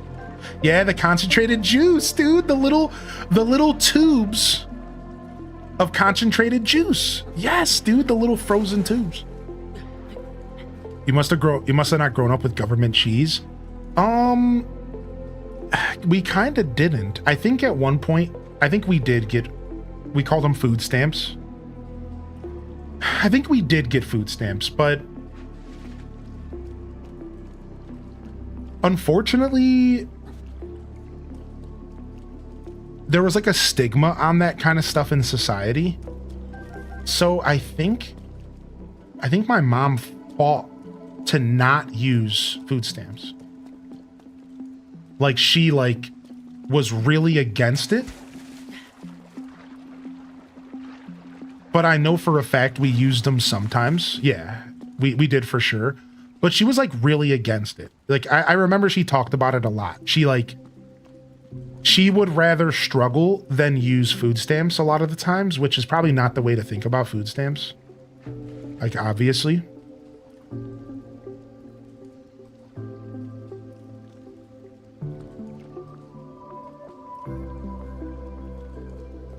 Yeah, EBT, food stamps, yeah. Yeah, so it was weird. It was weird. But yeah, we had all the help we could get, I'm sure, at some point. You know, I just sat there and played my Game Boy. I wasn't paying attention that much.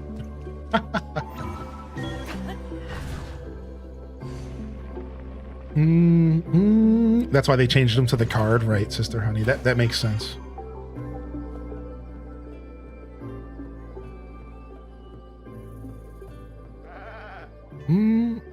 Dude, Birch Bewitch. I know about that life. For us, it was always spaghetti.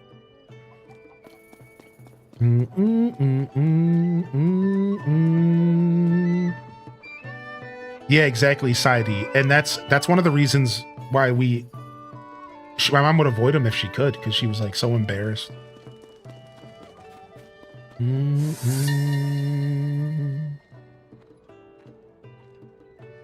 Dueling Peak Stable is one of the newly established stables. Considering this whole area was devastated by the calamity and completely overrun by guardians, it's a good thing there was not a stable here before. Oh, wow. So this stable wasn't here? So, like, all right, enough Hylian lore. Let's get back to the Zelda lore. So this stable wasn't here during the calamity, which makes sense, right? Like, I get that. Many people evacuated from the town around Hyrule Castle, but less than half of them made it from there to this point. And even then, as they saw the Guardians appear before the dueling peaks, they thought they were done for. Thankfully, these brave souls were here to protect them. I pray they found peace at last. Dang, that's interesting. I guess I never considered that all of these stables weren't just here all the time. Anybody else? Like, I guess I never really considered that. That like all of these stables weren't just here all the time, right? Like, interesting. All right, you can have some meat. You're being a good boy. You're being a good boy. You can have some meat. Yeah, who's a good boy? All right, you can have another piece, but listen, buddy, I can't just be feeding you all day, man. I'm sure you got somebody feeding you. You're just probably playing me.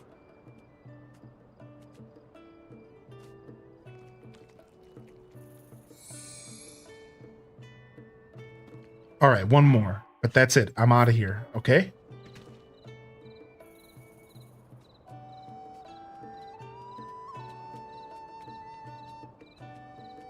Yeah, that was a Zelda note, correct.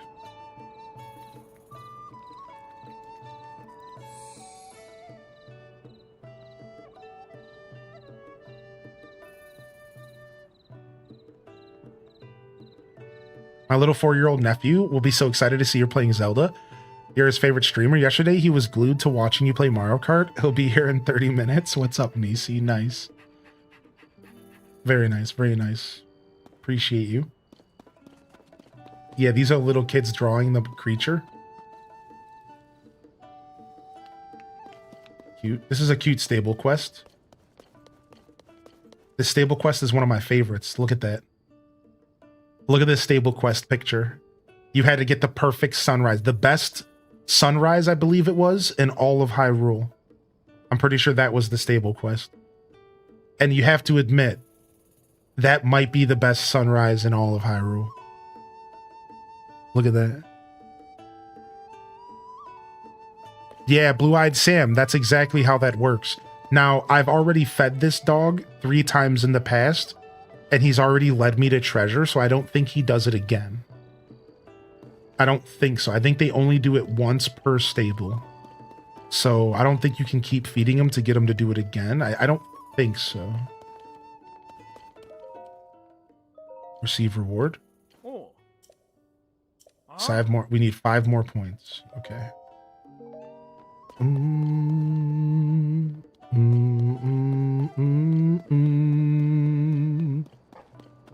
Nice. Yeah, look at all these ruins. All right, let's head to the Blatchery Plains, where we have another Zelda note waiting for us. I'm super happy we got some fairies for some insurance, so I don't just die from one drop now.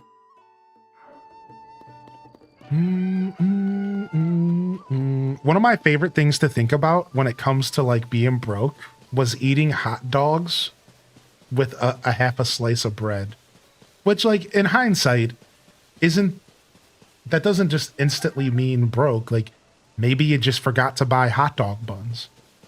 But no, in all reality for us, bread was a lot cheaper than hot dog buns. So that's how we ate hot dogs. There's actually this place in Cleveland that serves hot dogs in bread. There's this hot dog place in Cleveland, and you can get yourself a hot dog, and it's in a half slice of bread. But the bread is like real nice and high quality, and it's a delicious hot dog, dude. It's probably one of the best in Cleveland. So, you know, it turned into a gourmet option, which is kind of cool, you know? That's kind of a cool thing. Yeah, just a slice of bread, yeah. The fried bologna, yeah. I never liked fried bologna, but they ate it in my house. I was picky about bologna. I'd eat a bologna sandwich, but fried bologna was weird to me as a kid. Especially when you were frying it in the pan and it would start to like turn into a boob. As it would swell up, it would turn into like a weird boob shape. I don't know, for some reason that stuck with me ever since I was a kid, and I didn't like it. I didn't like watching bologna get cooked in a pan. It always weirded me out.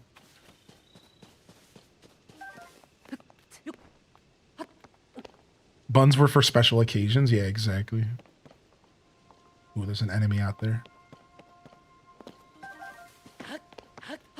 You have to press it down. Yeah, I know. I'm just saying, like, the shape that it created was weird to me as a kid. All right, we have another Zelda note here. I'm hoping I don't get attacked. Frick, he saw me, of course. All right, let's fight this dude real quick first. This guy's about to get played. You ready for this? I'm about to play this dude.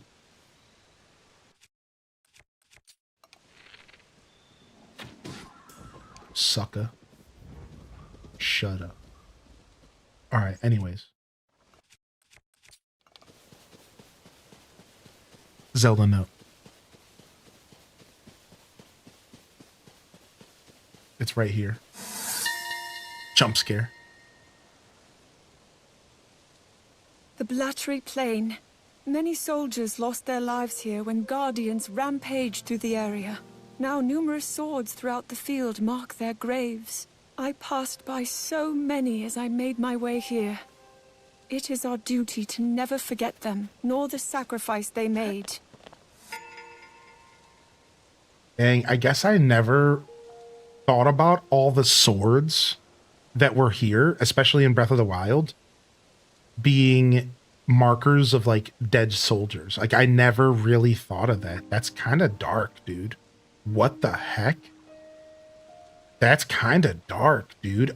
If you like, it's funny because none of those swords are here right now. This is another one of those moments that Dazabound called out, where this is actually, she's actually referencing Breath of the Wild. Like she's more referencing Breath of the Wild than anything here. Because when you walk through here, Breath of the Wild, there's a ton of swords everywhere, all rusted. How are we getting Zelda to talk about this stuff? Okay, I'm down to show this off real quick. How you doing, by the way, Meg? And Simcetera? I'm not sure about that one. You might have to burn the whole house down.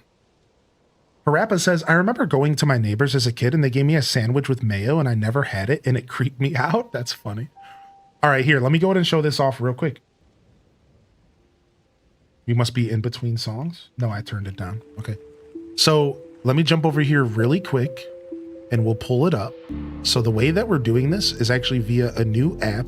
It's called Zelda Notes. So you can use this app for Tears of the Kingdom, or you can use this app for Breath of the Wild, and it's only for the Switch 2 editions. And the way that this works is that, let's go ahead and pull it up here. So the way that this works is that, boom, is that you connect your Nintendo account to the Nintendo app. It's just called the Nintendo Switch Online app. And once you're connected, you get access to new toys. All right, so either Switch 2, Tears of the Kingdom, or Switch 2, Breath of the Wild. Once you lock in, you get access to a bunch of new toys. So like, for example, I have my play data, and it's a bunch of achievements. That's right. They finally added achievements to a Nintendo game, dude. And you have achievements here. Look, monsters. I've killed 4,300 monsters, so I've gotten the master. Right? So we have achievements. Then you can go over here and you can go to global play data and you can compare yourself to other people. So for example, if I say rubies collected, I can see my rubies collected since I've played this game, I think today or whatever. I can go down here and I can say, I'm known for the Ultra Hand. I have 221 Ultra Hands. Now, if I click on global data, well, it won't let me. So maybe I have to do something to turn that on. Oh, here we go, global. So now globally, right? So see here, I've killed 4,309 Bokoblins. All right, and Bokoblins are the highest percent that I've killed in the game, 19%. But if I go to global, for your average person, 27% globally have killed Bokoblins over everything else. So there's just a bunch of really interesting stats, right? Right, just so deaths. So look at boom, global play stats. So I have 119 deaths experienced. Causes of death, 20% of my deaths are fall damage because I'm a literal baby. Globally, Bokoblins have killed the most people. That's basically like saying most people have died to the first Goomba in Super Mario. Y'all dying to Goombas. At least it's not fall damage though, which is 20%, which really says a lot about my play style. So this is all fun real quick, all right? And then before I catch up on chat, let me just show off a little bit more. So then there's the photo studio, and you can actually take any photo from the game and ship it over to the app. So I can go in here, all right? And I can go to album, and I can take this masterpiece of a picture, and I can, let's see here. How do I do this? It's been a while, so here we go. I can press in the left stick, and I can click this, and then I can send this image to the app. All right, I know you guys can't see it, but now watch. If I go here, now this picture is in the app, and now I can edit it. Now I can go in here, I can make it 1 by 1, I can zoom it in, I can go ahead and add some logos to it, Tears of the Kingdom, you know, over here, boom, Tears of the Kingdom, confirm. I can add icons, I can add QR codes, I can add frames. So we can go ahead and we can frame this dude. Boom, complete. There's my picture fully edited. All right, so boom. Continue editing, exit image. Then there's even more. You can also go in here and you can go to item sharing. Now this is sick because you can share items with people. Good morning, Ali Bobali. So I can go in here and I can share items with other players. I can literally go into my inventory in game. I can take this I can go and take this sword here. This, I can go and take this sea breeze boomerang. I can click on it. Or well, I don't actually remember how it works. Oh, I go here. Sorry, I go to my key items. I go to item sharing, I deposit, and I go and I deposit a single bomb flower. All right, and then I press plus. Now I sent the bomb flower to the game. So all I have to do is go back and look it. Now the bomb flower is in the game, in the app. Then I can take this and I can give it to somebody else. I can go ahead and pass it to Neanderthal if I wanted to give him an item, or maybe Matt City or anybody else who's on my list who has items in their inventory. We can, so see Belladonna has a bomb here. I can take this bomb from Belladonna and withdraw it. Thanks, Bella. You're a treat. Boom. Now you might be asking, well, how do you get the item in the game? Well, in the game, you would just go to your item sharing. You would say withdraw, and then you would grab yourself the bombs from the withdrawal. So I'm going to go ahead here and I'm going to say game transfer. I'm going to say bomb flower. Item moved. Now I go here, I say withdraw, and I can get myself a bomb. I mean, it might take a second, I'm not sure. But yeah, anyways, this is how it works, right? So then we also can share our auto build. Remember when I told y'all I can get you the QR code for the unlimited wing? Here it is, look.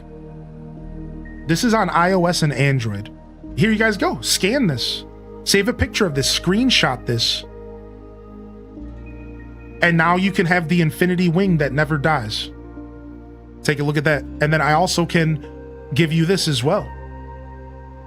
I can give you this super awesome flying devices and stuff. I can trade all these items to you, right? So then there's more. You can go in and you can scan your amiibos and register them. And there's a bunch of cool stuff.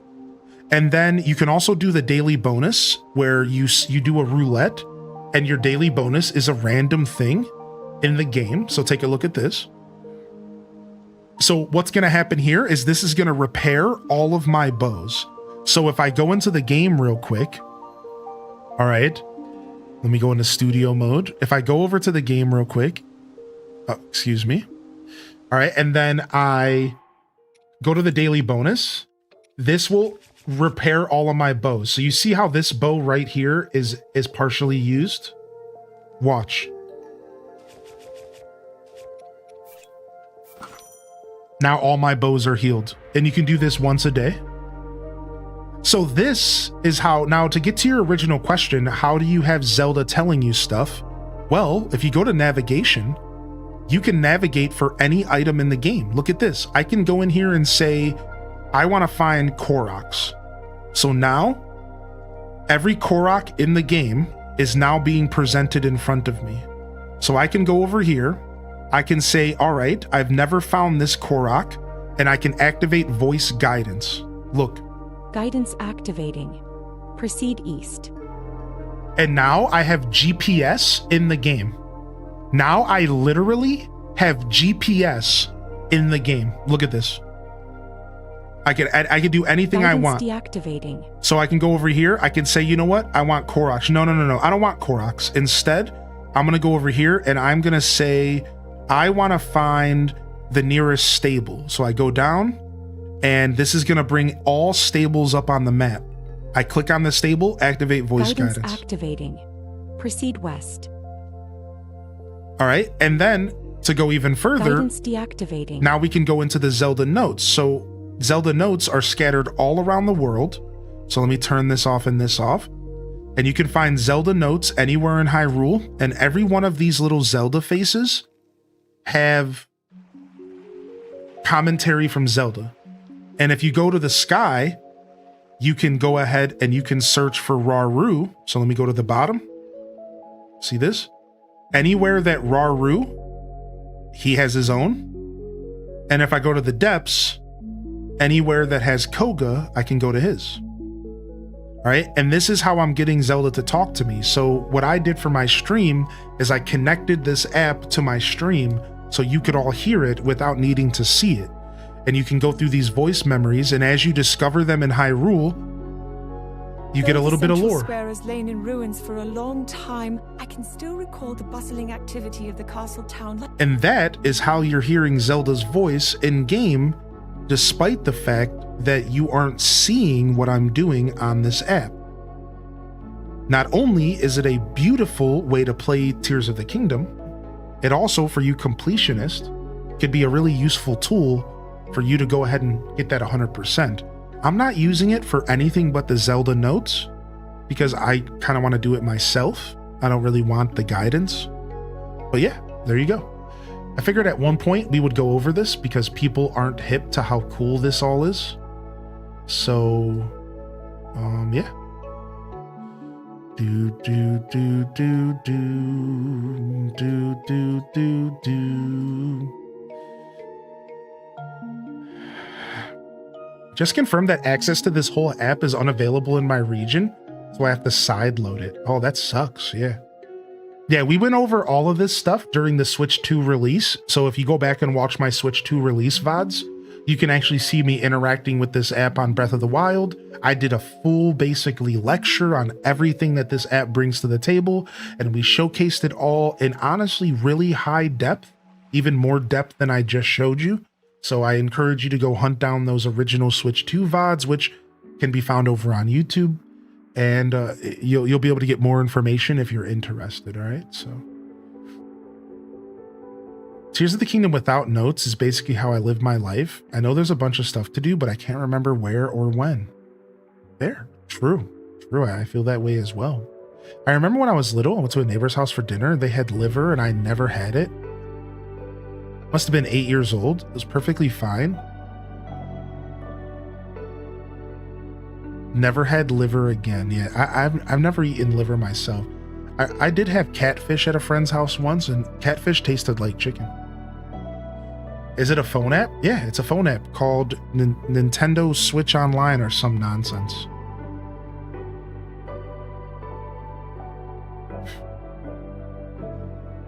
Liver bad, catfish good.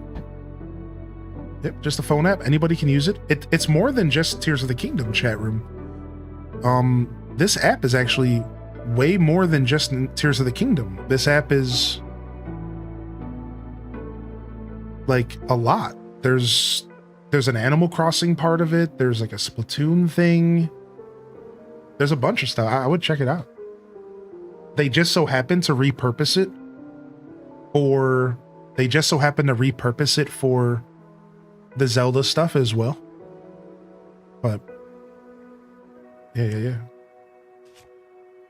Has anyone ever had their Switch screen stuck on blue? I think I've heard of that happening before. Some flowers out there. All right, let's head over to Fort Hatino for our next Zelda note. Yeah, this area is very different in this game than it is for Breath of the Wild. This game is very different. This area is very different in this game than Breath of the Wild. This area in Breath of the Wild is scary. There's nothing but chaos and destruction and guardians.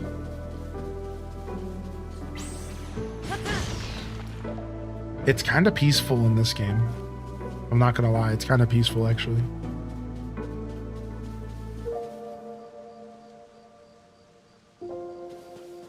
My brother rage quit Fortnite and slammed my Switch on the sofa. Now the screen's just blue. Ay caramba. I swear I've heard of that happening to someone before. The only way I could think you could fix it would be going into the developer mode.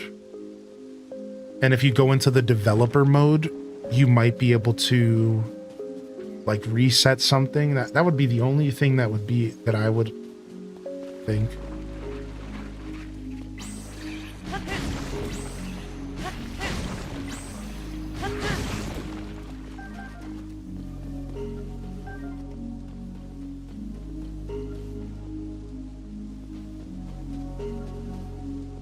Alright, so the Zelda note's here. Oh wow, we got monster forces to fight. Alright, we have a whole crew here. This is a good opportunity for me to maybe bust out some Muddle Bud.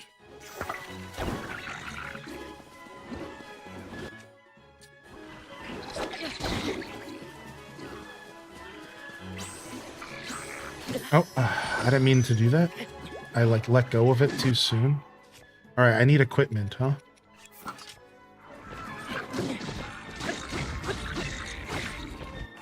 All right, I also need food, huh?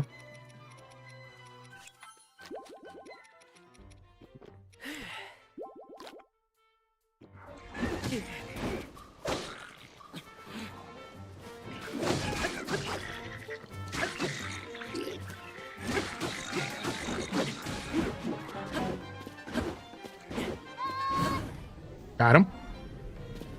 Heck yeah, we're gonna watch Gamescom opening night. Yes. Heck yeah, what is it, August 24th, right? Yep, we're gonna watch it just like it's Summer Games Fest. You got it, dude. I'll talk about it more next week. I think it's the 24th. We'll put it on the schedule and everything so people know what's going on.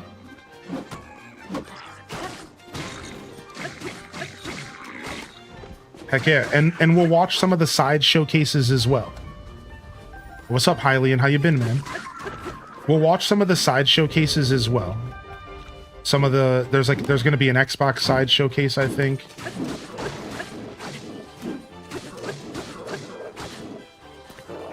Okay. We're running out of weapons here.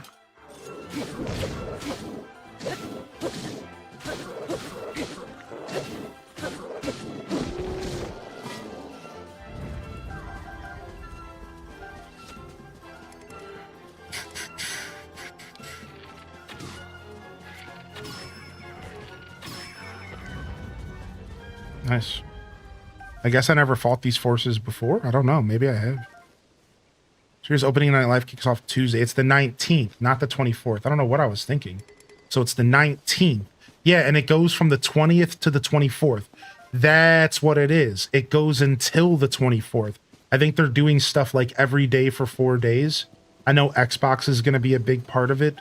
Nintendo is actually at Gamescom Live, showcasing 6 of their games, and they have full playable demos. People are going to be able to play Age of Imprisonment, Final Fantasy VII Intergrade, Metroid Prime 4, and 2 other games, 2 or 3 other games. Yeah, I'm pretty jealous of people who are going to get to play some hands-on stuff, dude. Zelda note? Let's go. Note me, daddy. Note me.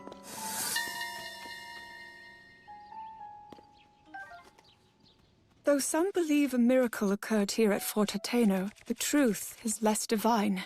We were all saved thanks to the soldiers, including Link, who chose to risk their lives here, though they would not have had to do so if my power had awakened sooner. Regardless, wow, she's crying. I pray their spirits were comforted by Goddess Hylia. Wow, she's being so harsh on herself. Oh, my app reset. Yeah, wow. So this is a pretty sad moment for her, right? And it goes into her character development again, where this is the last memory in this area entirely. And that's a powerful one to end on there, right? Like, though some believe a miracle occurred here at Fort Hatino, the truth is less divine. We were all saved thanks to the soldiers, including Link, who chose to risk their lives here, though they would not have had to do so if my power had awakened sooner. Regardless, I pray their spirits were comforted by Goddess Hylia. She, even in Tears of the Kingdom, she still is kind of talking down on herself for not being able to awaken her power sooner. It's funny, and that's almost like a weird kind of commentary on humans in general. Like, it doesn't matter. Our mistakes and like things, like certain things dwell on us no matter what. And obviously, ideally, you don't let those things dwell on you. You don't let mistakes and things that are out of your control like stick with you, because like that's unhealthy. But she obviously struggles with letting go that specific that problem.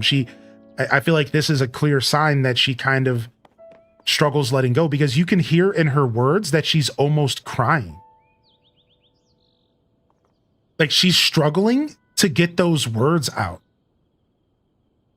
So it really shows like she's still, even years later in Tears of the Kingdom, you know, she is still struggling so much with the reality of what happened in the past, blaming herself, when in all reality, I don't think that she really deserves that blame at all. Like, her power not awakening, I don't think had anything to do with her. Maybe it did, and maybe she truly believes it does, but I don't think that's what was going on. I think it was more so just Goddess Hylia's like path, and I don't know. I don't think anything she could have did would have helped with her divine power any sooner. I don't think so. I don't know, maybe she certainly thinks that she could have did better, so. So very interesting, dude. Fort Hatino brought some super nice voice memories to the table, dude. Pretty cool. Now, let's go ahead and take a break from monsters and exploring, and let's go to one of my favorite areas in the game for not only lore, especially during Storyteller Sunday. This was some of my favorite lore in the whole game. Let's go to Kakariko Village and let's pop over and see what's going on with all of the lore. There is a total of 7 lore bits in Kakariko Village. So let's go ahead and head back that way. And let's see what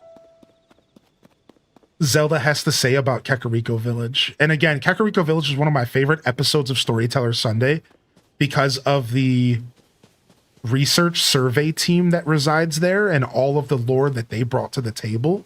Oh, what a beautiful journey. So let's head that way. What's up, Beanos? Yeah, we beat the whole game twice. And now we are returning for a casual 100%, which we're at 86.95%.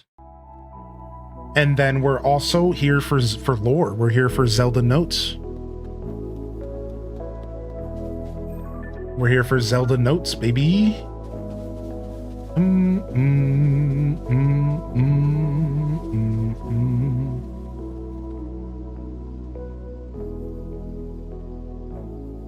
Garden Story is only $5.99 on Switch.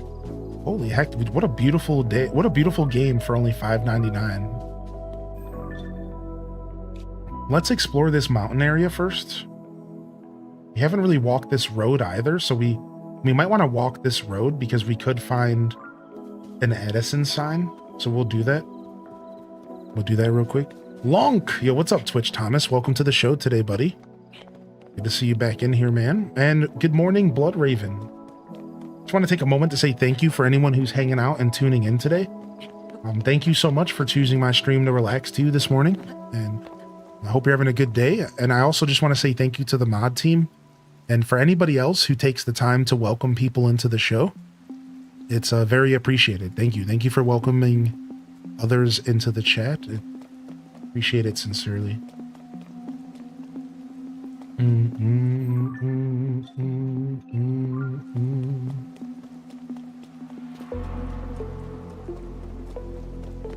So a fun little tidbit of Twitch lore that's going on is recently Twitch came out.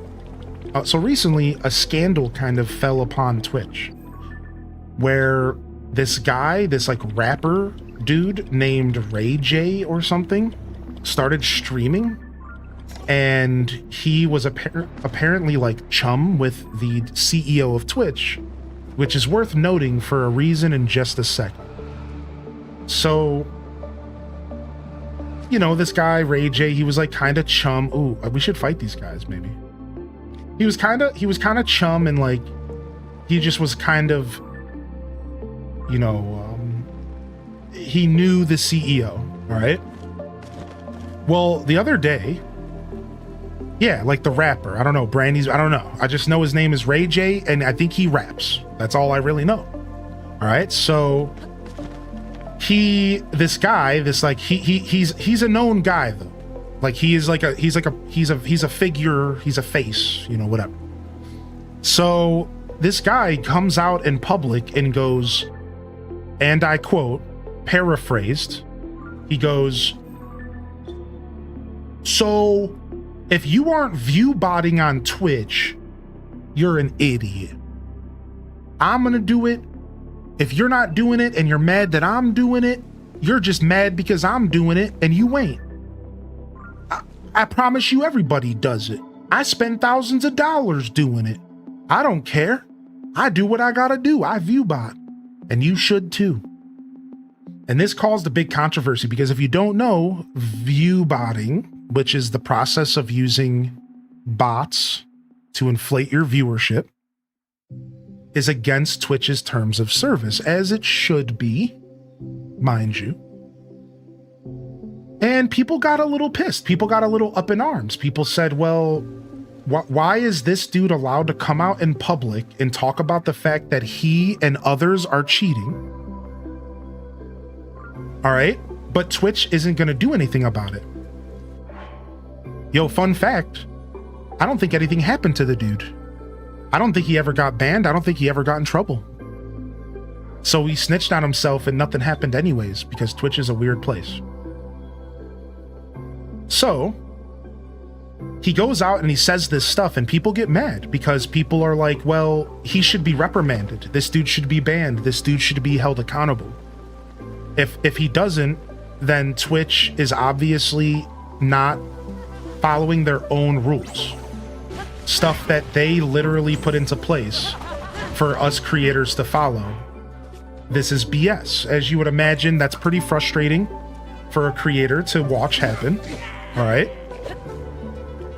And most people said it was because he was famous and because the CEO himself knew him, which you got to admit, right? That's probably what was going on, right? Like, obviously he had some pull and he can get away with doing whatever, right? Right. So keep with me here. I'm getting to a point. So fast track about 2 weeks later, Twitch actually comments, yeah, dude. And they say, we are going to put more measures than we already have in place to stop viewbotting and to try to get people to cut viewbotting out, for it not to be counted as viewership. We're gonna work even harder.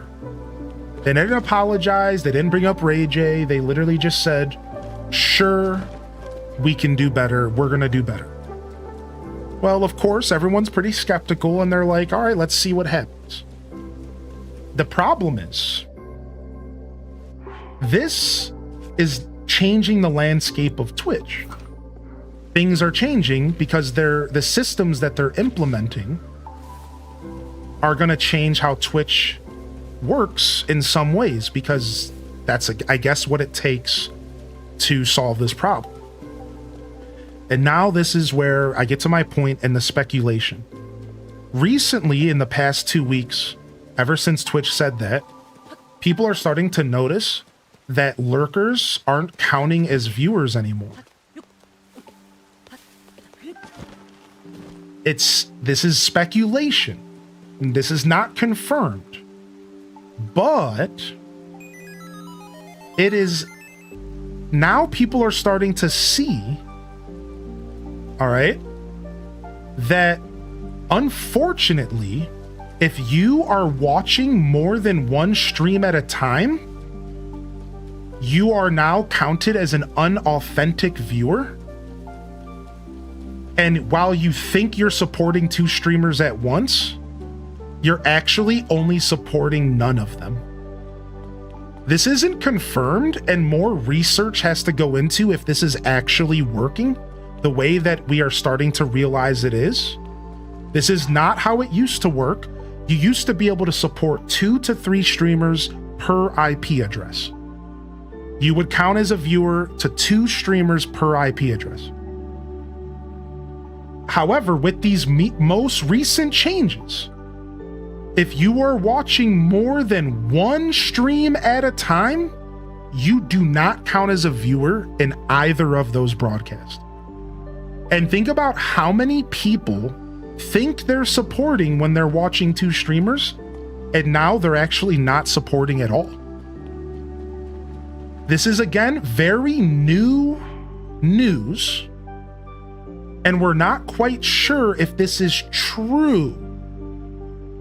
All right, we're not sure. Like, this is all very new. But I thought that people should know that this actually could be real.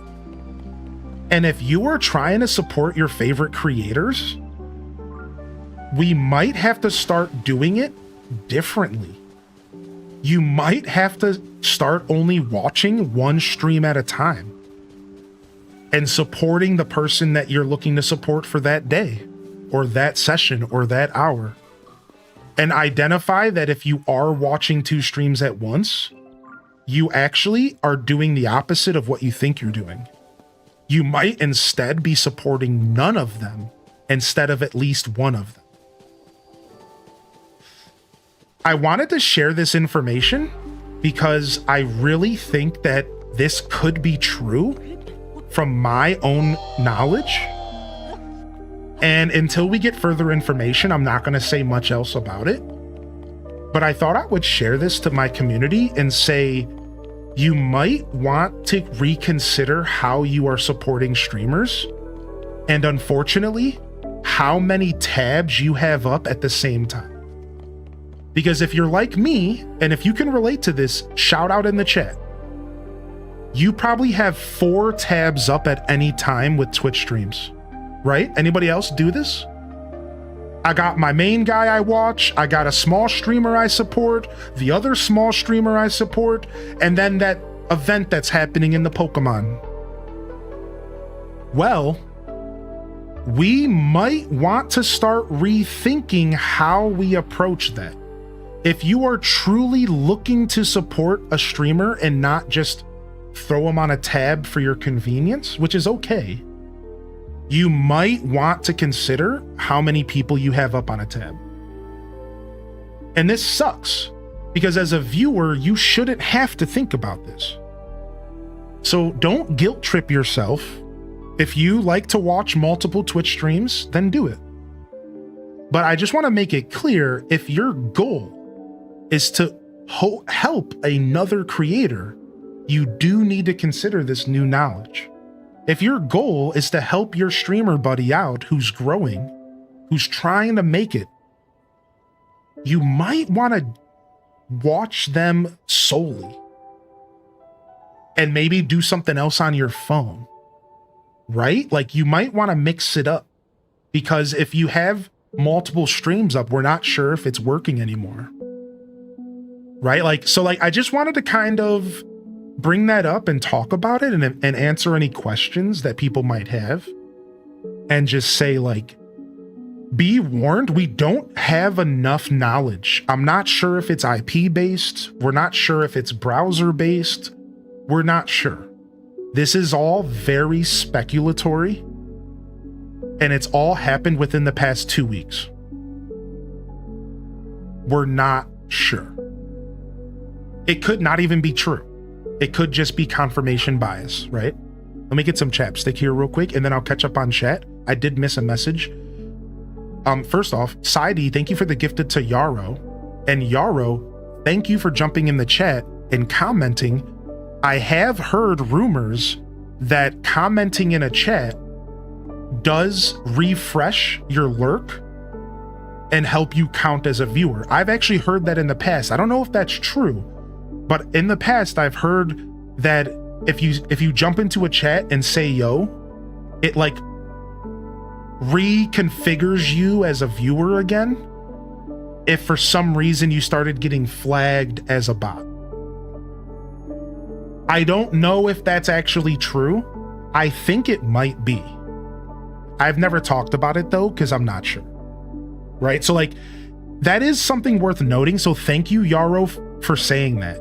Like, if you are somebody who likes to lurk, it might be worth it in your favorite streams to just jump in and drop like a lurker emote, like HDes lurk. It's my favorite emote on Twitch.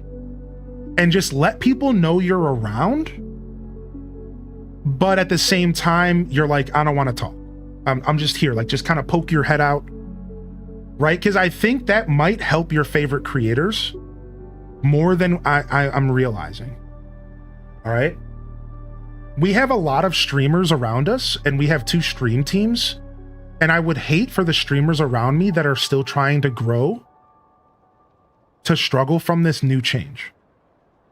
So I really wanted to bring this up so that we as viewers could come together to continue supporting our favorite creators. I don't want you to stress about it with me too much.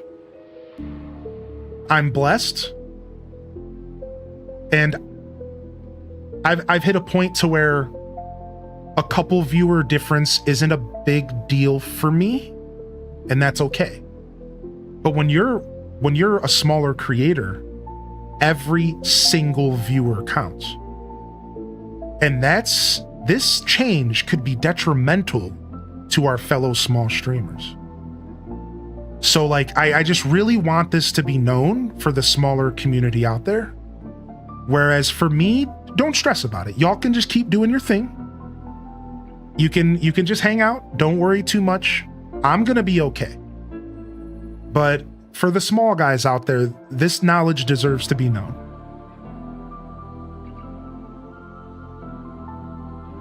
Oh, yo, Darcy, if you're ever looking for smaller creators to check out, let me know and I can recommend you a couple, okay? I can recommend you per the games you like. I can recommend you per, you know, the style of stream. Don't be shy to ask. I can always drop recommendations. I got a lot of cool creators around me. I'm blessed like that. Yeah, I don't know. Holly Honk, that's a really good question. I don't actually know how channel point redemptions and stuff like that factors into this conversation. I'm not sure, but that's a really cool question, and we'll have to try to do some science at some point on that, right? Yo, appreciate you, Giggles. Thank you, dude. But yeah, more changes could be coming, man. It's a weird universe. Twitch is in a weird place with that kind of stuff, and things are changing rapidly. I hope that they change for the better in the end, because viewbotting does suck and it does create a false narrative of how a stream's success works. And it would be cool if that stuff was a little bit more in check. Like, right? Like, that would be cool, right? So, that would be amazing. I love cozy streamers, but I also like Skyrim and fantasy games. Shoot me a message with some when you have time. Yeah, sick. Yeah, Dazabound just shared 2 stream team links you can check out as well. And yeah, I'll try to keep you in mind, Darcy, and send you a message here today. So let's say this becomes true. Does that mean that if we're watching 2 or more streams simultaneously and actively chatting, will it still not count? No, if I understand what's going on, you would count for those 2 streams, but not a third, because the way it originally worked back about 4 or 5 years ago, and I think it still does, is you can only actively count as a viewer in 2 streams per IP address. So in theory, if you were talking in both streams, you would count as a viewer in both, just not a third if you tried to go to one more, in theory. Yo, what's up, Mr. Will? How you doing? Good question, Doge, and good to see you back in here, dude. Thanks, man.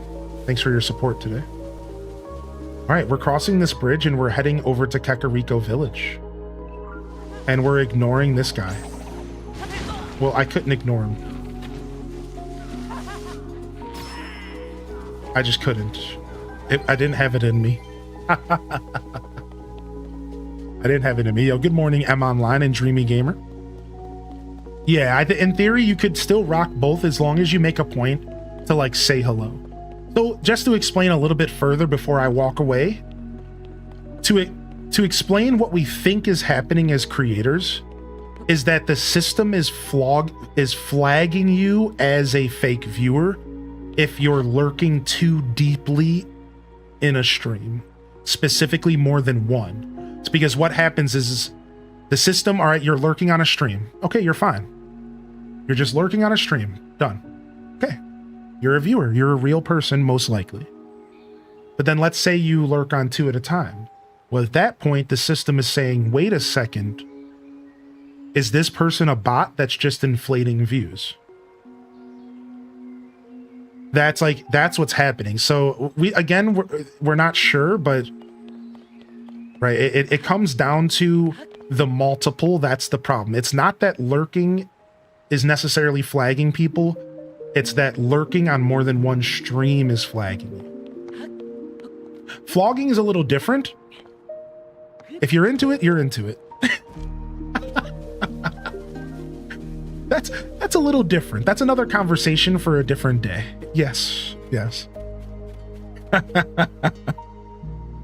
That's a conversation for another day. What's up, Jolly Green, by the way? Good to see you. Yeah. If you are lurking, by the way, enjoy your lurk. If you are lurking, thank you. I appreciate you, and I hope you're all having a good day today. And we'll see. If you want an update, you're always welcome to come and ask as I learn more. But obviously, I'll be doing research because this is my journey. So I'll be doing research. I had an experience with Pokemon drops this week that lines up with this. I could only have one tab running on the Wi-Fi to get the drops. I had to watch another on my phone on data. Interesting. Wow, wait, Kita Bonita is confirming this interaction. I also was struggling to get my Pokemon drops. I wonder if that's why, because I was watching 2 streams at once. Wow. Stubbs the Zombie. What is that? Could you care to share what that game is? What is that? I never heard that.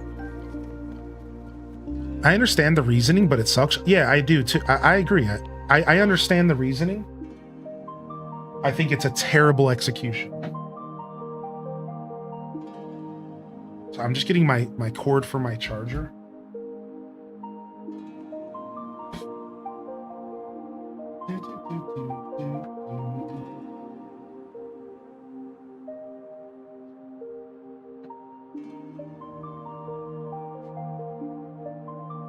I don't have to charge my Switch 2 controller often, so I wasn't ready. I wasn't ready with the charging cable, dude. All right.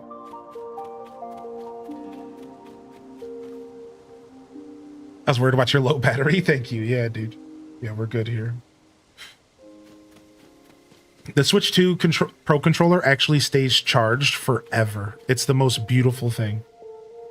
I feel like it stays charged forever. Anybody else have that interaction? Dude, I think I charge this controller like once a week, if that.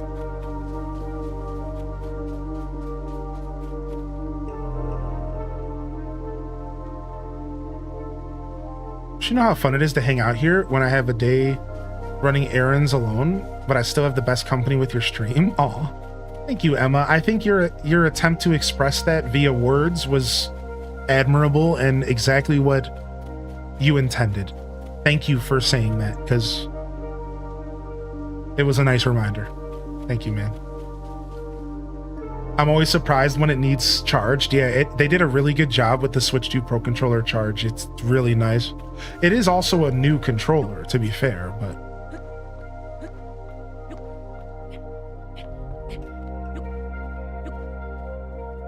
it was an Xbox game that got remastered. You play Stubbs, and you're attacking and eating brains in the 1950s future city. So, like, they did that, like, retro 50s vibe that, like Fallout does. Nice. All right, here we go. We're entering Kakariko Village, dude. Kakariko Village has a lot of lore waiting for us. Let's take our time. Actually, I want to climb this hill real quick. I forgot. We're going to climb this really quick. There might be something up here. Thank you, Emma. Appreciate you, homie. Hope everyone's having a good Sunday. Thanks for coming to hang out for some storyteller vibes. Some lore stream. I was really itching to play some Tears of the Kingdom. And I was feeling a little bit lazy about getting my tablet plugged in and stuff, because it's a little bit of a hassle to have all these different cords draping all around me. But I wasn't going to let that stop me anymore. Like, I needed to come back and revisit. All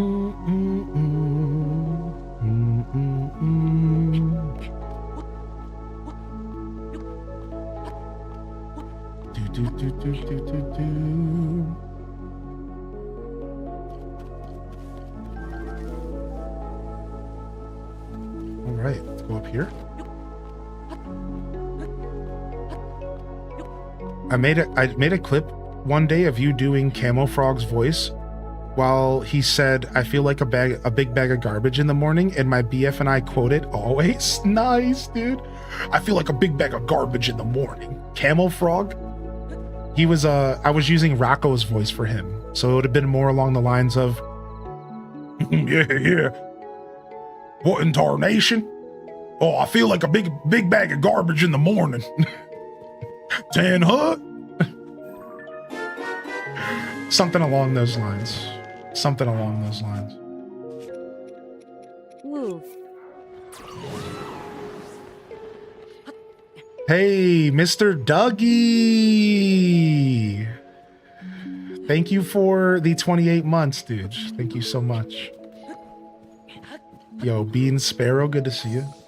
Thanks, man. How you doing? Thank you again, Sidey, for the gifted. That was a super cool gifted sub, by the way, Sidey. Because I would have did the same exact thing if I wasn't yapping. So, thanks, man. Always, as always, take care of yourself first, chat. Support is always appreciated, of course. You know, we're just chilling, man. The Pillars of Levia. The Pillars of Levia. What do you think that means? The Pillars of Levia? Do you think it is? No, it's definitely Levy. The Pillars of Levia, huh? I wonder who Levia is. Feeling a little sick. I thought I was feeling sick yesterday, but I think I was just having an off day. What's up, Wild Chick? I think I was just having an off day.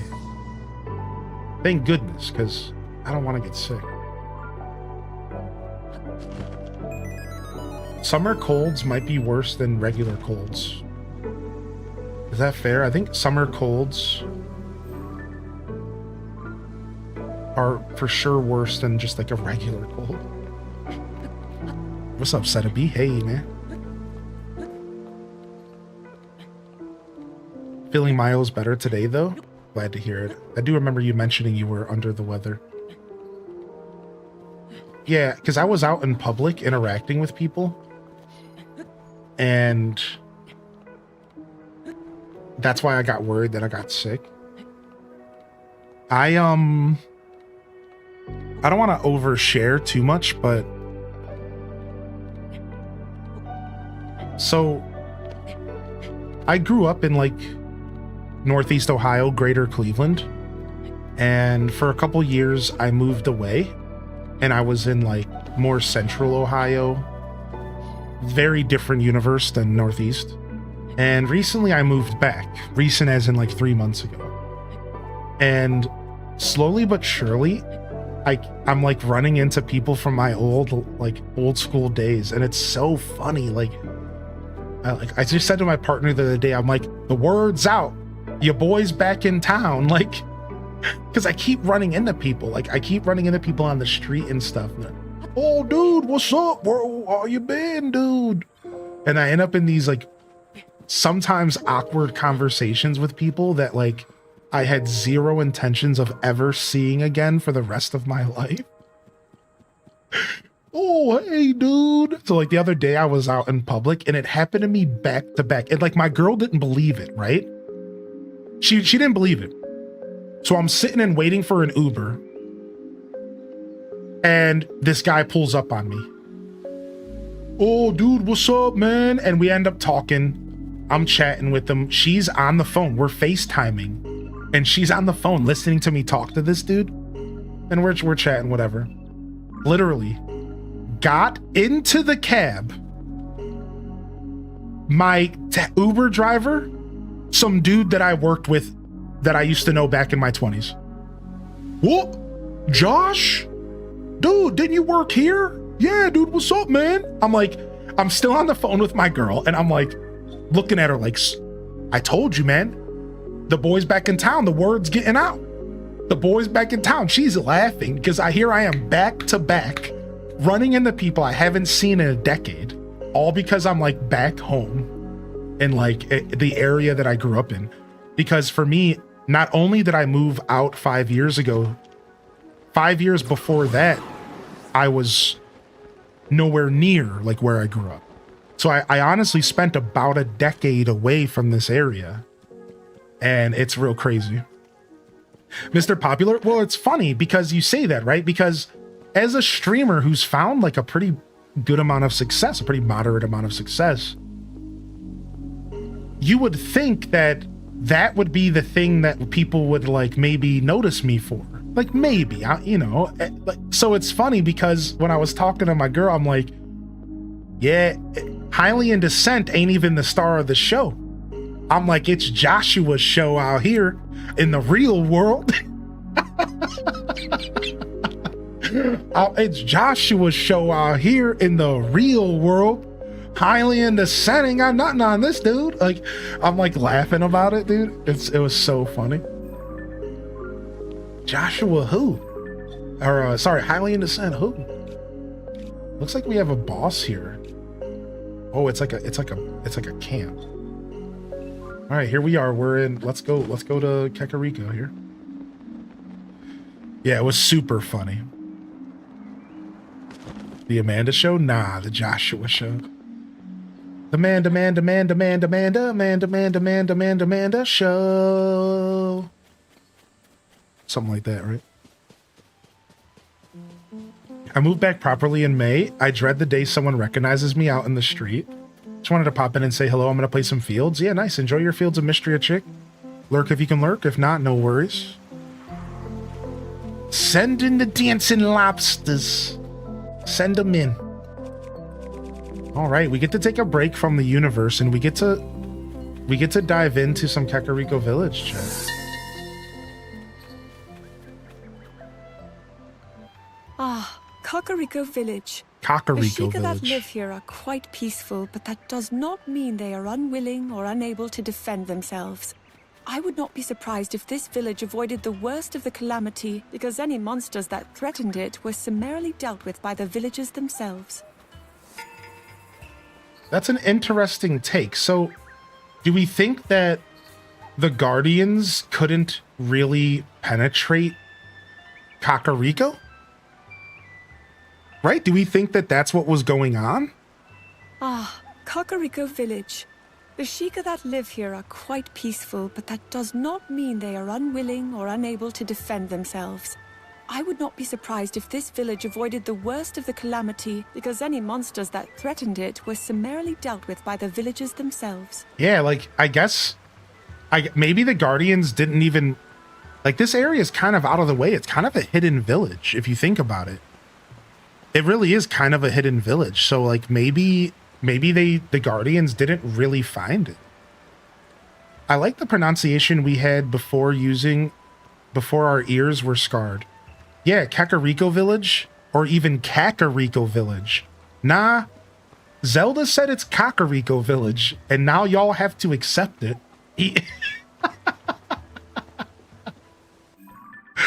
Not me. I didn't say it. Zelda said it. Kakariko Village it is.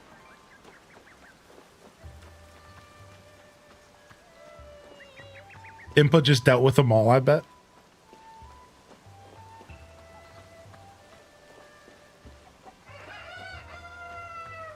Oh, we just walked past the Zelda memory. What the heck, man?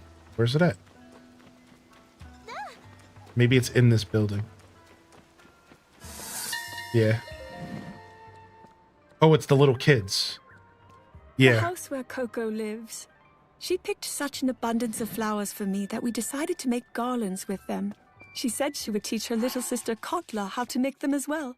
Seeing her work so hard stirred memories of when Mother taught me how to weave garlands together, though I found it very difficult at first and may have even cried in frustration. Aw. So Zelda is connecting with Coco. Now, if you guys don't know, Coco and what's the other character's name are two very iconic characters who have some of the most beautiful story in this game. Between them and their dad, it's really, really powerful. And the story actually continues from Breath of the Wild. We've talked a lot about this on Storyteller Sunday, Kakariko Village Edition. But to just give y'all a little bit of a word, if through it, a run through it. So these characters were actually some of the only characters that actually grow up in the universe. So there's Coco, and then there's a little one named it's Khalida or something like that, right? And they have a widower father, essentially, in this game, who is left raising these two kids on his own. And in Breath of the Wild 1, there is a story arc with this guy that this is kind of spoilers, but I'm going to go ahead and talk about it, where he's actually a part working with the Yiga, but it's because they're threatening him and his family. So he's being blackmailed to do bad things. And when you find out, it's because he's trying to protect his children. So he ends up making bad decisions through blackmail to protect his kids, that they're the most important things to him ever. And I wish I can find the guy so I can remember his name, but so in this game, they kind of continue the story a little bit, and they allow you to interact with this man and these two kids here and in a little bit more of an adult way. So in this game, they're a little older and they understand now that their mother has passed. In Breath of the Wild, they don't know that their mother has passed. Their dad is just kind of telling them that their time has moved on. Their mom has moved on. Maybe she left. She hasn't come back. And they don't understand that their mom's dead. And in this game, they actually have an understanding of that their mother has passed.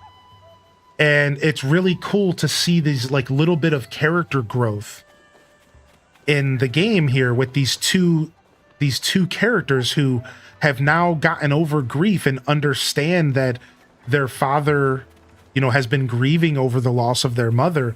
And there's even a little cutscene in this, or like a little scene, not a cutscene, but a moment of grief where in this game, at a certain time, I believe, you'll actually find Dorian, Katla, and Coco over at their mother's grave, and they are like paying respects to her because now they do know what's going on, and now even a more powerful bond has been created between the father and their kids because of that. And it's very special. And if memory serves me correctly, I have a picture that commemorates this. One of my favorite pictures that I've ever taken in the game. It's a picture of Dorian watching his daughter sleep. And he's falling asleep. He won't let himself sleep. He's falling asleep while he's sitting there, making sure that his kids sleep through the night. That's how of a dedicated father he is. And I snapped this picture because I think it's such a special moment in the game that just no one ever pushes in your face. You have to discover this yourself. But he's sitting there passing out in the chair while his daughters sleep because he wants to make sure they're safe. And it's such a special thing. It's a really, really cool. And thank you, Strayheart. I don't remember the story fully. I think you're right. Coco knows that the mother's passed, but the little girl doesn't. You're right. I misspoke. Coco knows that her mother is gone in Breath of the Wild. It's Katla that doesn't know at that point, and I think in this game she discovers. And then just to show y'all the wreath that Zelda's talking about, here you go. Kakariko village. The Sheikah that live here are quite peaceful, but that does not mean Wait, hold they are on. This is the wrong one. It loaded up the wrong one. Here it is. The house where Coco lives. She picked such an abundance of flowers for me that we decided to make garlands with them. Here's the She said garlands. she would teach her little sister Katla how to make them as well. Seeing her work so hard stirred memories of when Mother taught me how to weave garlands together, though I found it very difficult at first and may have even cried in frustration. Now you can actually buy the garland to support them. And then you can even put it on your shield. Look at that. Isn't that cool? Isn't that cool? So I've had this garland on my shield forever. And the reason that they're selling this is Coco wants to help the village. So she decides to start selling her garlands so that she can help repair the village because of the recent, falling of the sky. And, you know, after the calamity and stuff like that. Yo, thank you, Espresso Jeffro, for the 10-month Prime, man. How you doing, bud? Thank you so much. And there is more to the story, right? The well. Yeah, I just saw that comment. So I wasn't sure if I was going to bring up the well, but we totally should go check it out. It's been a while since I've been down there. Yeah, we should. Let's go buy these arrows real quick.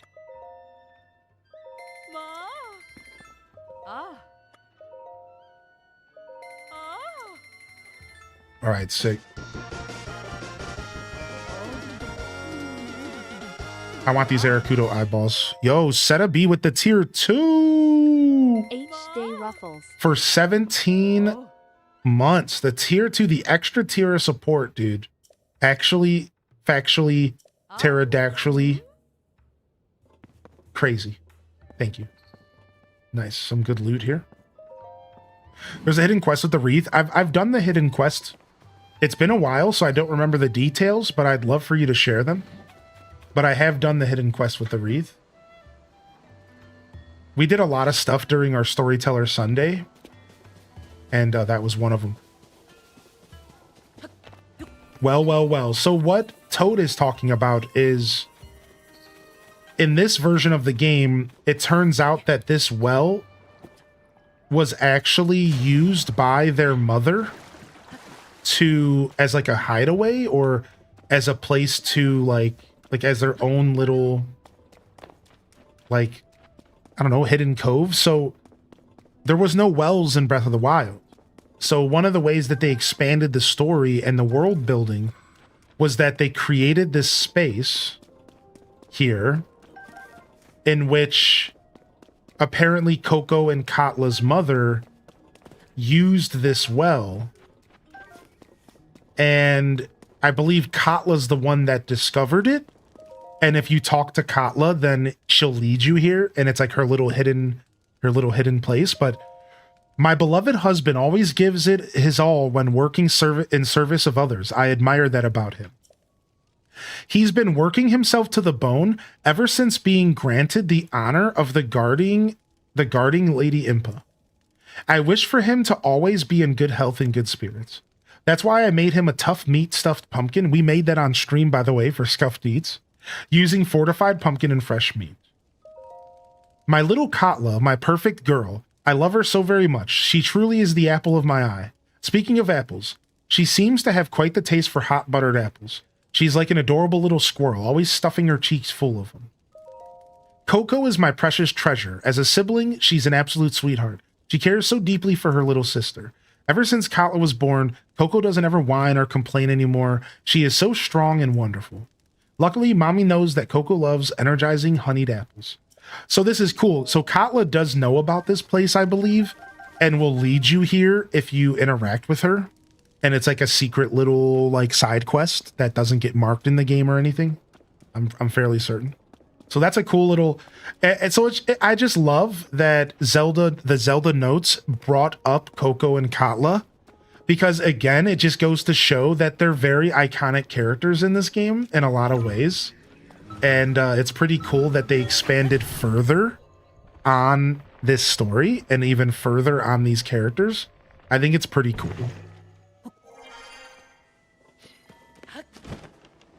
All right, let's go back into town.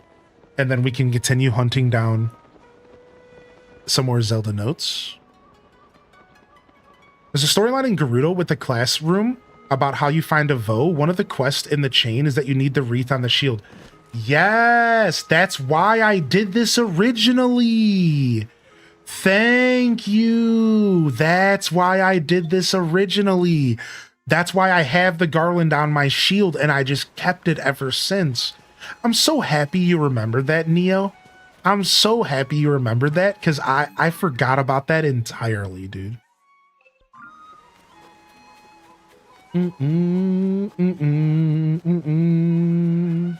Have a friend-filled day. All right, let's go to the clothing store real quick. I don't think we need anything from here. Yeah, we're good. Yo, thank you again, Setabi. Well. Dude, this is one of my favorite places in the game.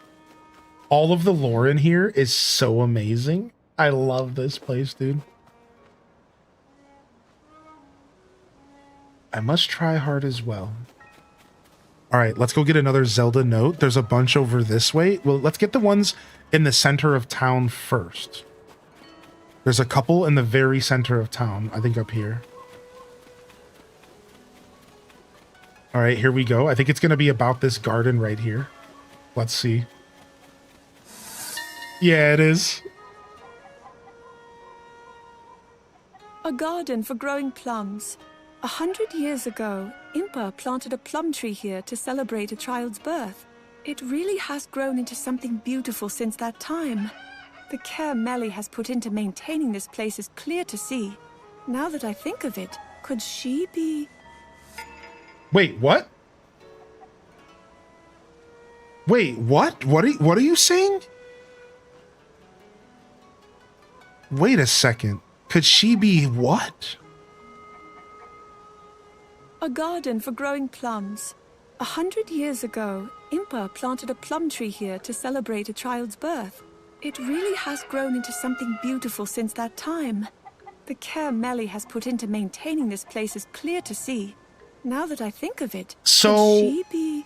Is she saying that Melly could be the little kid that Impa planted the first plum tree? I think that's what she's implying, right? She's implying that the little baby that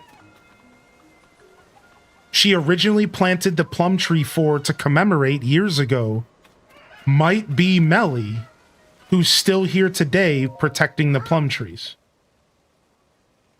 That's what she's implying, right? I think so. I think she's implying, like, could she be the little kid?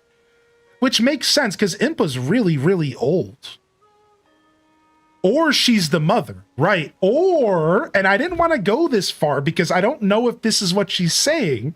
I think this is a little bit of a leap. Is there also a hint that this is Impa's daughter? Impa has a kid? Whoa, Maury. You are the mother. What is going on here, dude? Are you going to be going for a while? I'm not sure how long we're going for today. I should be around for a bit. I'm going to go tinkle and I'll be right back, okay? I'm going to tinkle and I'll be right back. Paya is Impa's granddaughter. Wait a second. So if Paya is Impa's granddaughter, does that mean that Melly is Paya's mother? So Impa, Millie, and then Paya. Interesting. I need to tinkle. I'll be right back.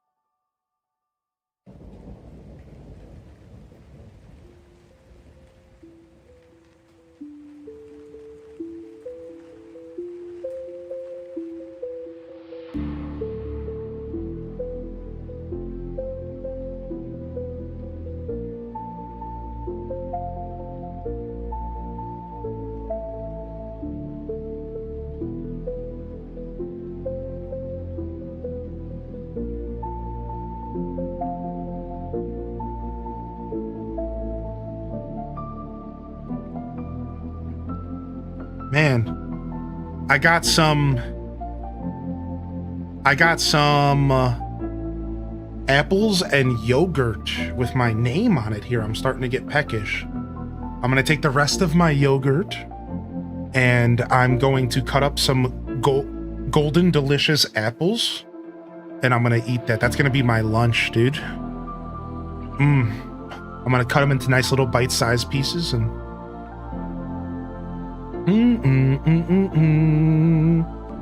my yogurt just says Chobani.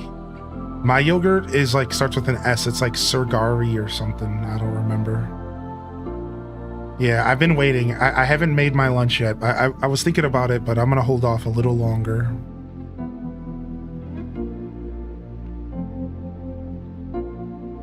You ever just lift up your arm and realize that your armpits absolutely reek?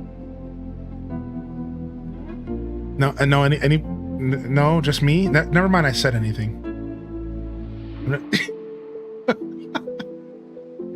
You ever just accidentally get a whiff of yourself and go, whoo, should have put on some DO.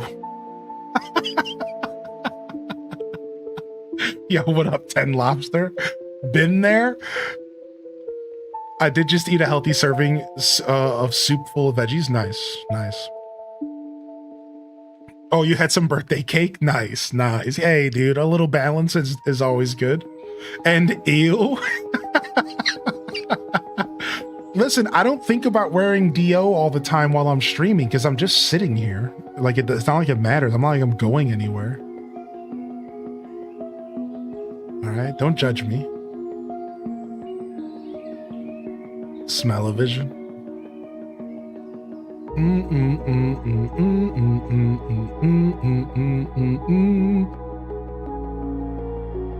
Yo, what's up, Jess? How you doing, man? Yo, you missed the races yesterday, I think, Jess. I think so. We'll have to get you in next time, all right?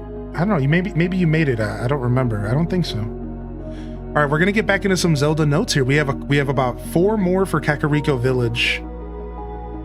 I just wanted to take a moment here to chat with everyone and say what's up.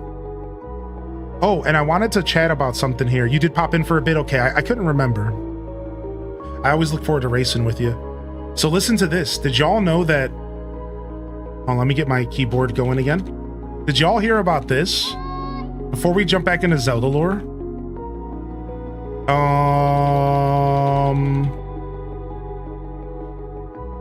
Did y'all hear about...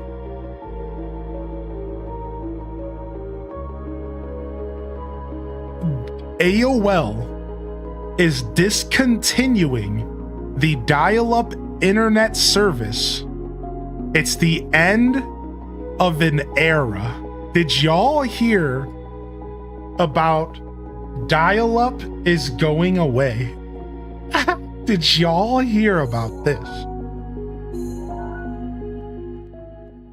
Did you know AOL dial-up internet still existed? Well, apparently it does, but not for much longer.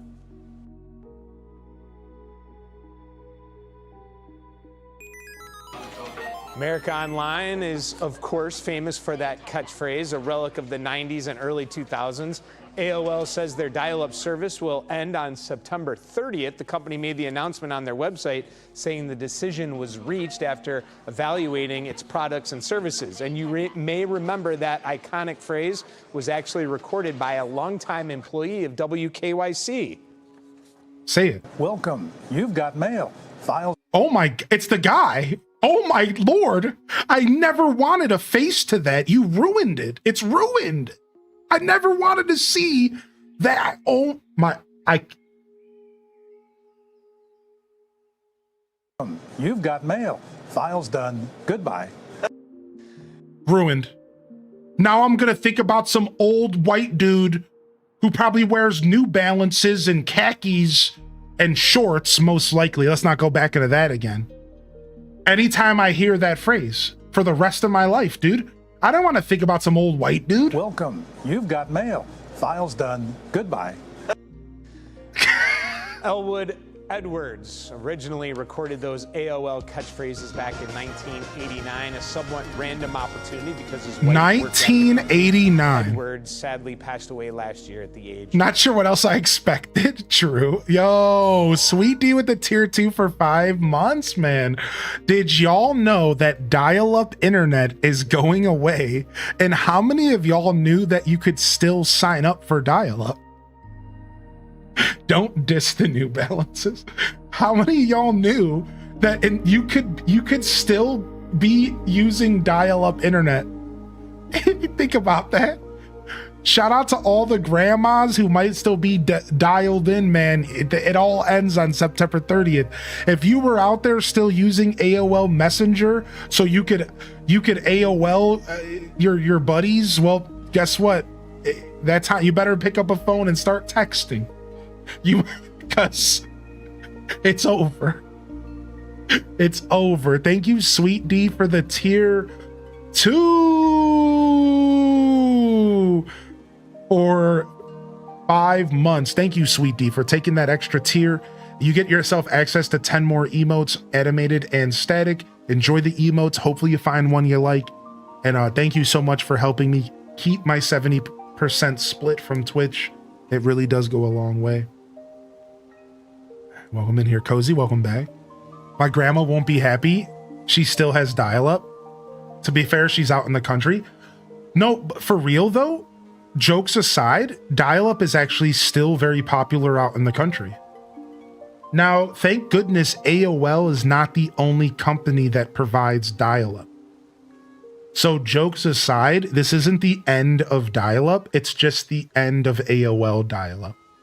There's actually still a couple companies that provide dial-up pretty regularly. And like for country, like there's a lot of people, like if you don't have satellite, you have dial-up. It's that bad because they're so far out into the country. So fun fact, plenty of people actually do still use dial-up, but it's people that live in like the Appalachian Mountains and stuff.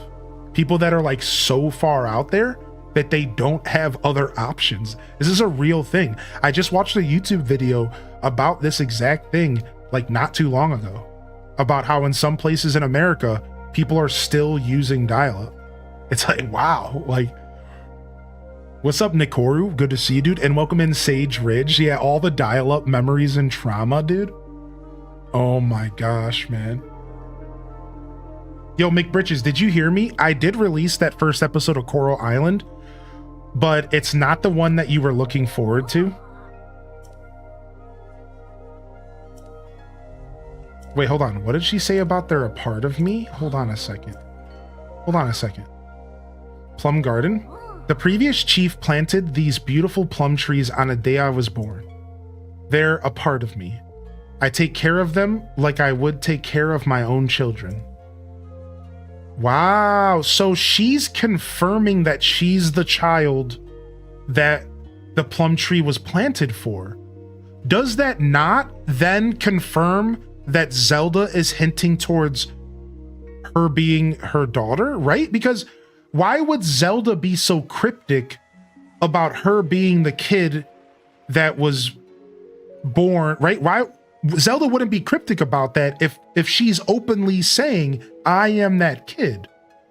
That means we can completely defer our thoughts to the other elephant in the room, which is that this is Impa's daughter. And this is probably Paya's mother.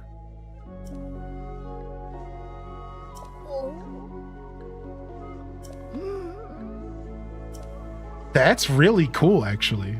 That's really neat, actually. Thanks, Highland. Yeah, McBritches. So let me explain. First off, good morning, King Taco. Let me go ahead and explain. McBritches, I released an episode of my Twitch archives. And my Twitch archives is a series of videos I'm releasing that are so old, and they're usually one-off streams or one-off experiences. And I released a 5-hour episode of me playing Coral Island for the first time. It entered early access in 2022. So unfortunately, it's not going to be the video to watch if you want to get my opinion on the modern version of the game, because it's a version of the game that is so far from the one that you can currently play. But I wanted to release that first, and I will go ahead and release the actual playthrough that we did when the game fully released here soon. So just letting you know, I didn't want you to think that that was the only thing I was going to give you. Just letting you know, I'll be releasing the actual playthrough we did when it was fully released. I think back in 2023. That'll be out. Give me another day or so. I might have to edit it a little bit. So, and for those that need context, I'm talking about Coral Island. I was requested to get a playthrough up on YouTube, and I just wanted to let McBritches know. So just for context here. Paya needs to have a daughter that starts with an A, and the first letter of each generation will spell Impa. Yeah, Random Reject mentioned that. That's super interesting. I actually think that's super interesting. Yeah, welcome in here, Sage. Good to see you. Love your name. I just like the word Sage. You like my Korok mask? I can tell you where to get one if you want. I can tell you where to get the Korok mask if you need help. Don't be shy to let me know. Ooh, nice. Golden apple. Alright, we should have another Zelda memory, right over here. I guess it's across this bridge. Super interesting. Oh no, Tina. No, Tina. A local guardian. It has long been believed that frogs bring good luck. In fact, they hold spiritual significance for the Sheikah. For my part, I pray not only that the land of Hyrule be restored, but that we can then continue to work together and achieve great things. Interesting. So she's talking about the frog guardian here. Let's play that one more time. I just need to process it. I was reading chat. A local guardian. It has long been believed that frogs bring good luck. In fact, they hold spiritual significance for the Sheikah. For my part, I pray not only that the land of Hyrule be restored, but that we can then continue to work together and achieve great things. Whoa. Interesting. So she's just talking about one of the many Sheikah symbols that are used in this game. This game and the Sheikah symbols definitely are focused on frogs a lot. And it's kind of cool to know maybe why, because in this universe, it seems to be a symbol of luck. Let me go ahead and adjust my camera. Yeah. It's a little grainier though. Let me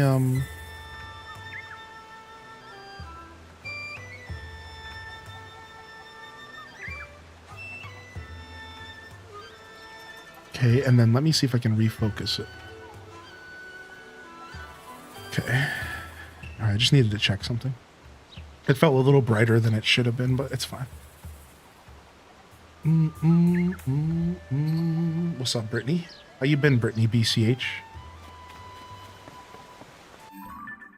All right, nice. Now we have one with Impa's house, and then one with the house next to it. So let's go over there. Thank you, Aurora Sunrise, for 41 months. How you doing today, Aurora? Let's jump back over here.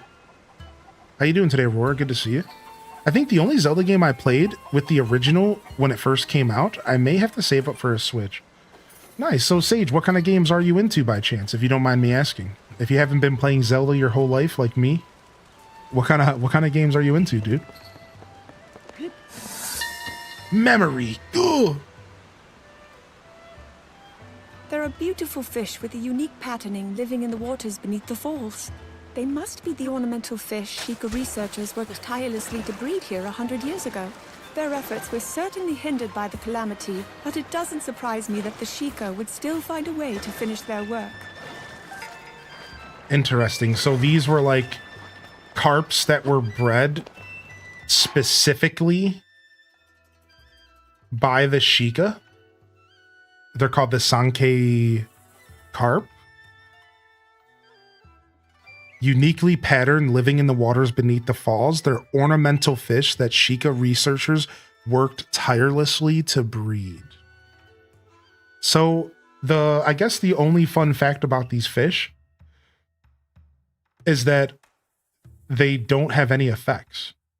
It's just a wild armored carp that's been bred into a prize-winning fish. It's beautifully colored with markings that don't occur in nature. Offers no special effects. So very, very interesting. I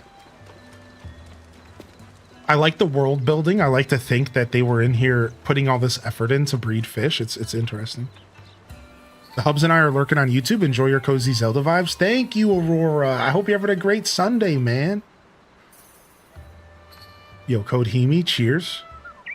I'm all over the place. I grew up playing sports games and Assassin's Creed, got into Escape from Tarkov, but lately I find myself wanting more chill games. Nice, man. I've always wanted to get into Escape from Tarkov, but I've never played it. I think I would like it, though.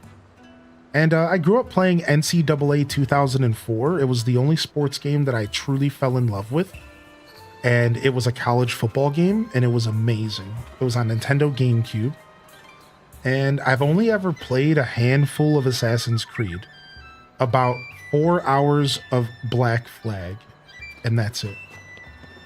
Maybe one day I'll play more.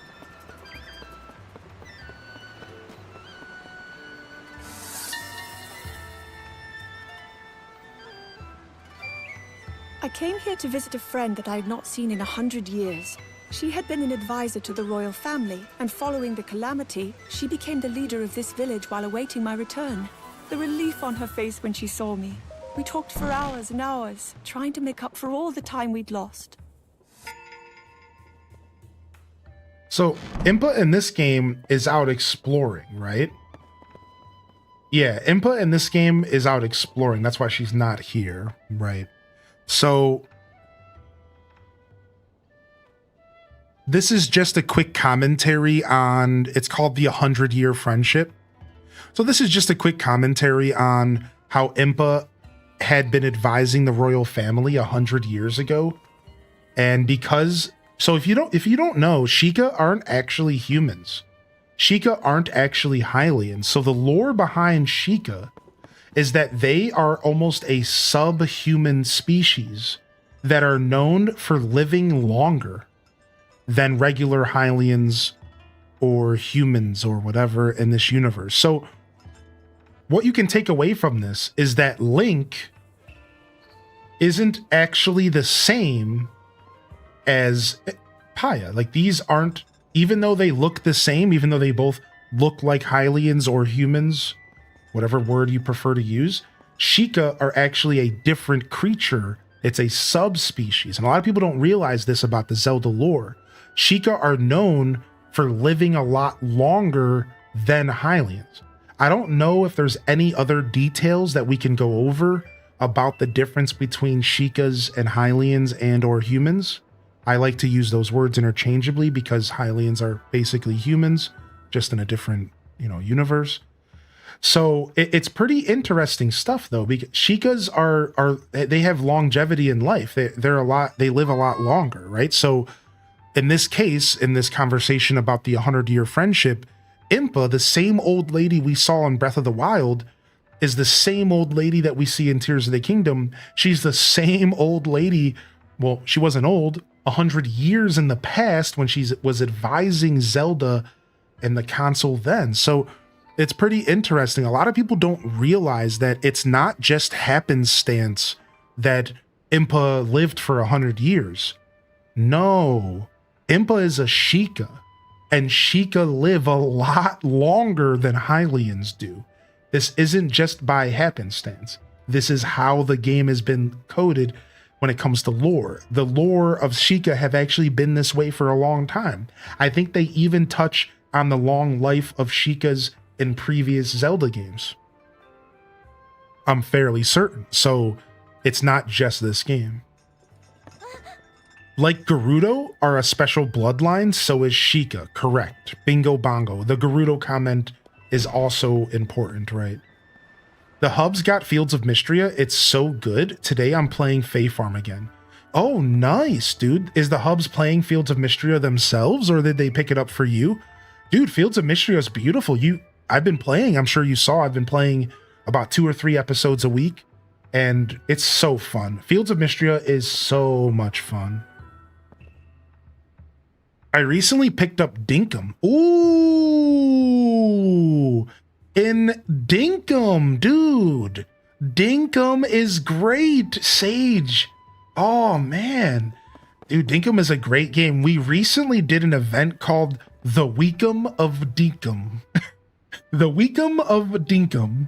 And we came back to Dinkum because it just fully released, I think, for the first time. And we played it for a week straight. And I unlocked my helicopter. Dude, it was sick. I unlocked my helicopter, which was a goal of mine since the game released into early access.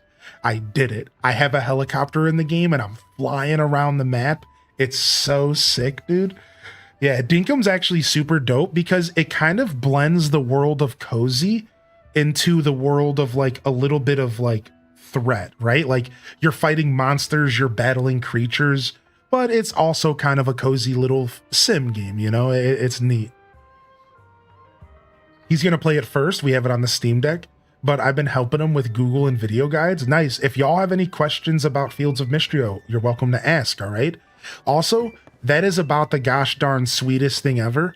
I love being a navigator for my partner while they game.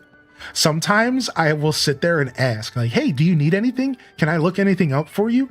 Just ask me. I'm just a Google away. I really, really enjoy help, like, while sitting around with my partner and they're gaming and I'm sitting there like being their navigator. I find that to be a sweet interaction. I know it's 1 p.m. here, but good morning. Good morning. Yo, what's up, JJ? Welcome back, man. Dinkum was good, but I always died when exploring. Dinkum's a difficult game at times. This game expansion for Zelda makes me wish they would have come out with a book full of this game's lore. So they actually did, but it's not in America yet. So let me pull this up really quick. All right, hold on. It's called the Masterworks Zelda book. So this book was released only in Japan, and it's supposedly supposed to come to America. I don't think it has yet. Maybe it did and I missed it, which sucks because that's the last thing I would want to miss. But if you take a look at this really quick, this is called the Masterworks. And it's a full book dedicated to Tears of the Kingdom and lore. And the internet has done their best to translate this. But even with translations, we're still missing a lot of information. So a lot of us are waiting for this book to be released in English so that we can read it and dive into the lore ourselves and not through translations. Now, apparently there was also one for Breath of the Wild. I didn't know that. That's pretty cool. I thought it was only Tears of the Kingdom. That's pretty sick. I had no idea this existed. So again, unfortunately, I don't think there's an English version out. I remember hearing that there was supposed to be an English version that was going to release, but I don't think it's out yet. Also, check out different haircut designs from the Masterworks book. These were all potential Zelda hairstyles. Which one do you think should have been Zelda? 1 starting on the top left, 8 being on the bottom right. Which version of Zelda do you think should have been Zelda? I'm gonna say that Zelda actually looks super, super sexy with short hair. And I think I would have preferred like a short hair version, like maybe number 5 or even maybe number 3. I'm feeling 5 or 3, 3 or 5 myself. I think so. I think 3 or 5 is super dope. Maybe 7. Yeah, maybe 7. 7 is fly.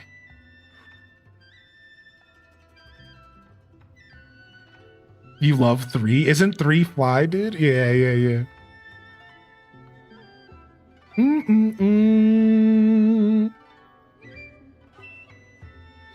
Yeah, isn't that dope? So this is just one example of some of the stuff that's in the Masterworks book. And some of the stuff that hopefully we get a chance to look at if they release this book in English. I'm going to tell you right now, if they release this book in English, and I think it's more of a when, not an if, I swear I heard it was coming. We'll sit down and actually do a real life storytelling stream. We'll sit there and we'll flip through the book on stream. I'll get a camera and I'll point it directly at my desk, and we'll sit here and we'll flip through the pages and we'll do it together. Yeah, if it comes, dude, we'll do that. That'll be such a treat. That'll be such a treat. We'll sit down and we'll go through the whole book. Yo, what's up, Silver Knight? Good to see you, buddy, by the way. Very cool. Very cool stuff, right? Very cool stuff here. All right, we have one more left. Oh, wait, is that Dorian right there? Yeah, what's up? It's Dad. Hey, Dad. How you doing, man? Oh, Link. I heard that Lady Paya helped Taro and the company with their investigation. With the mystery of the ring ruins sorted out, the village will flourish more than ever. I was wrong to think she was taking her responsibilities of chief seriously. She wasn't. In the end, Lady Paya was more concerned for the village than anyone. That's right. My daughter made that. Oh, he's talking about the wreath. He's such a proud papa, dude. He's like, my daughter made that wreath. That's right, mother trucker. Would you risk getting copyrighted if you show the book on stream? I don't think so. Maybe, but if I did take that risk, the worst that would happen is that they would say, "Yo, delete that stream, bozo." I would take the risk. Yeah. The worst that would happen is they would be like, "Yo, delete the stream." And I'm like, "Oh, okay, my bad." Like, I wouldn't get any real trouble. So, cozy fireplace with a rocking chair and Hylian reading us stories by the fire, like a nice little bedtime story. I've actually been it's been requested of me in the past to do bedtime story streams. Maybe one day I will fulfill that. Bozo's a bit strong, maybe a bit strong. Yeah, I thought so myself, actually. So, thanks for saying that. What are your thoughts on the Lego Game Boy set? I want it. What's up, Big Jack? I think that Lego Game Boy set looks amazing. Ooh, do I want to heal my inner child with that one? Yes, sir, Bob.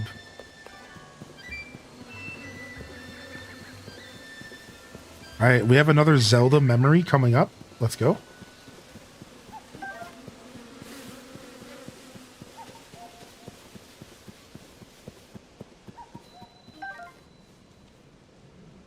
I passed it up. It must be up there. It must be up there. I think it's for sure up there. Okay, I thought so, but I wasn't too sure.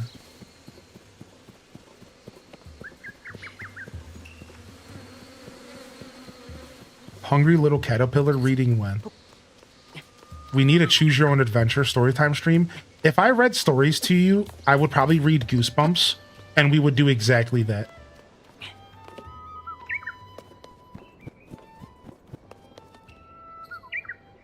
Okay.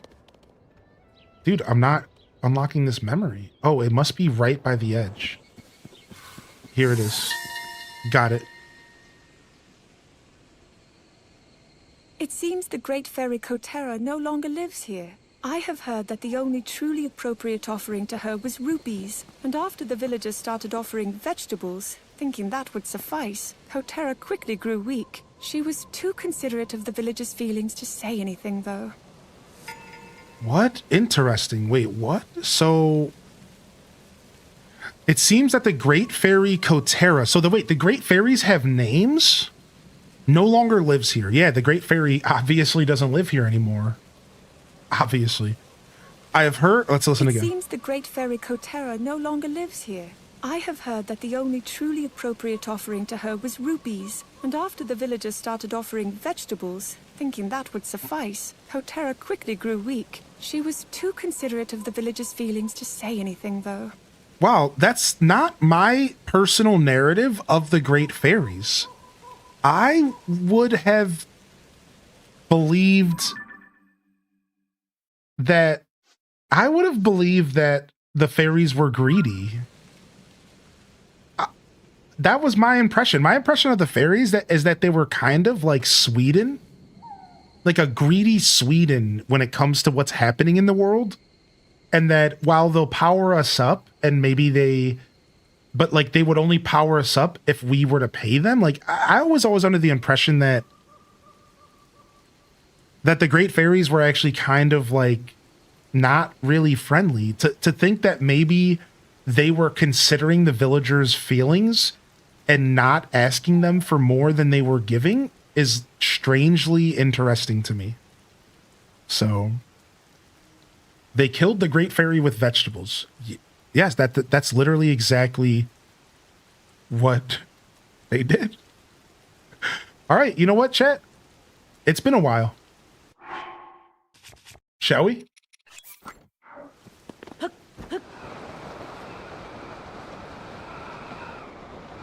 $200?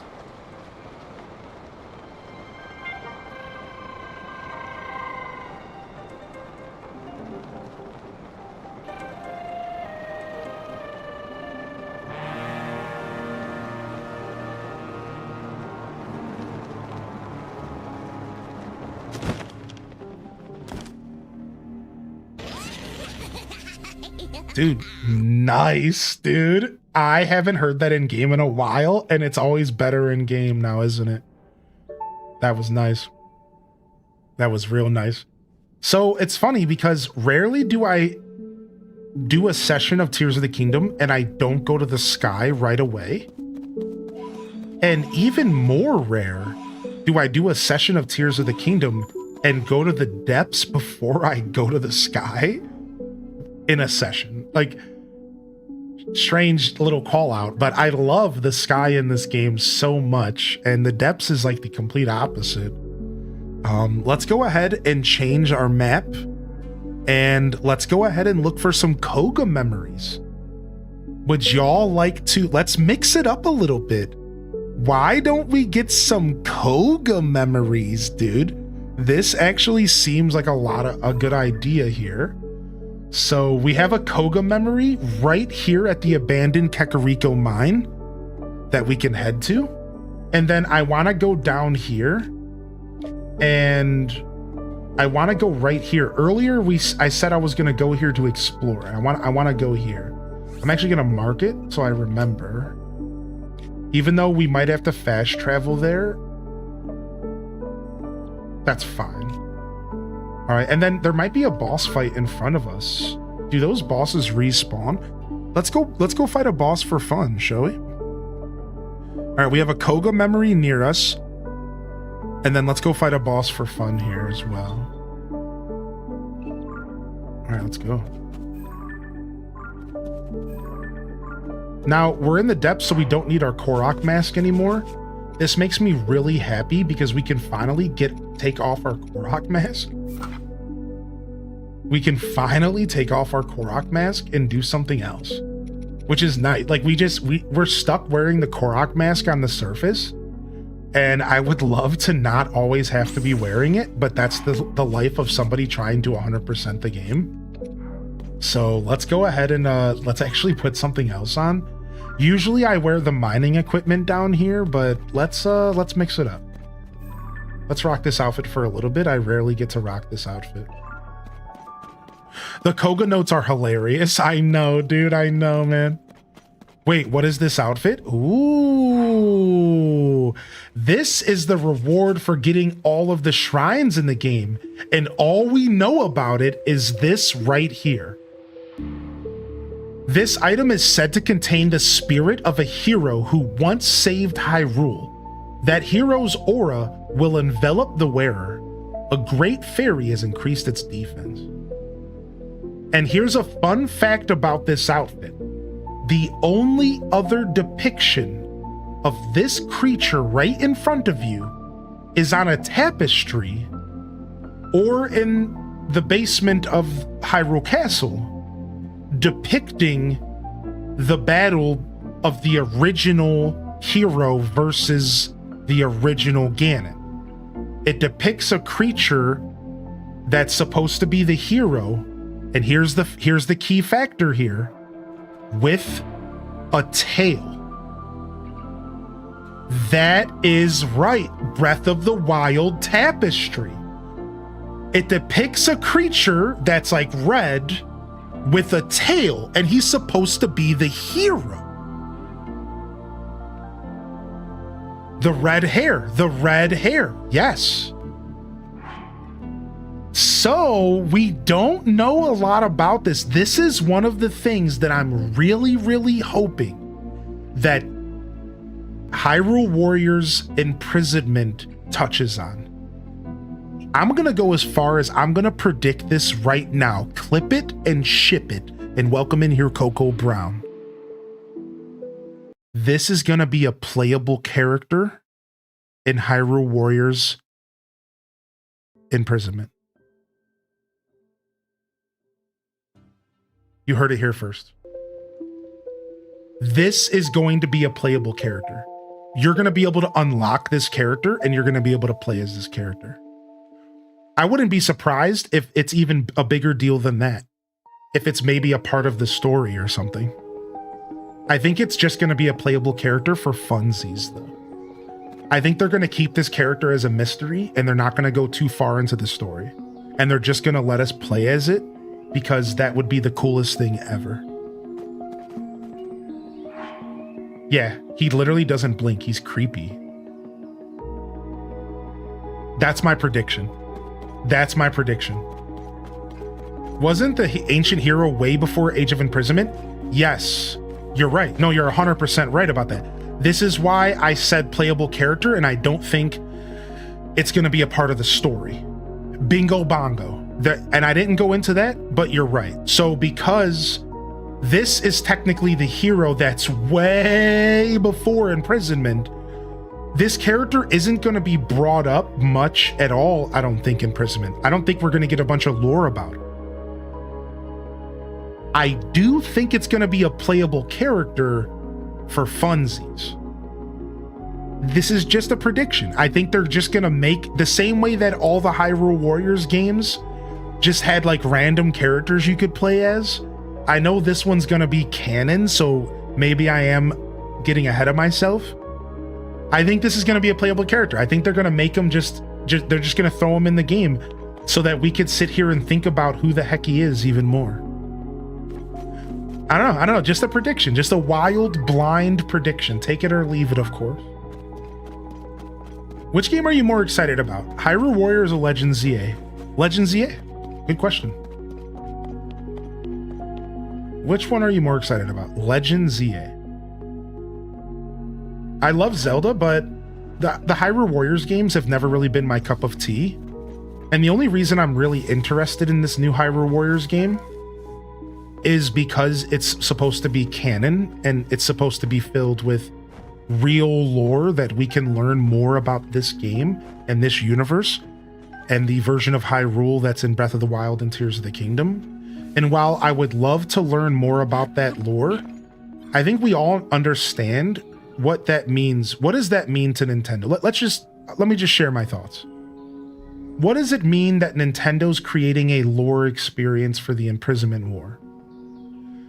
What this really means is that we're going to get more questions than answers, because that's just the Zelda way. They're going to just give us a little bit of information about stuff that really just helps us with world building. And by the end of Tears of Imprisonment, the Hyrule Warriors game, we're just going to have more questions than answers. You know it's true. You know that this is the very Nintendo thing to do. So I'm not going into the Imprisonment game thinking that it's going to fill me up with so many answers that it's going to blow my mind. In fact, I think we're going to get very little information, And we're just gonna see the stuff that we saw in Tears of the Kingdom played out in front of us. And it's not gonna really answer many questions at all outside of some small little tidbits of lore. So this is why I'm maybe not as excited, even though I am very excited about Imprisonment versus Legend ZA. Since you asked, I am actually more excited for ZA. I know I'm a Zelda fan first. Technically, I'm a Zelda fan more than I am a Pokemon fan. But I think Legend ZA is about to be dope, and I'm really excited for the next entry into the Legends franchise, the Legends series. And Hyrule Warriors for me is just a stopgap between Zelda games. And while it's going to be fun and exciting, and I'm really down to play it, I don't really see it more than just a stopgap.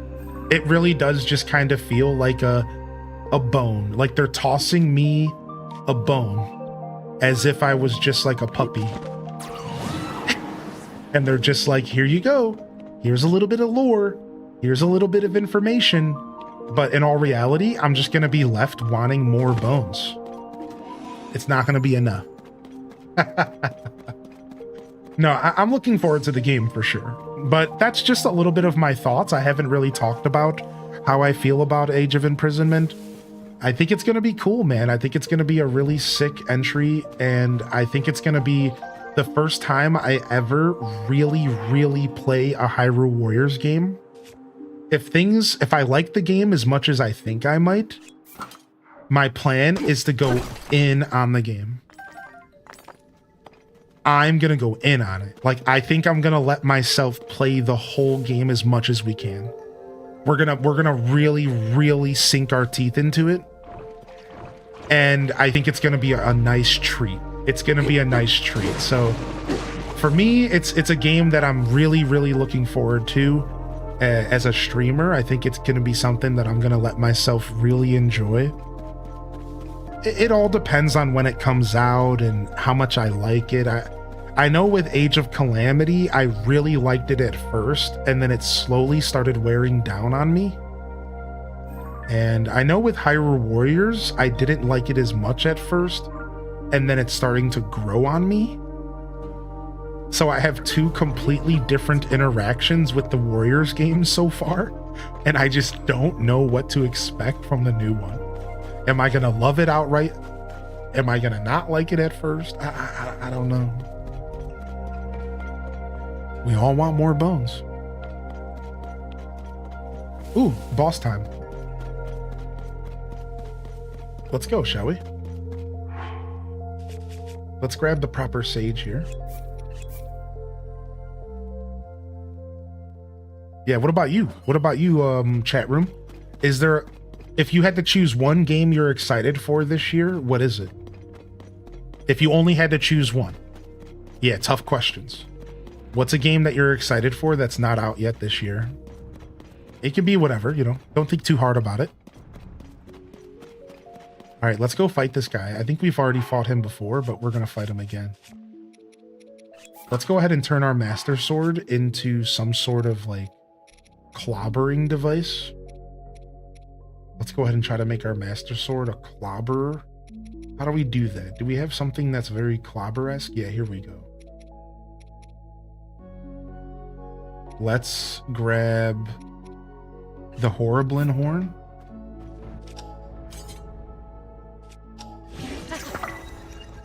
All right, let's go.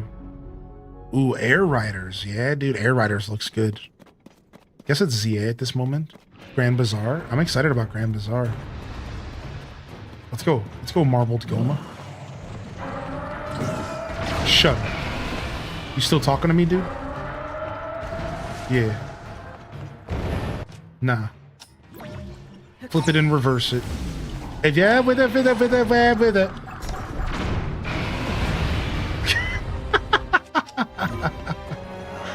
Flip it and reverse it, dude.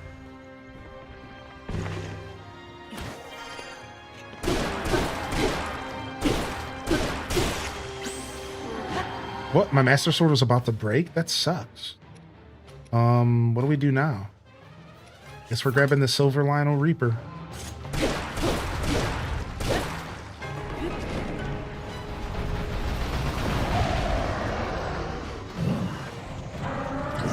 Shut up.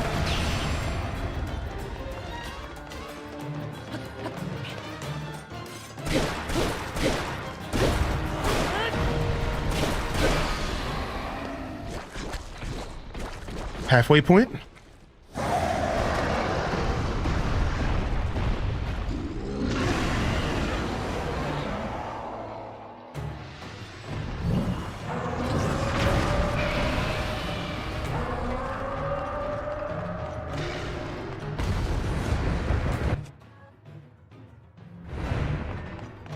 I don't remember how to deal with this.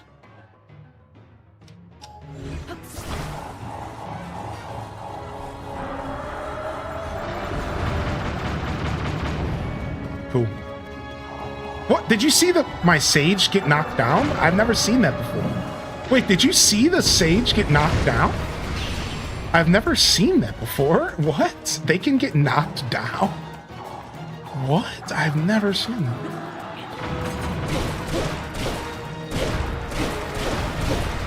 When I first fought Marbled Goma, I had a sword that did like 100 damage, and I literally two-shot him and brought him to his middle phase. Listen, like, when I first fought him in the Fire Temple, I walked up to him with a sword that had 100 damage on it, a weapon. I hit him twice. Homie went down to half HP. I never even got to see the first phase of the fight. Second phase starts. I go up, two-shot him, dead. I wiped the floor with this dude, and I didn't even get to experience the fight. I was actually kind of mad because, like, the fight was really cool, and I beat it in like 2 seconds. I was pretty upset about it.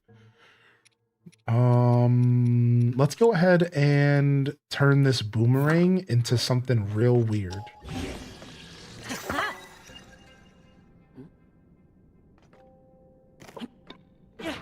Ooh, nice.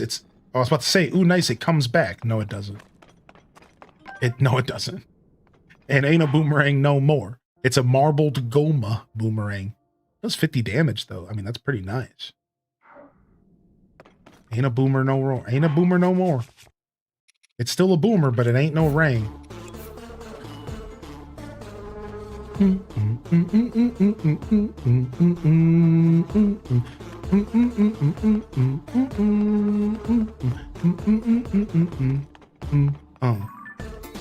Yeah.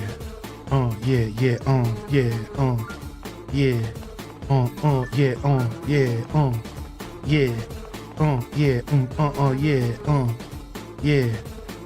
yeah. Thanks. Nice jam out. I just got asked the question, am I excited about Haunted Chocolatier just the other day? Whoa!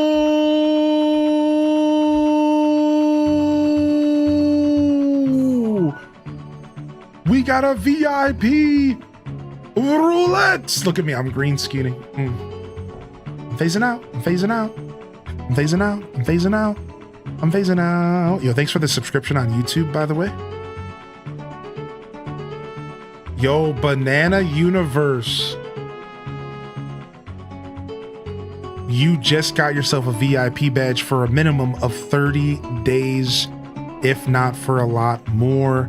I really do hope you enjoy it. I will get you a VIP jacket. And you know what? Somebody please get this human a rotisserie chicken. They've earned it. They've earned it. Delore, 2 months ago, Delore salutes in the chat. When one gets it, somebody's got to lose it. 2 months ago, Delore, your time is up.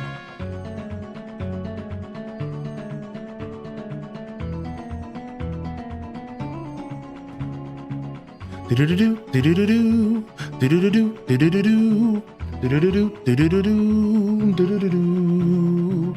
Ba-da-da-da, ba-na-na-na, na-na-na, ba-na-na-na. The store was out of rotisserie chicken today. Don't worry, I always keep a couple in the back just in case. Don't worry one bit. H says gritties. We got plenty of chickies. Don't even worry about it. We got plenty of chickies for you, dude. Just hold fast.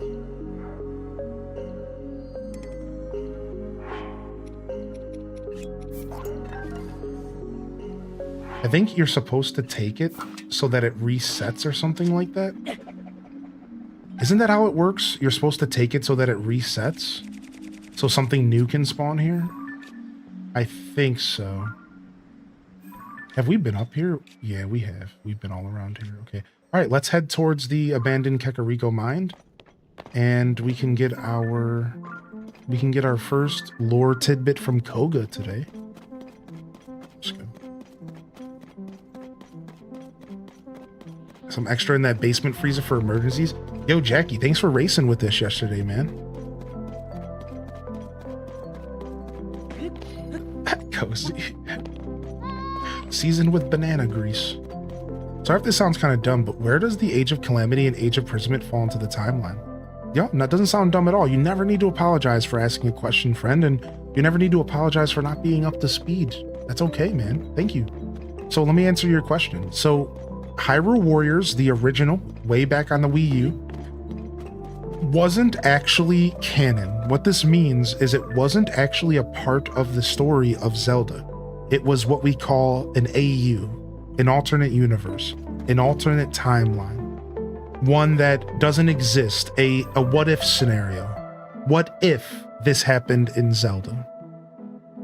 Now, the second Hyrule Warriors game called Age of Calamity was actually the same. It was not a canon story, so it doesn't go anywhere in the timeline. It was another what-if scenario. What if time travel had happened? What if the events occurred in this order? And what if this is how the story went down? Age of Calamity. Now, this is where the new one separates itself from the next. The new Hyrule Warriors Age of Imprisonment game is going to be canon. It is going to be a part of the Zelda story. And it's gonna fall right before Breath of the Wild. So the Age of Imprisonment story is gonna be before Breath of the Wild. It's a war. It's all based on a war that happened around the founding of Hyrule, way back in history. Years and years and years later, I think tens of thousands of years, then Breath of the Wild happens. And then 5 years or so after that, Tears of the Kingdom happens. So Age of Imprisonment is like 10,000 years before Breath of the Wild. I think that's when the Imprisonment War happened, if anybody wants to correct me. So it's like Imprisonment War,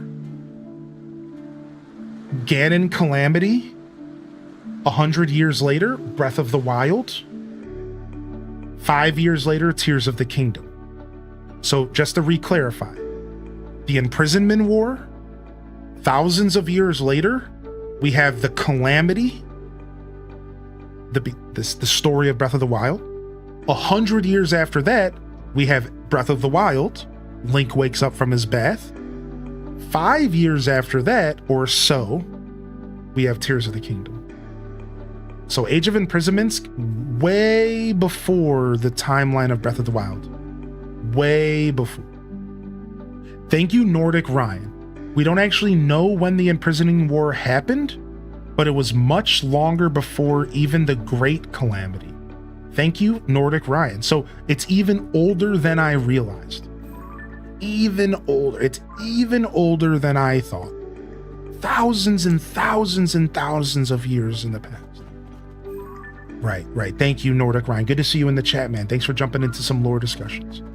Appreciate it. You're always welcome to correct me in that sense, because I'd rather give out the right information than be wrong and have someone be afraid to correct Mr. Streamer. So thank you. You know, sometimes it might be a little annoying, but it's worth it for the truth. and for facts. So yeah, thanks so much, man. All right, let's go. We're going down. You look at in the depths, we get to enjoy our glider. Look how sexy our glider is. So the name of the armor I'm wearing is called the Aspect of the Hero. Ancient Hero's Aspect. I saw that question, I just didn't get a chance to answer. Actually, wait, we're not going down there. Whoa. I think we're going back up first. Yeah, we're going this way first. Yes, we need more of this ore, so I'm actually super happy we came down here because I need this ore. The ancient hero is depicted as a Zonai when the last of the Zonai was supposedly Rauru or Mineru. Right, so that's why this hero, like you said, this hero would have been from the war way back in the day. So technically this hero might have been one of the first Zonai, in theory.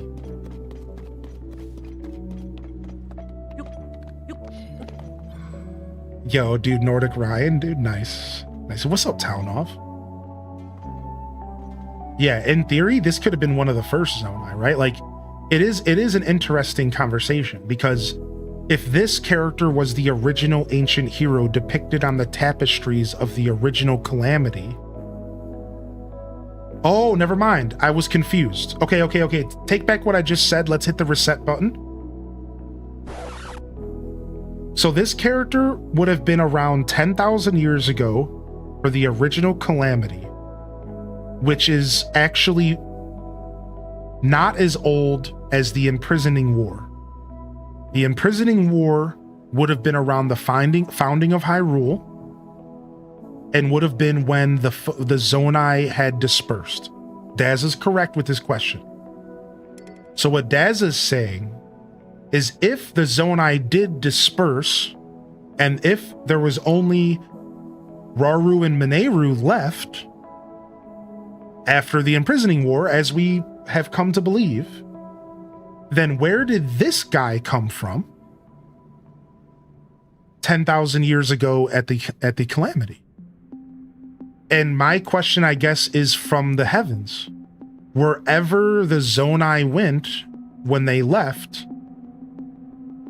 I think maybe they went to the heavens. Maybe he was sent down from the Zonai to help with the Calamity. Maybe there's something we don't know about that. Maybe we don't realize,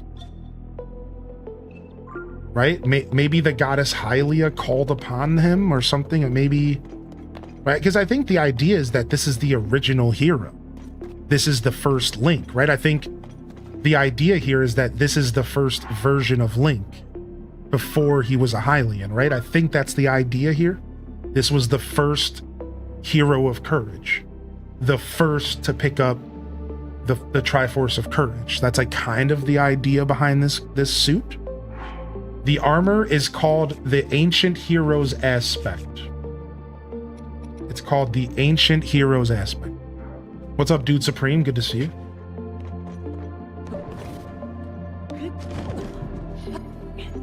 And we might get to play that character. I don't know, maybe. It's just a theory of mine, because the Hyrule Warriors games are all about letting you play as weird characters in the Zelda universe.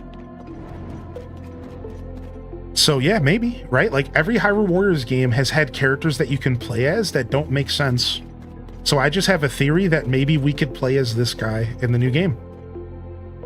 It's just a goofy prediction of mine. I think because these games are all about letting you just have fun. So it's like, sure, like I have a feeling that they might let us play as this character, and maybe they'll give him a move set and let us just experience what playing as the original hero might look like. You know what I mean? Like that would be kind of cool if they gave him a little bit more integrity than just a random suit. But it wouldn't be a part of the story. I think it truly would just be like for funsies. Like just to have the players think even harder about the lore, you know, like just to get us thinking even harder about the lore. He doesn't fit anywhere in the timeline of events. I hope Age of Imprisonment shines light on him. Yeah, that's what we were saying earlier, and I hope the same. Yeah, we hope the same, right? Yeah. And thank you. Yeah, no problem. No problem. No problemo. All right, looks like we've definitely been here.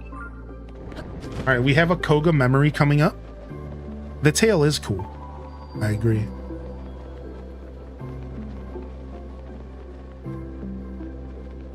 Yeah, there shouldn't be anybody here to fight us because we already cleared them out. But we get a memory.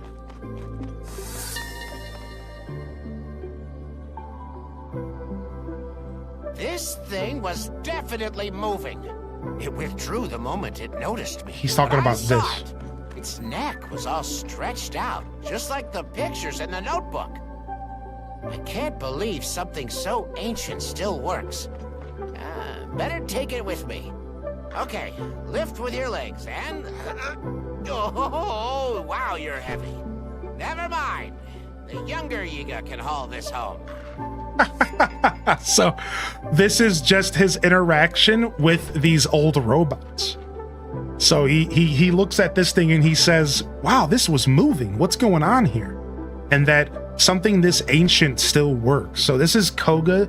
So for those that don't know, the Zelda memories aren't just Zelda. It's also Koga in the depths and Rauru in the sky, giving us Raru's perspective on things before maybe he perished, or just in general, giving us Koga's perspective of when he first discovered the depths. It's really cool because it's Koga's journey through the depths for the first time, when he was first coming down here and discovered it and said, wait a second, what is this? Right? And then you also have Zelda on the surface, and it's all about Zelda's interactions with the world, right?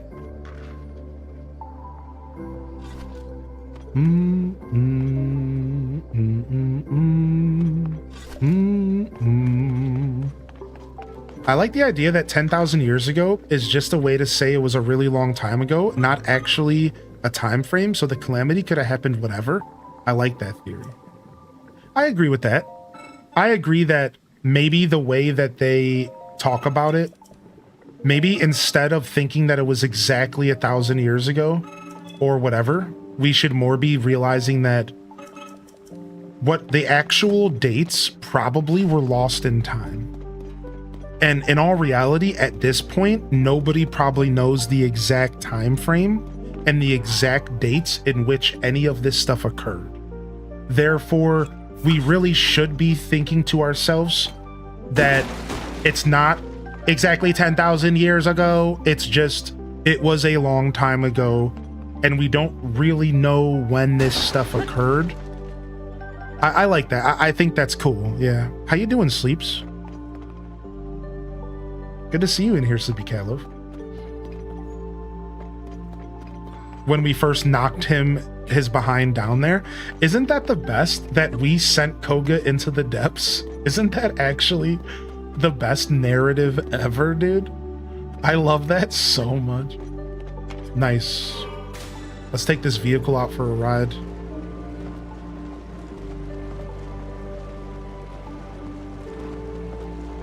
Take this vehicle out for a ride, baby. Interesting. This is one of the only buildings fully intact in the depths. I never noticed this.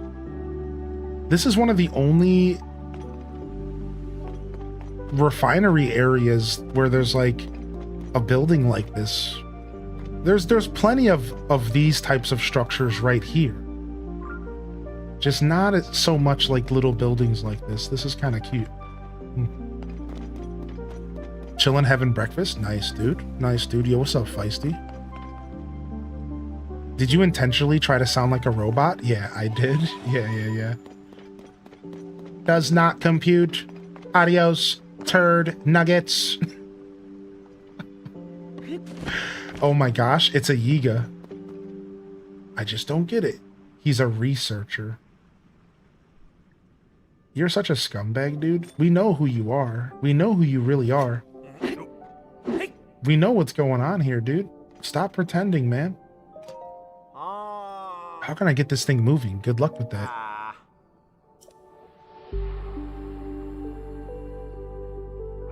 Wait, does he not notice who I am?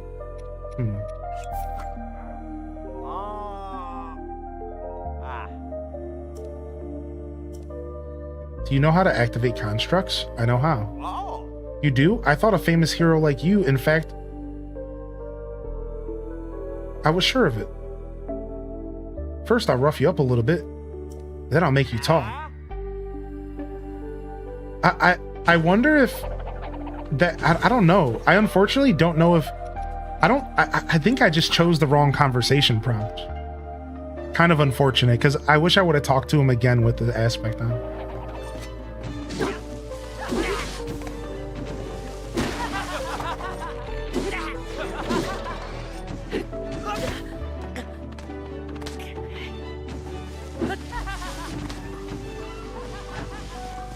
I hate these guys so much. Why did I talk to him? Why did I do this to myself?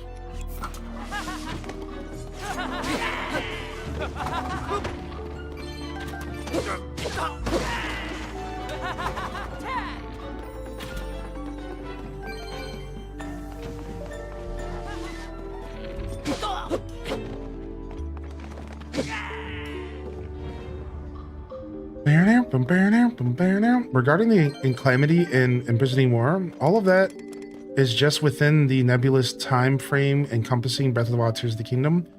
There's still the countless more eons before that that's supposed to be the rest of the Zelda timeline. Right, exactly. Yeah, Hyrule is old. I love gold.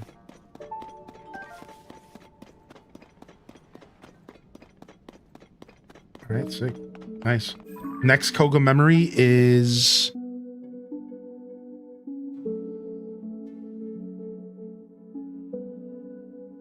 a little bit further away.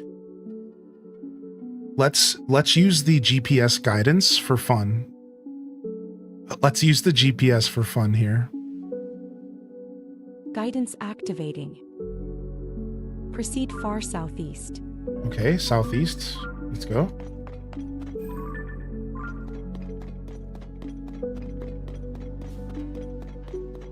I was gonna take this vehicle, Proceed but some distance southeast. I was gonna take this vehicle, but I'm just gonna walk. Screw him.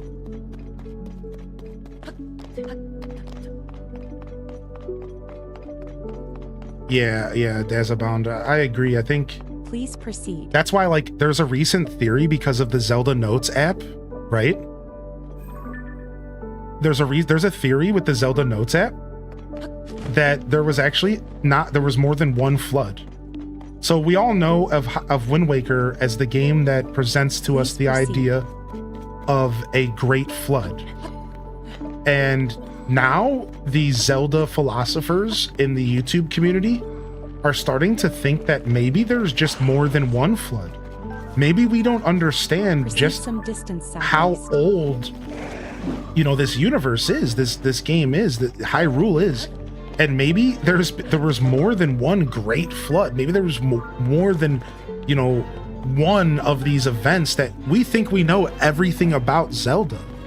We think we know everything about Hyrule, but in all reality, Please proceed. there's potentially a bunch of gaps in the lore that we don't know. And the idea that there was more than one great flood is pretty cool. It's actually one of my favorite lore ideas. Proceed One of my some favorite distance theories, if you will. Glad I found this channel. Needed this vibe today. Appreciate you. Oh, thank you, man. That was cool of you to say. I'm glad you found us as well. We like to get Proceed down. some distance Just as a quick introduction to me and the community here. I'm Hylian Descent. You can call me Hylian or Joshua.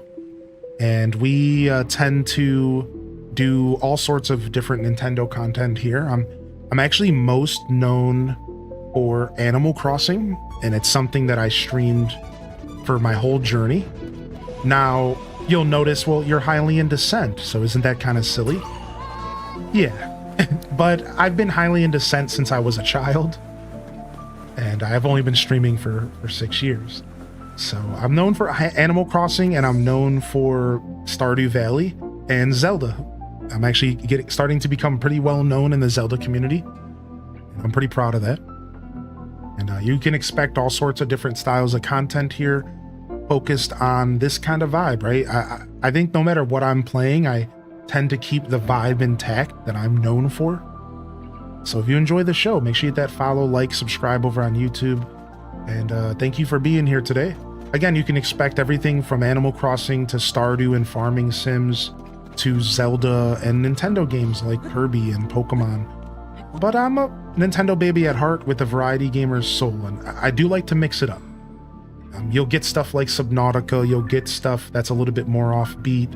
You know, we've done all sorts of different styles of games, from Spyro the Dragon to big variety-a-thons where we're playing all sorts of different styles of content. So yeah, welcome in, and thanks for hanging out today, y'all. Appreciate that. We're just vibing here today for some Storyteller Sunday. It's actually an old vibe that we're bringing back from some of my early stream days of Tears of the Kingdom, rather.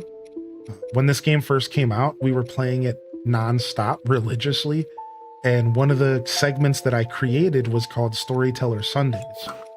And it was a way for me to walk around the world and read all the dialogue so you didn't have to. Because if you're like me, you probably skip through most of the text in video games. Don't worry, I'm not calling you out. I'm not outing you. This is just how a lot of us game. We don't care. We just want to play the game. So I created a segment during Tears of the Kingdom where I would run around and read all of the text for you from every single NPC in the game. And we would sit and discuss all of the lore. So you don't have to go back and read all of the dialogue, which some of it was totally worth it. And I'm really happy that we did it. And, you know, some of it was maybe lighthearted and silly or whatever, right? So Proceed some distance southeast. A big void of potential games to put there. I actually agree with that. Part of me wonders if the next Zelda game is going to be in that void. Proceed some distance southeast. Wait, why is my sword glowing? Oh, it glows around gloom, right? So it's funny that you say that, because I've been thinking about where maybe the next Zelda game Proceed goes. some distance southeast. And I was thinking about how, like, what if they want to what if they stay within this timeline, but then they give us a different Proceed some perspective, distance southeast. right? Like maybe she's already super annoying. Yo, what's up, Nico, by the way? Right? Like, what if the next Zelda game is in the same timeline like a lot of us would like, Proceed some distance southeast. but a perspective or Proceed an era? southeast. Okay, will you stop yelling at me? We're done. We're muting you for now. Yeah, what if it's from a different era in which, like, that fills that void, that cleans the timeline up, like you said, and maybe we get a look at Hyrule in between the 10,000 years, and maybe there was a different threat, like Vati or something, an interesting character that we never considered, or maybe they go forward in time and we get to see a look at Hyrule, or maybe even a neighboring kingdom. I would love if they were to do a different kingdom and give us a break from Hyrule next. Maybe we go to Termina. Maybe we go to a different area and we visit the other Zora tribe that's mentioned in the game because of that one character, that female fish lady. There's a different Zora tribe. Maybe we go to the place where those Zora tribe comes from, right? Like, and we get to experience a different style game that's still grounded in the Zelda universe. Yeah, low rule, right? Like something cool. So they don't have to stick with Hyrule. They could give us a break, maybe give us something else. Come back to Hyrule when they're ready to tell a new story, you know? The next game isn't Link, it's Stink, and it's a world full of trash. Didn't they firmly place Echoes after A Link Between Worlds? Mm-hmm. Echoes was firmly placed after A Link Between Worlds. But I believe before the Oracle games or something like that. Yeah, it's right around that timeline, correct.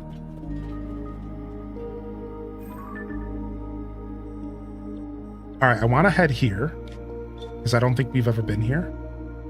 And then we're going to go to Koga. Sound good? Let's go. Let's go fight some Yiga. Let's go fight some rats. Let's go fight some rats. What's up, Kaibos? Let's go clean the bait. Let's go do some Charlie work. Let's go do some Charlie work, shall we?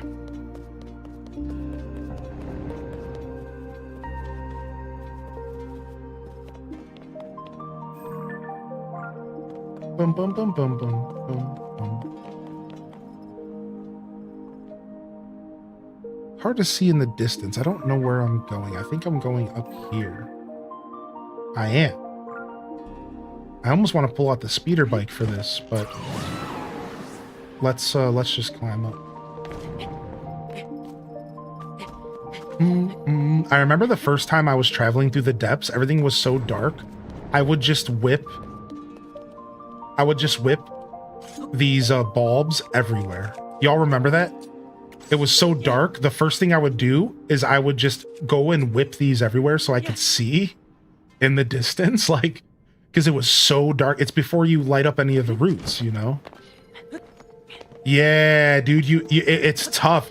I would use my bow and I would just shoot the bulbs everywhere because, like, you just couldn't see a dang thing down here, which really added to the vibes of the depths, to be sure, right? All right, it looks like we're crossing here.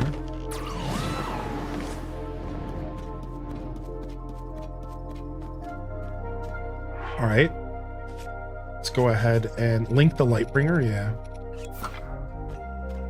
let's go ahead and see what's going on. I need a bow equipped, I think. I hate when games are dark. I mean, you and me both, actually. I'm really, really not a big fan. Oh, that didn't work out. Let me go and get that item back.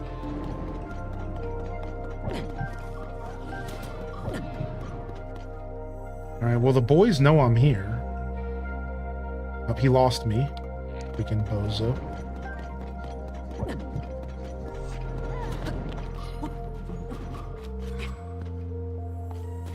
Yo, this guy's right here.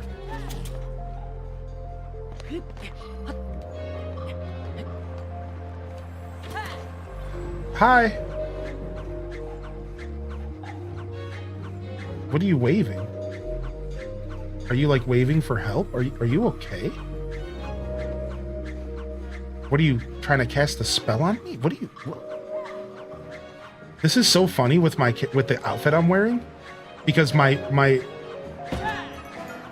like my expression is just what the f is wrong with you? Like it's just so perfect. Like, what are you doing? What?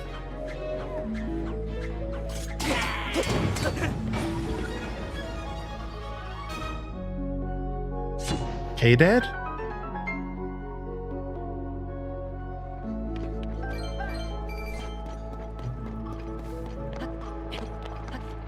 Dun, dun, dun, dun, dun, dun, dun. Imagine having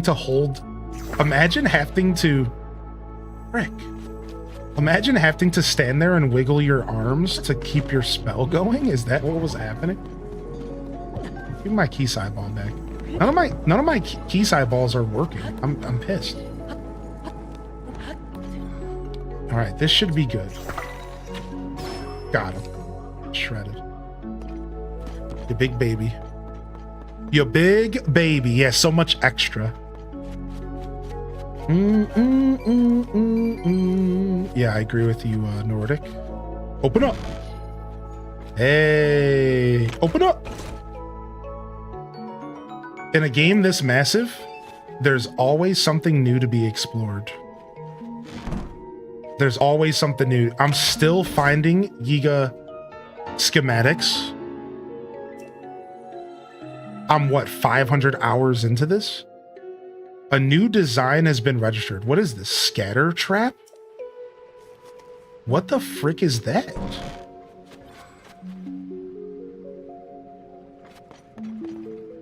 Is there someone else around here? Hold on a second. Have I not killed them all? No, we're okay. Nice. All right, let's read some lore. Beware the large roots found throughout the depths. While they are sturdy and can provide a safe path across gloom, they hide danger. Gloom seems to ooze out of the suspicious-looking red and black roots. These roots can't be cut down or burned. The safest course is to avoid them.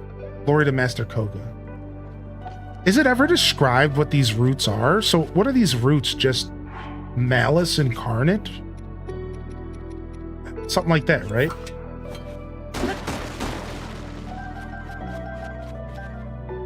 Just like a visual depiction of the spreading of Ganon's malice, I guess. What's up? What's up? What up, good noodle? Hey, thanks for popping back in here today. I know you popped in yesterday and I was in the middle of a rant, a soapbox, you know, highly into scent stuff. But I really truly did appreciate seeing you pop in, and thank you for the support. You know, never necessary, just always nice to see you around. I hope you've been well, man.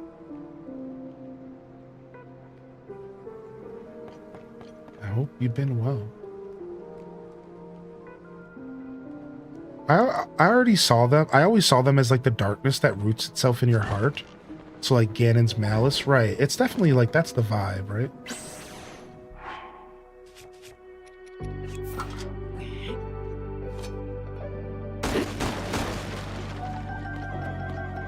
What? Oh, I was about to say, what the heck's shooting at me? Oh, it's just some fire in the distance. Yo, what up, Ashley? Jam fam? Wham bam, thank you, ma'am. All right, now we're heading here. Yeah, now we're heading right here, and we can go ahead and take our marker back. Yeah, we're heading right here. But before we head there, we're gonna head to this sword right here. No, maybe we shouldn't. That's pretty far down. Yeah, let's just go this way. I could make myself a speeder bike. Let's make a speeder bike. I don't know why I'm out here traveling in the dark like this, when I could just have a speeder bike, dude. I got this. Don't even worry about it. Best speeder bike. Perfectly balanced speeder bike coming up. What? It didn't pick up the stuff. It made me pay for it. You know, whatever. And then if I wanted to make this one better, what I can do is I can actually put a light on it. Now this light is going to mess up the balance. So you have to be careful about doing this. But what we can do is if we can perfectly put this on here. Now, not only do we have a perfectly balanced speeder bike, we also have a light bulb in front so that we can see what the fuck's going on here in the depths.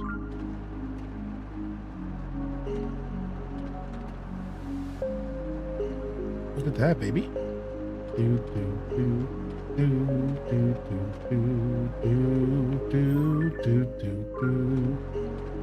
Oh, pull her up, pull her up. I thought you were deliberately not using a vehicle to take in the scenery. I was at first, and then I realized that I was sick of it.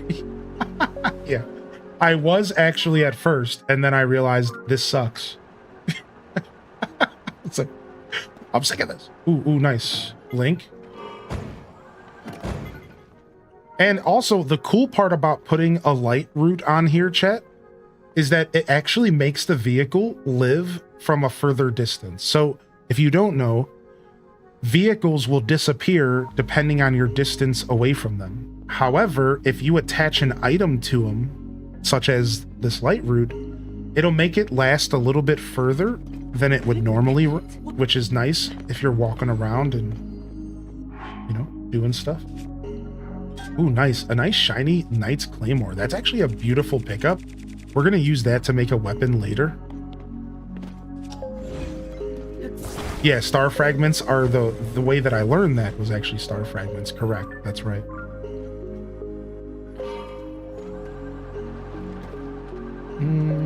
I think there's even some sort of glitch that... Hold on a second, I need to charge this. There's even some sort of glitch that you can make a vehicle like permanent with a star fragment. I don't remember the exact details, but I know that you used to be able to do something along those lines.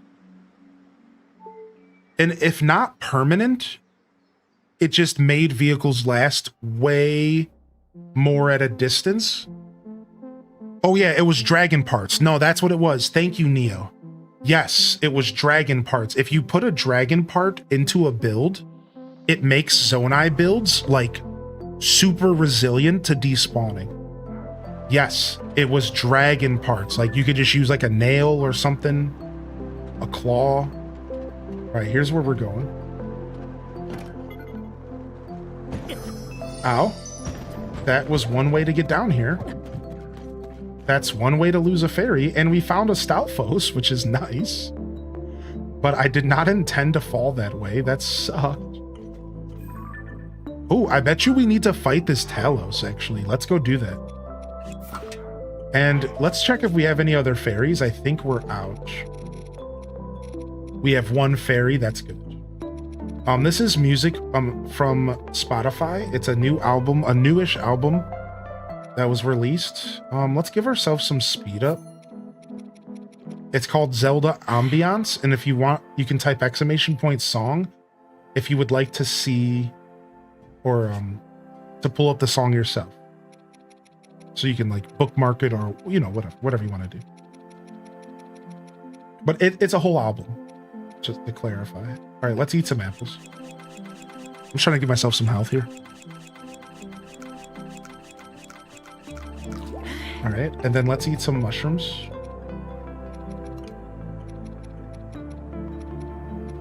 I should have some sky shrooms, right? Where are those at? I don't remember. It's been a while since I played this game. Oh, right here. I don't have as much of them as I used to. Okay. All right, nice. All right, let's go see if this Talos needs to be fought.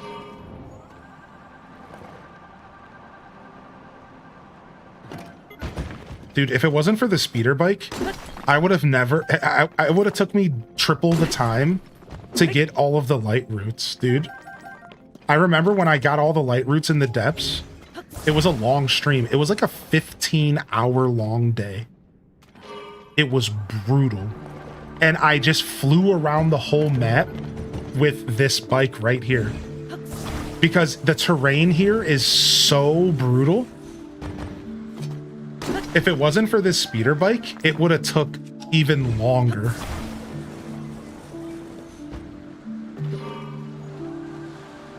At the time, we had already had all of the...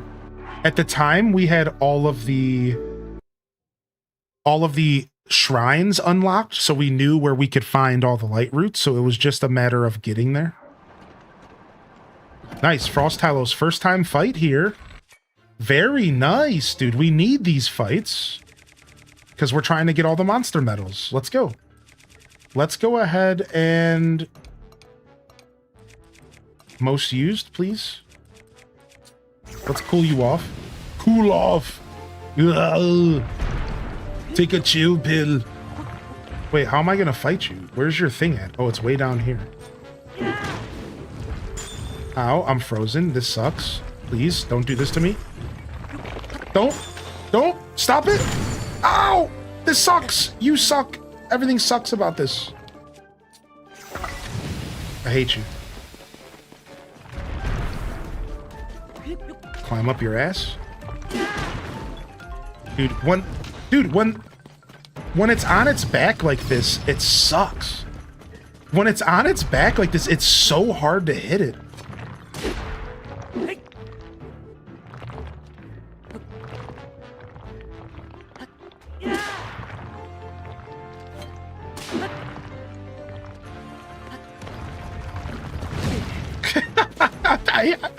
I hate it so much.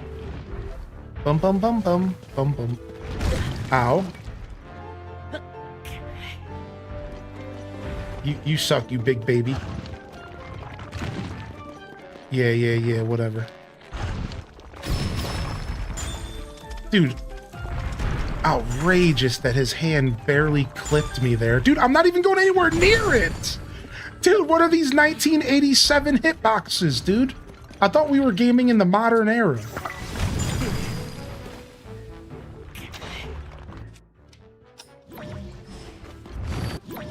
Okay, he's fully ice again. Yeah, figure it out.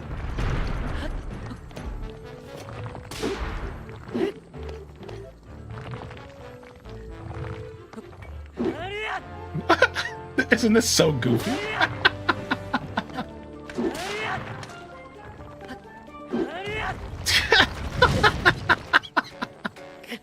You gotta admit that that's pretty fun. You gotta admit that that's a blast, dude. All right, he's refrozen.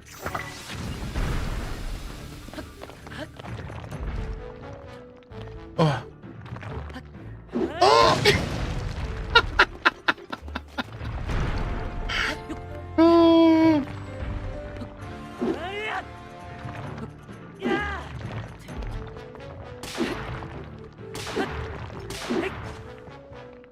Ooh, was that a did you just cough a diamond up?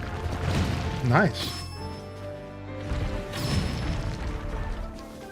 Yo, what's up, Infamous? Did you know you could recall the arms? Yes! It's like my favorite way to fight Taloses. Yes, dude, that's like my favorite way to fight Taloses is recalling the arms. Yeah. Nice, dude. Nice call out. Good to see you, Rain.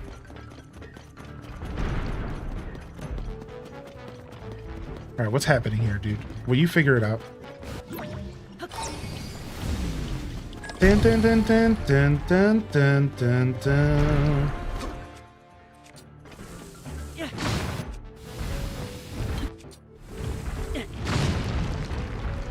Oh, let me get that. Let me get that sapphire, baby. I don't want to lose any of these gems. Alley-oop. Missed.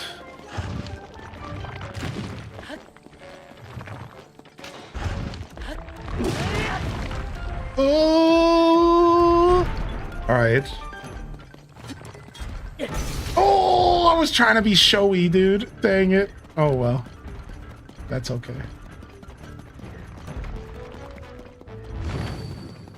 Okay, he's icy again. But where's the ice coming from? True. Good question, actually.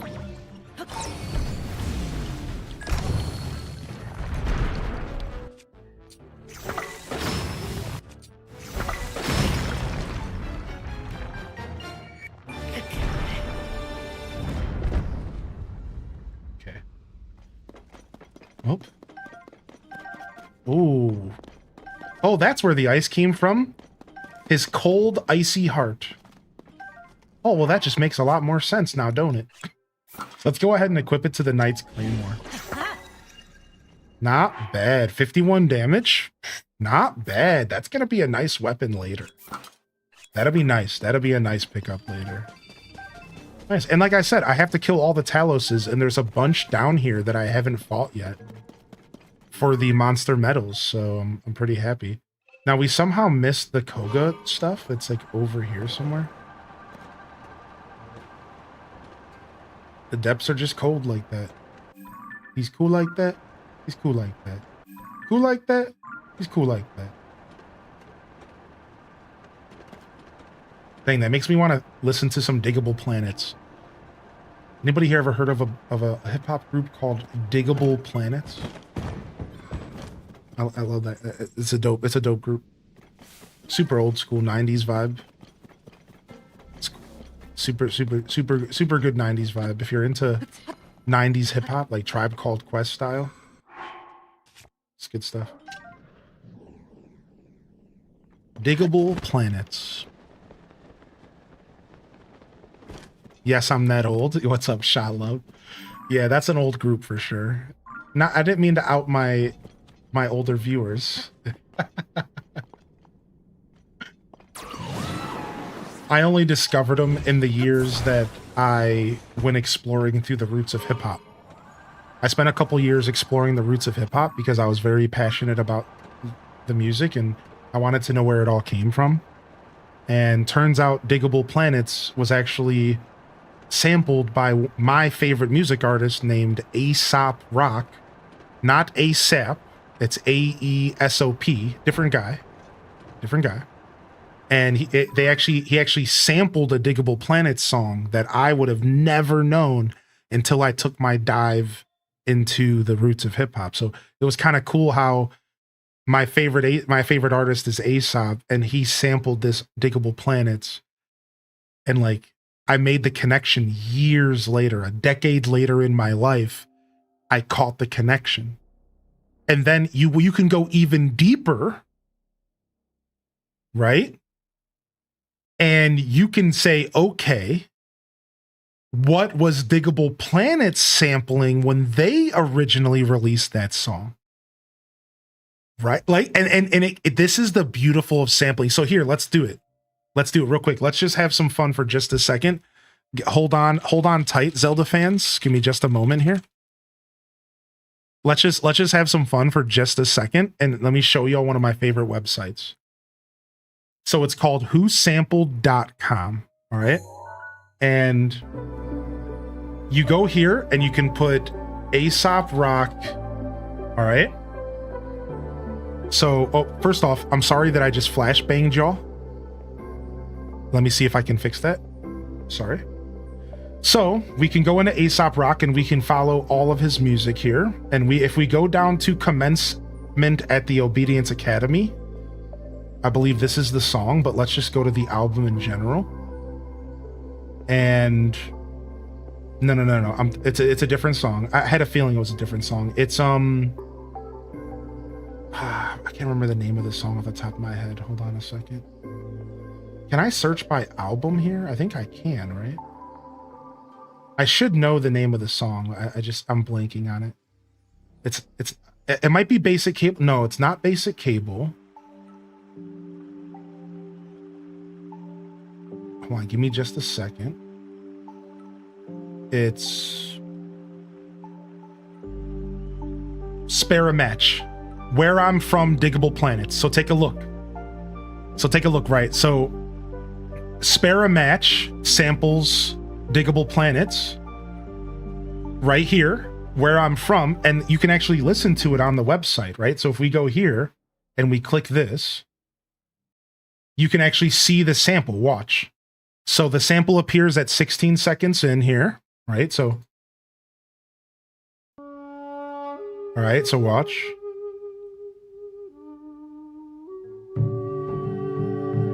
It starts at 16 seconds. Here it comes right here. Electrons from the mainframe. He stretched from mad blocks. Electric charge coming from the mainframe. I'm from where the fat beat stretch from mad blocks. Right? Now let's go to the actual song. Ready? Dome. I'm from where the fat beat stretch from mad blocks. We can get a kick without no dome. I'm from where the fat beat stretch from mad blocks. Boom. Setting a star.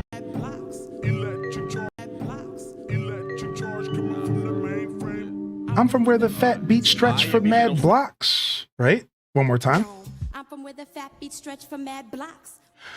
Now, again, you could probably go deeper. So what we do is if we click on Where I'm From Diggable Planets, we can see that Diggable Planets actually sampled 3 songs for their song, 7 songs actually. All right. And we can go in here and we can say, okay, so where did they get their inspiration from? They got their inspiration from KC and the Sunshine Band, 75, funky drummer James Brown, huge samples from James Brown all over the place, Melvin Van Peebles, never even heard of him, Laura Nero, the Mohawks, and Kermit Schaefer. Or Schaefer, rather, Kermit Schaefer. So now we can go in here and we could say, okay, so Aesop led me to Diggable Planets, and then now Diggable Planets is going to lead me to Casey and the Sunshine. Like now this will lead me here. So if I click on this, I could say, okay, well, how did they sample this artist?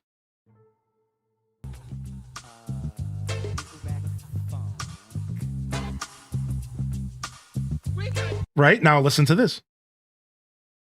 Oh, video's unavailable. That's unfortunate.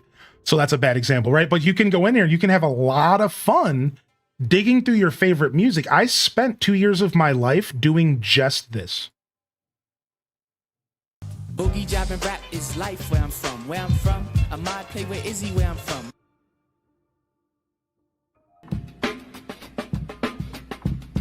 You hear those drums? Boogie job and rap is life where I'm from. Where I'm from, I might play It's the drums. It's the drums. It's the snare. It's the drums. You hear that? So they sampled the drums. They took the drums and the snare, they sampled that, and they used that in their song right there as a breakbeat. This is what we call breakbeats. Breakbeats are the art of extracting just the drum solos from a music and then using it to dance to. This is actually the origins of hip hop. Just a random little factoid for you. The origins of hip hop started in the Bronx with breakbeats. And this is where you ever heard, "Here comes the break," right? "Here comes the break." And then they would play something like this. And everyone would go nuts and start dancing. And they called it breakbeats. That's actually the origins of sampling. That's actually the origins of hip hop. From there, people started realizing, oh, what if I take that sample, that breakbeat, and what if I use it in my song? Throughout the whole song here, they use those drums. They took that breakbeat and they put it in. Boogie job and rap is life where I'm from. Where I'm from, I might play with Izzy where I'm from. Where I'm from. Right? So this is so interesting. And if for those of you who love music like I do, you're going to find that every single bit of hip hop is paying homage in a way to its predecessors. Sampling is a form of homage. At the end of the day, it's a way for you to say, this spoke to me, and now I'm going to use that, and I'm going to incorporate it into my music, and it's going to speak to you, even indirectly. So little did I know that Aesop got me hip to Diggable, and Diggable got me hip to Melvin Von Peebles. Now I know that in 1971, this artist is still inspiring people to make music 50 years later. It's so interesting, and this has been your Turd Talk, your daily Turd Talk from Highly in Descent. Yep, about whosampled.com and one of my favorite artists. How about that? How cool is that? How cool is that? Melvin Van Peebles is a classic. Oh, I see. That's his dad. That's the actor Mario Van Peebles' dad. I didn't know that. Wowzers. Isn't that just like randomly? Isn't that like super interesting, even if you don't care at all about anything I just said? Yeah, it's cool, right? Isn't that just super cool, dude? All right. All right, we're almost here to Koga. Let's go ahead and go do this voice memory here. Sorry, I kept you waiting on this memory for a while.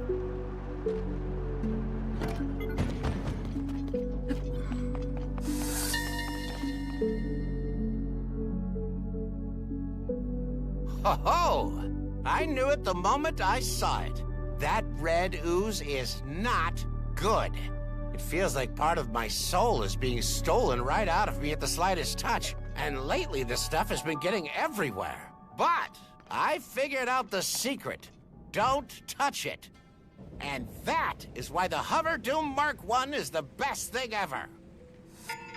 What? The Hover Doom Mark I? Is that what he said? Hold on a second. So this is him commenting on all of the ooze that's around. This is Koga commenting on all of the malice. He says that he feels like part of his soul is getting sucked from him. And then the Hover Doom Mark I is just a little speeder bike. Here, let me show y'all 1 second. I'm going to pull this up on the screen. You actually kind of need to see this so you can have context. This is the Hover Doom Mark I. Look at... What? Why did that wheel start spinning behind me? You see this on the screen? This is the Hover Doom Mark I. This is actually what he's talking about here. Ho-ho! I knew it the moment I saw it. That red ooze is not good. It feels like part of my soul is being stolen right out of me at the slightest touch. And lately, the stuff has been getting everywhere. But I figured out the secret. Don't touch it. And that is why the Hover Doom Mark I is the best thing ever.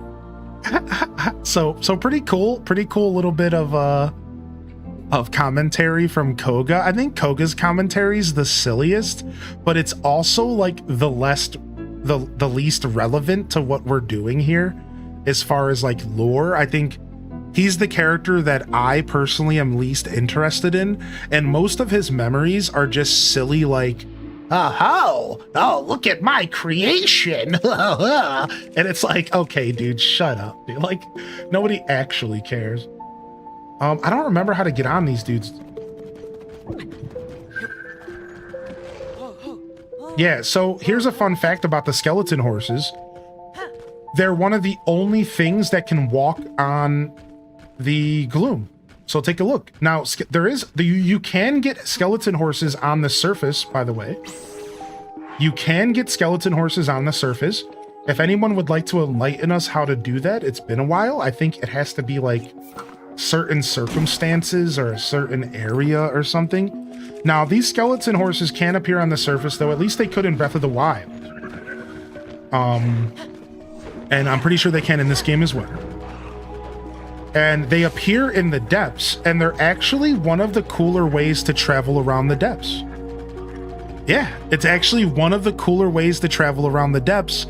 Grab yourself a skeleton horse, and these bad boys can walk on the gloom without any trouble. Yeah, and they disappear in the daytime, right?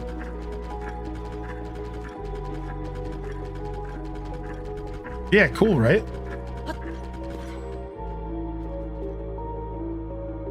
Neato. There's actually an episode of the 90s show Living Single where they're together too. Wait, really? Dude, Living Single was dope.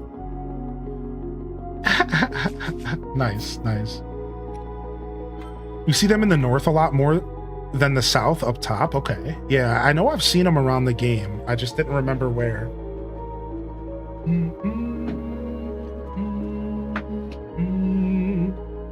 All right. And my tablet is dying, so that will be the wrap up on the lore today. I think we're going to go ahead and call it here. Thanks for coming out, everybody. I really do hope you enjoyed our show. The return to Tears of the Kingdom. It was quite the treat, and I really do hope y'all enjoyed it. And you'll see more Tears of the Kingdom. You'll be seeing more Tears of the Kingdom in the future. Don't worry, I'm far from done with this game, and I'm far from done with our Storyteller Sundays. Now, hey, thank you for the biddies, Ryan. Now, I don't want to commit at the moment. I'm not necessarily interested in setting up a schedule that has hard time slots, like, for example, Saturday morning cartoons or Storyteller Sundays. But I will tell you that I think this game is going to be our Sunday showcase for some time. I think so. I think for now, most Sundays, I'm probably going to end up showing up with some tears, unless I'm in the mood to do something else, or maybe a new game comes out or something like that. So look forward to it. And if I don't feel like doing it on a Sunday, but I wake up on a Tuesday and I want to do it, then that week we'll do it on Tuesday and we'll do something else on Sunday.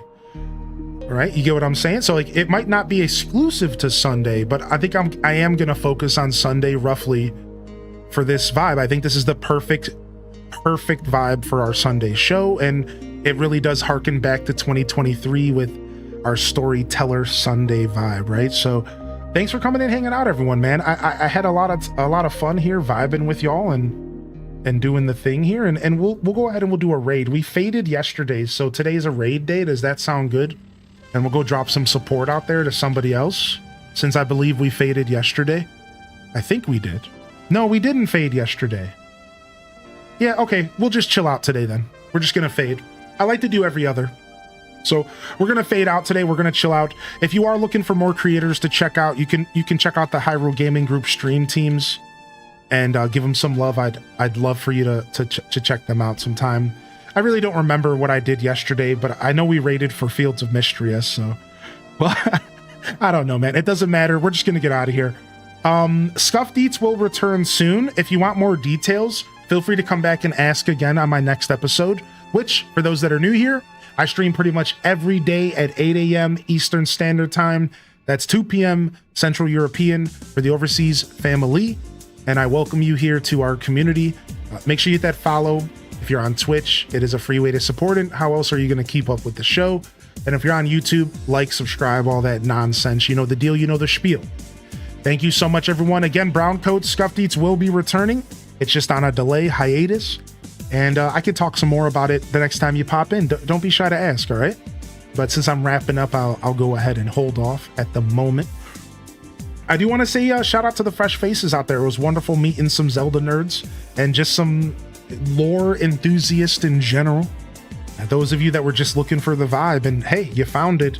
We certainly do have a vibe here in our community. So I'm gonna wrap up there and go and chill out. 7 hours is a good hit, you know, a good point to wrap up today. I'll be back for the Monday morning show, and I actually have to go and try to kick someone out of my town.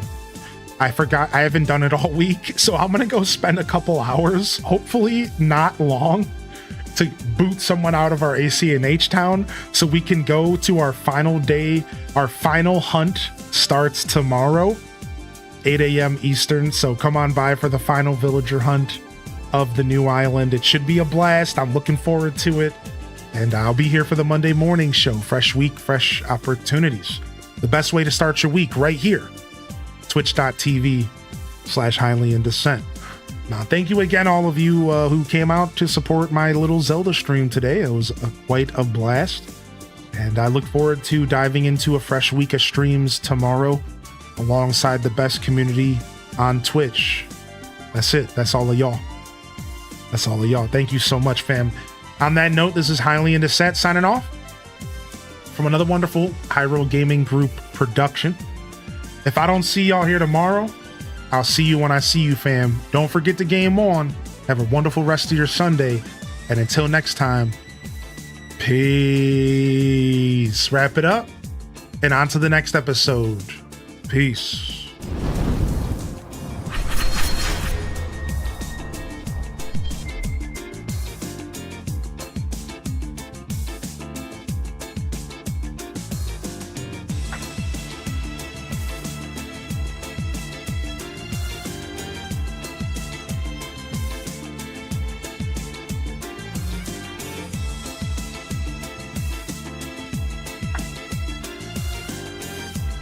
All right. We are back in here, locking in with y'all. Thank you so much, everyone, for vibing. Dazabound, Ash, Toad, Tay Ray, Zella Zephira, Pastel. Good to see you, by the way. I didn't get the chance to say hello. Sister Honey, P.O. Box has been got. I got packages ready. I'll send y'all some messages, let you know when we can open it up. Maybe tomorrow if you're around. Nembo Tavi, Darcy, Feisty, Brittany BCH, Doge, DKC2 David, anybody else I missed out there, y'all. I love y'all and appreciate y'all. I'm honored to be a part of your daily routines, and I'm certainly honored to have you as a part of mine. But until next time, this is Highly in Descent signing off. Peace. And hit them cat jams, baby. Peace.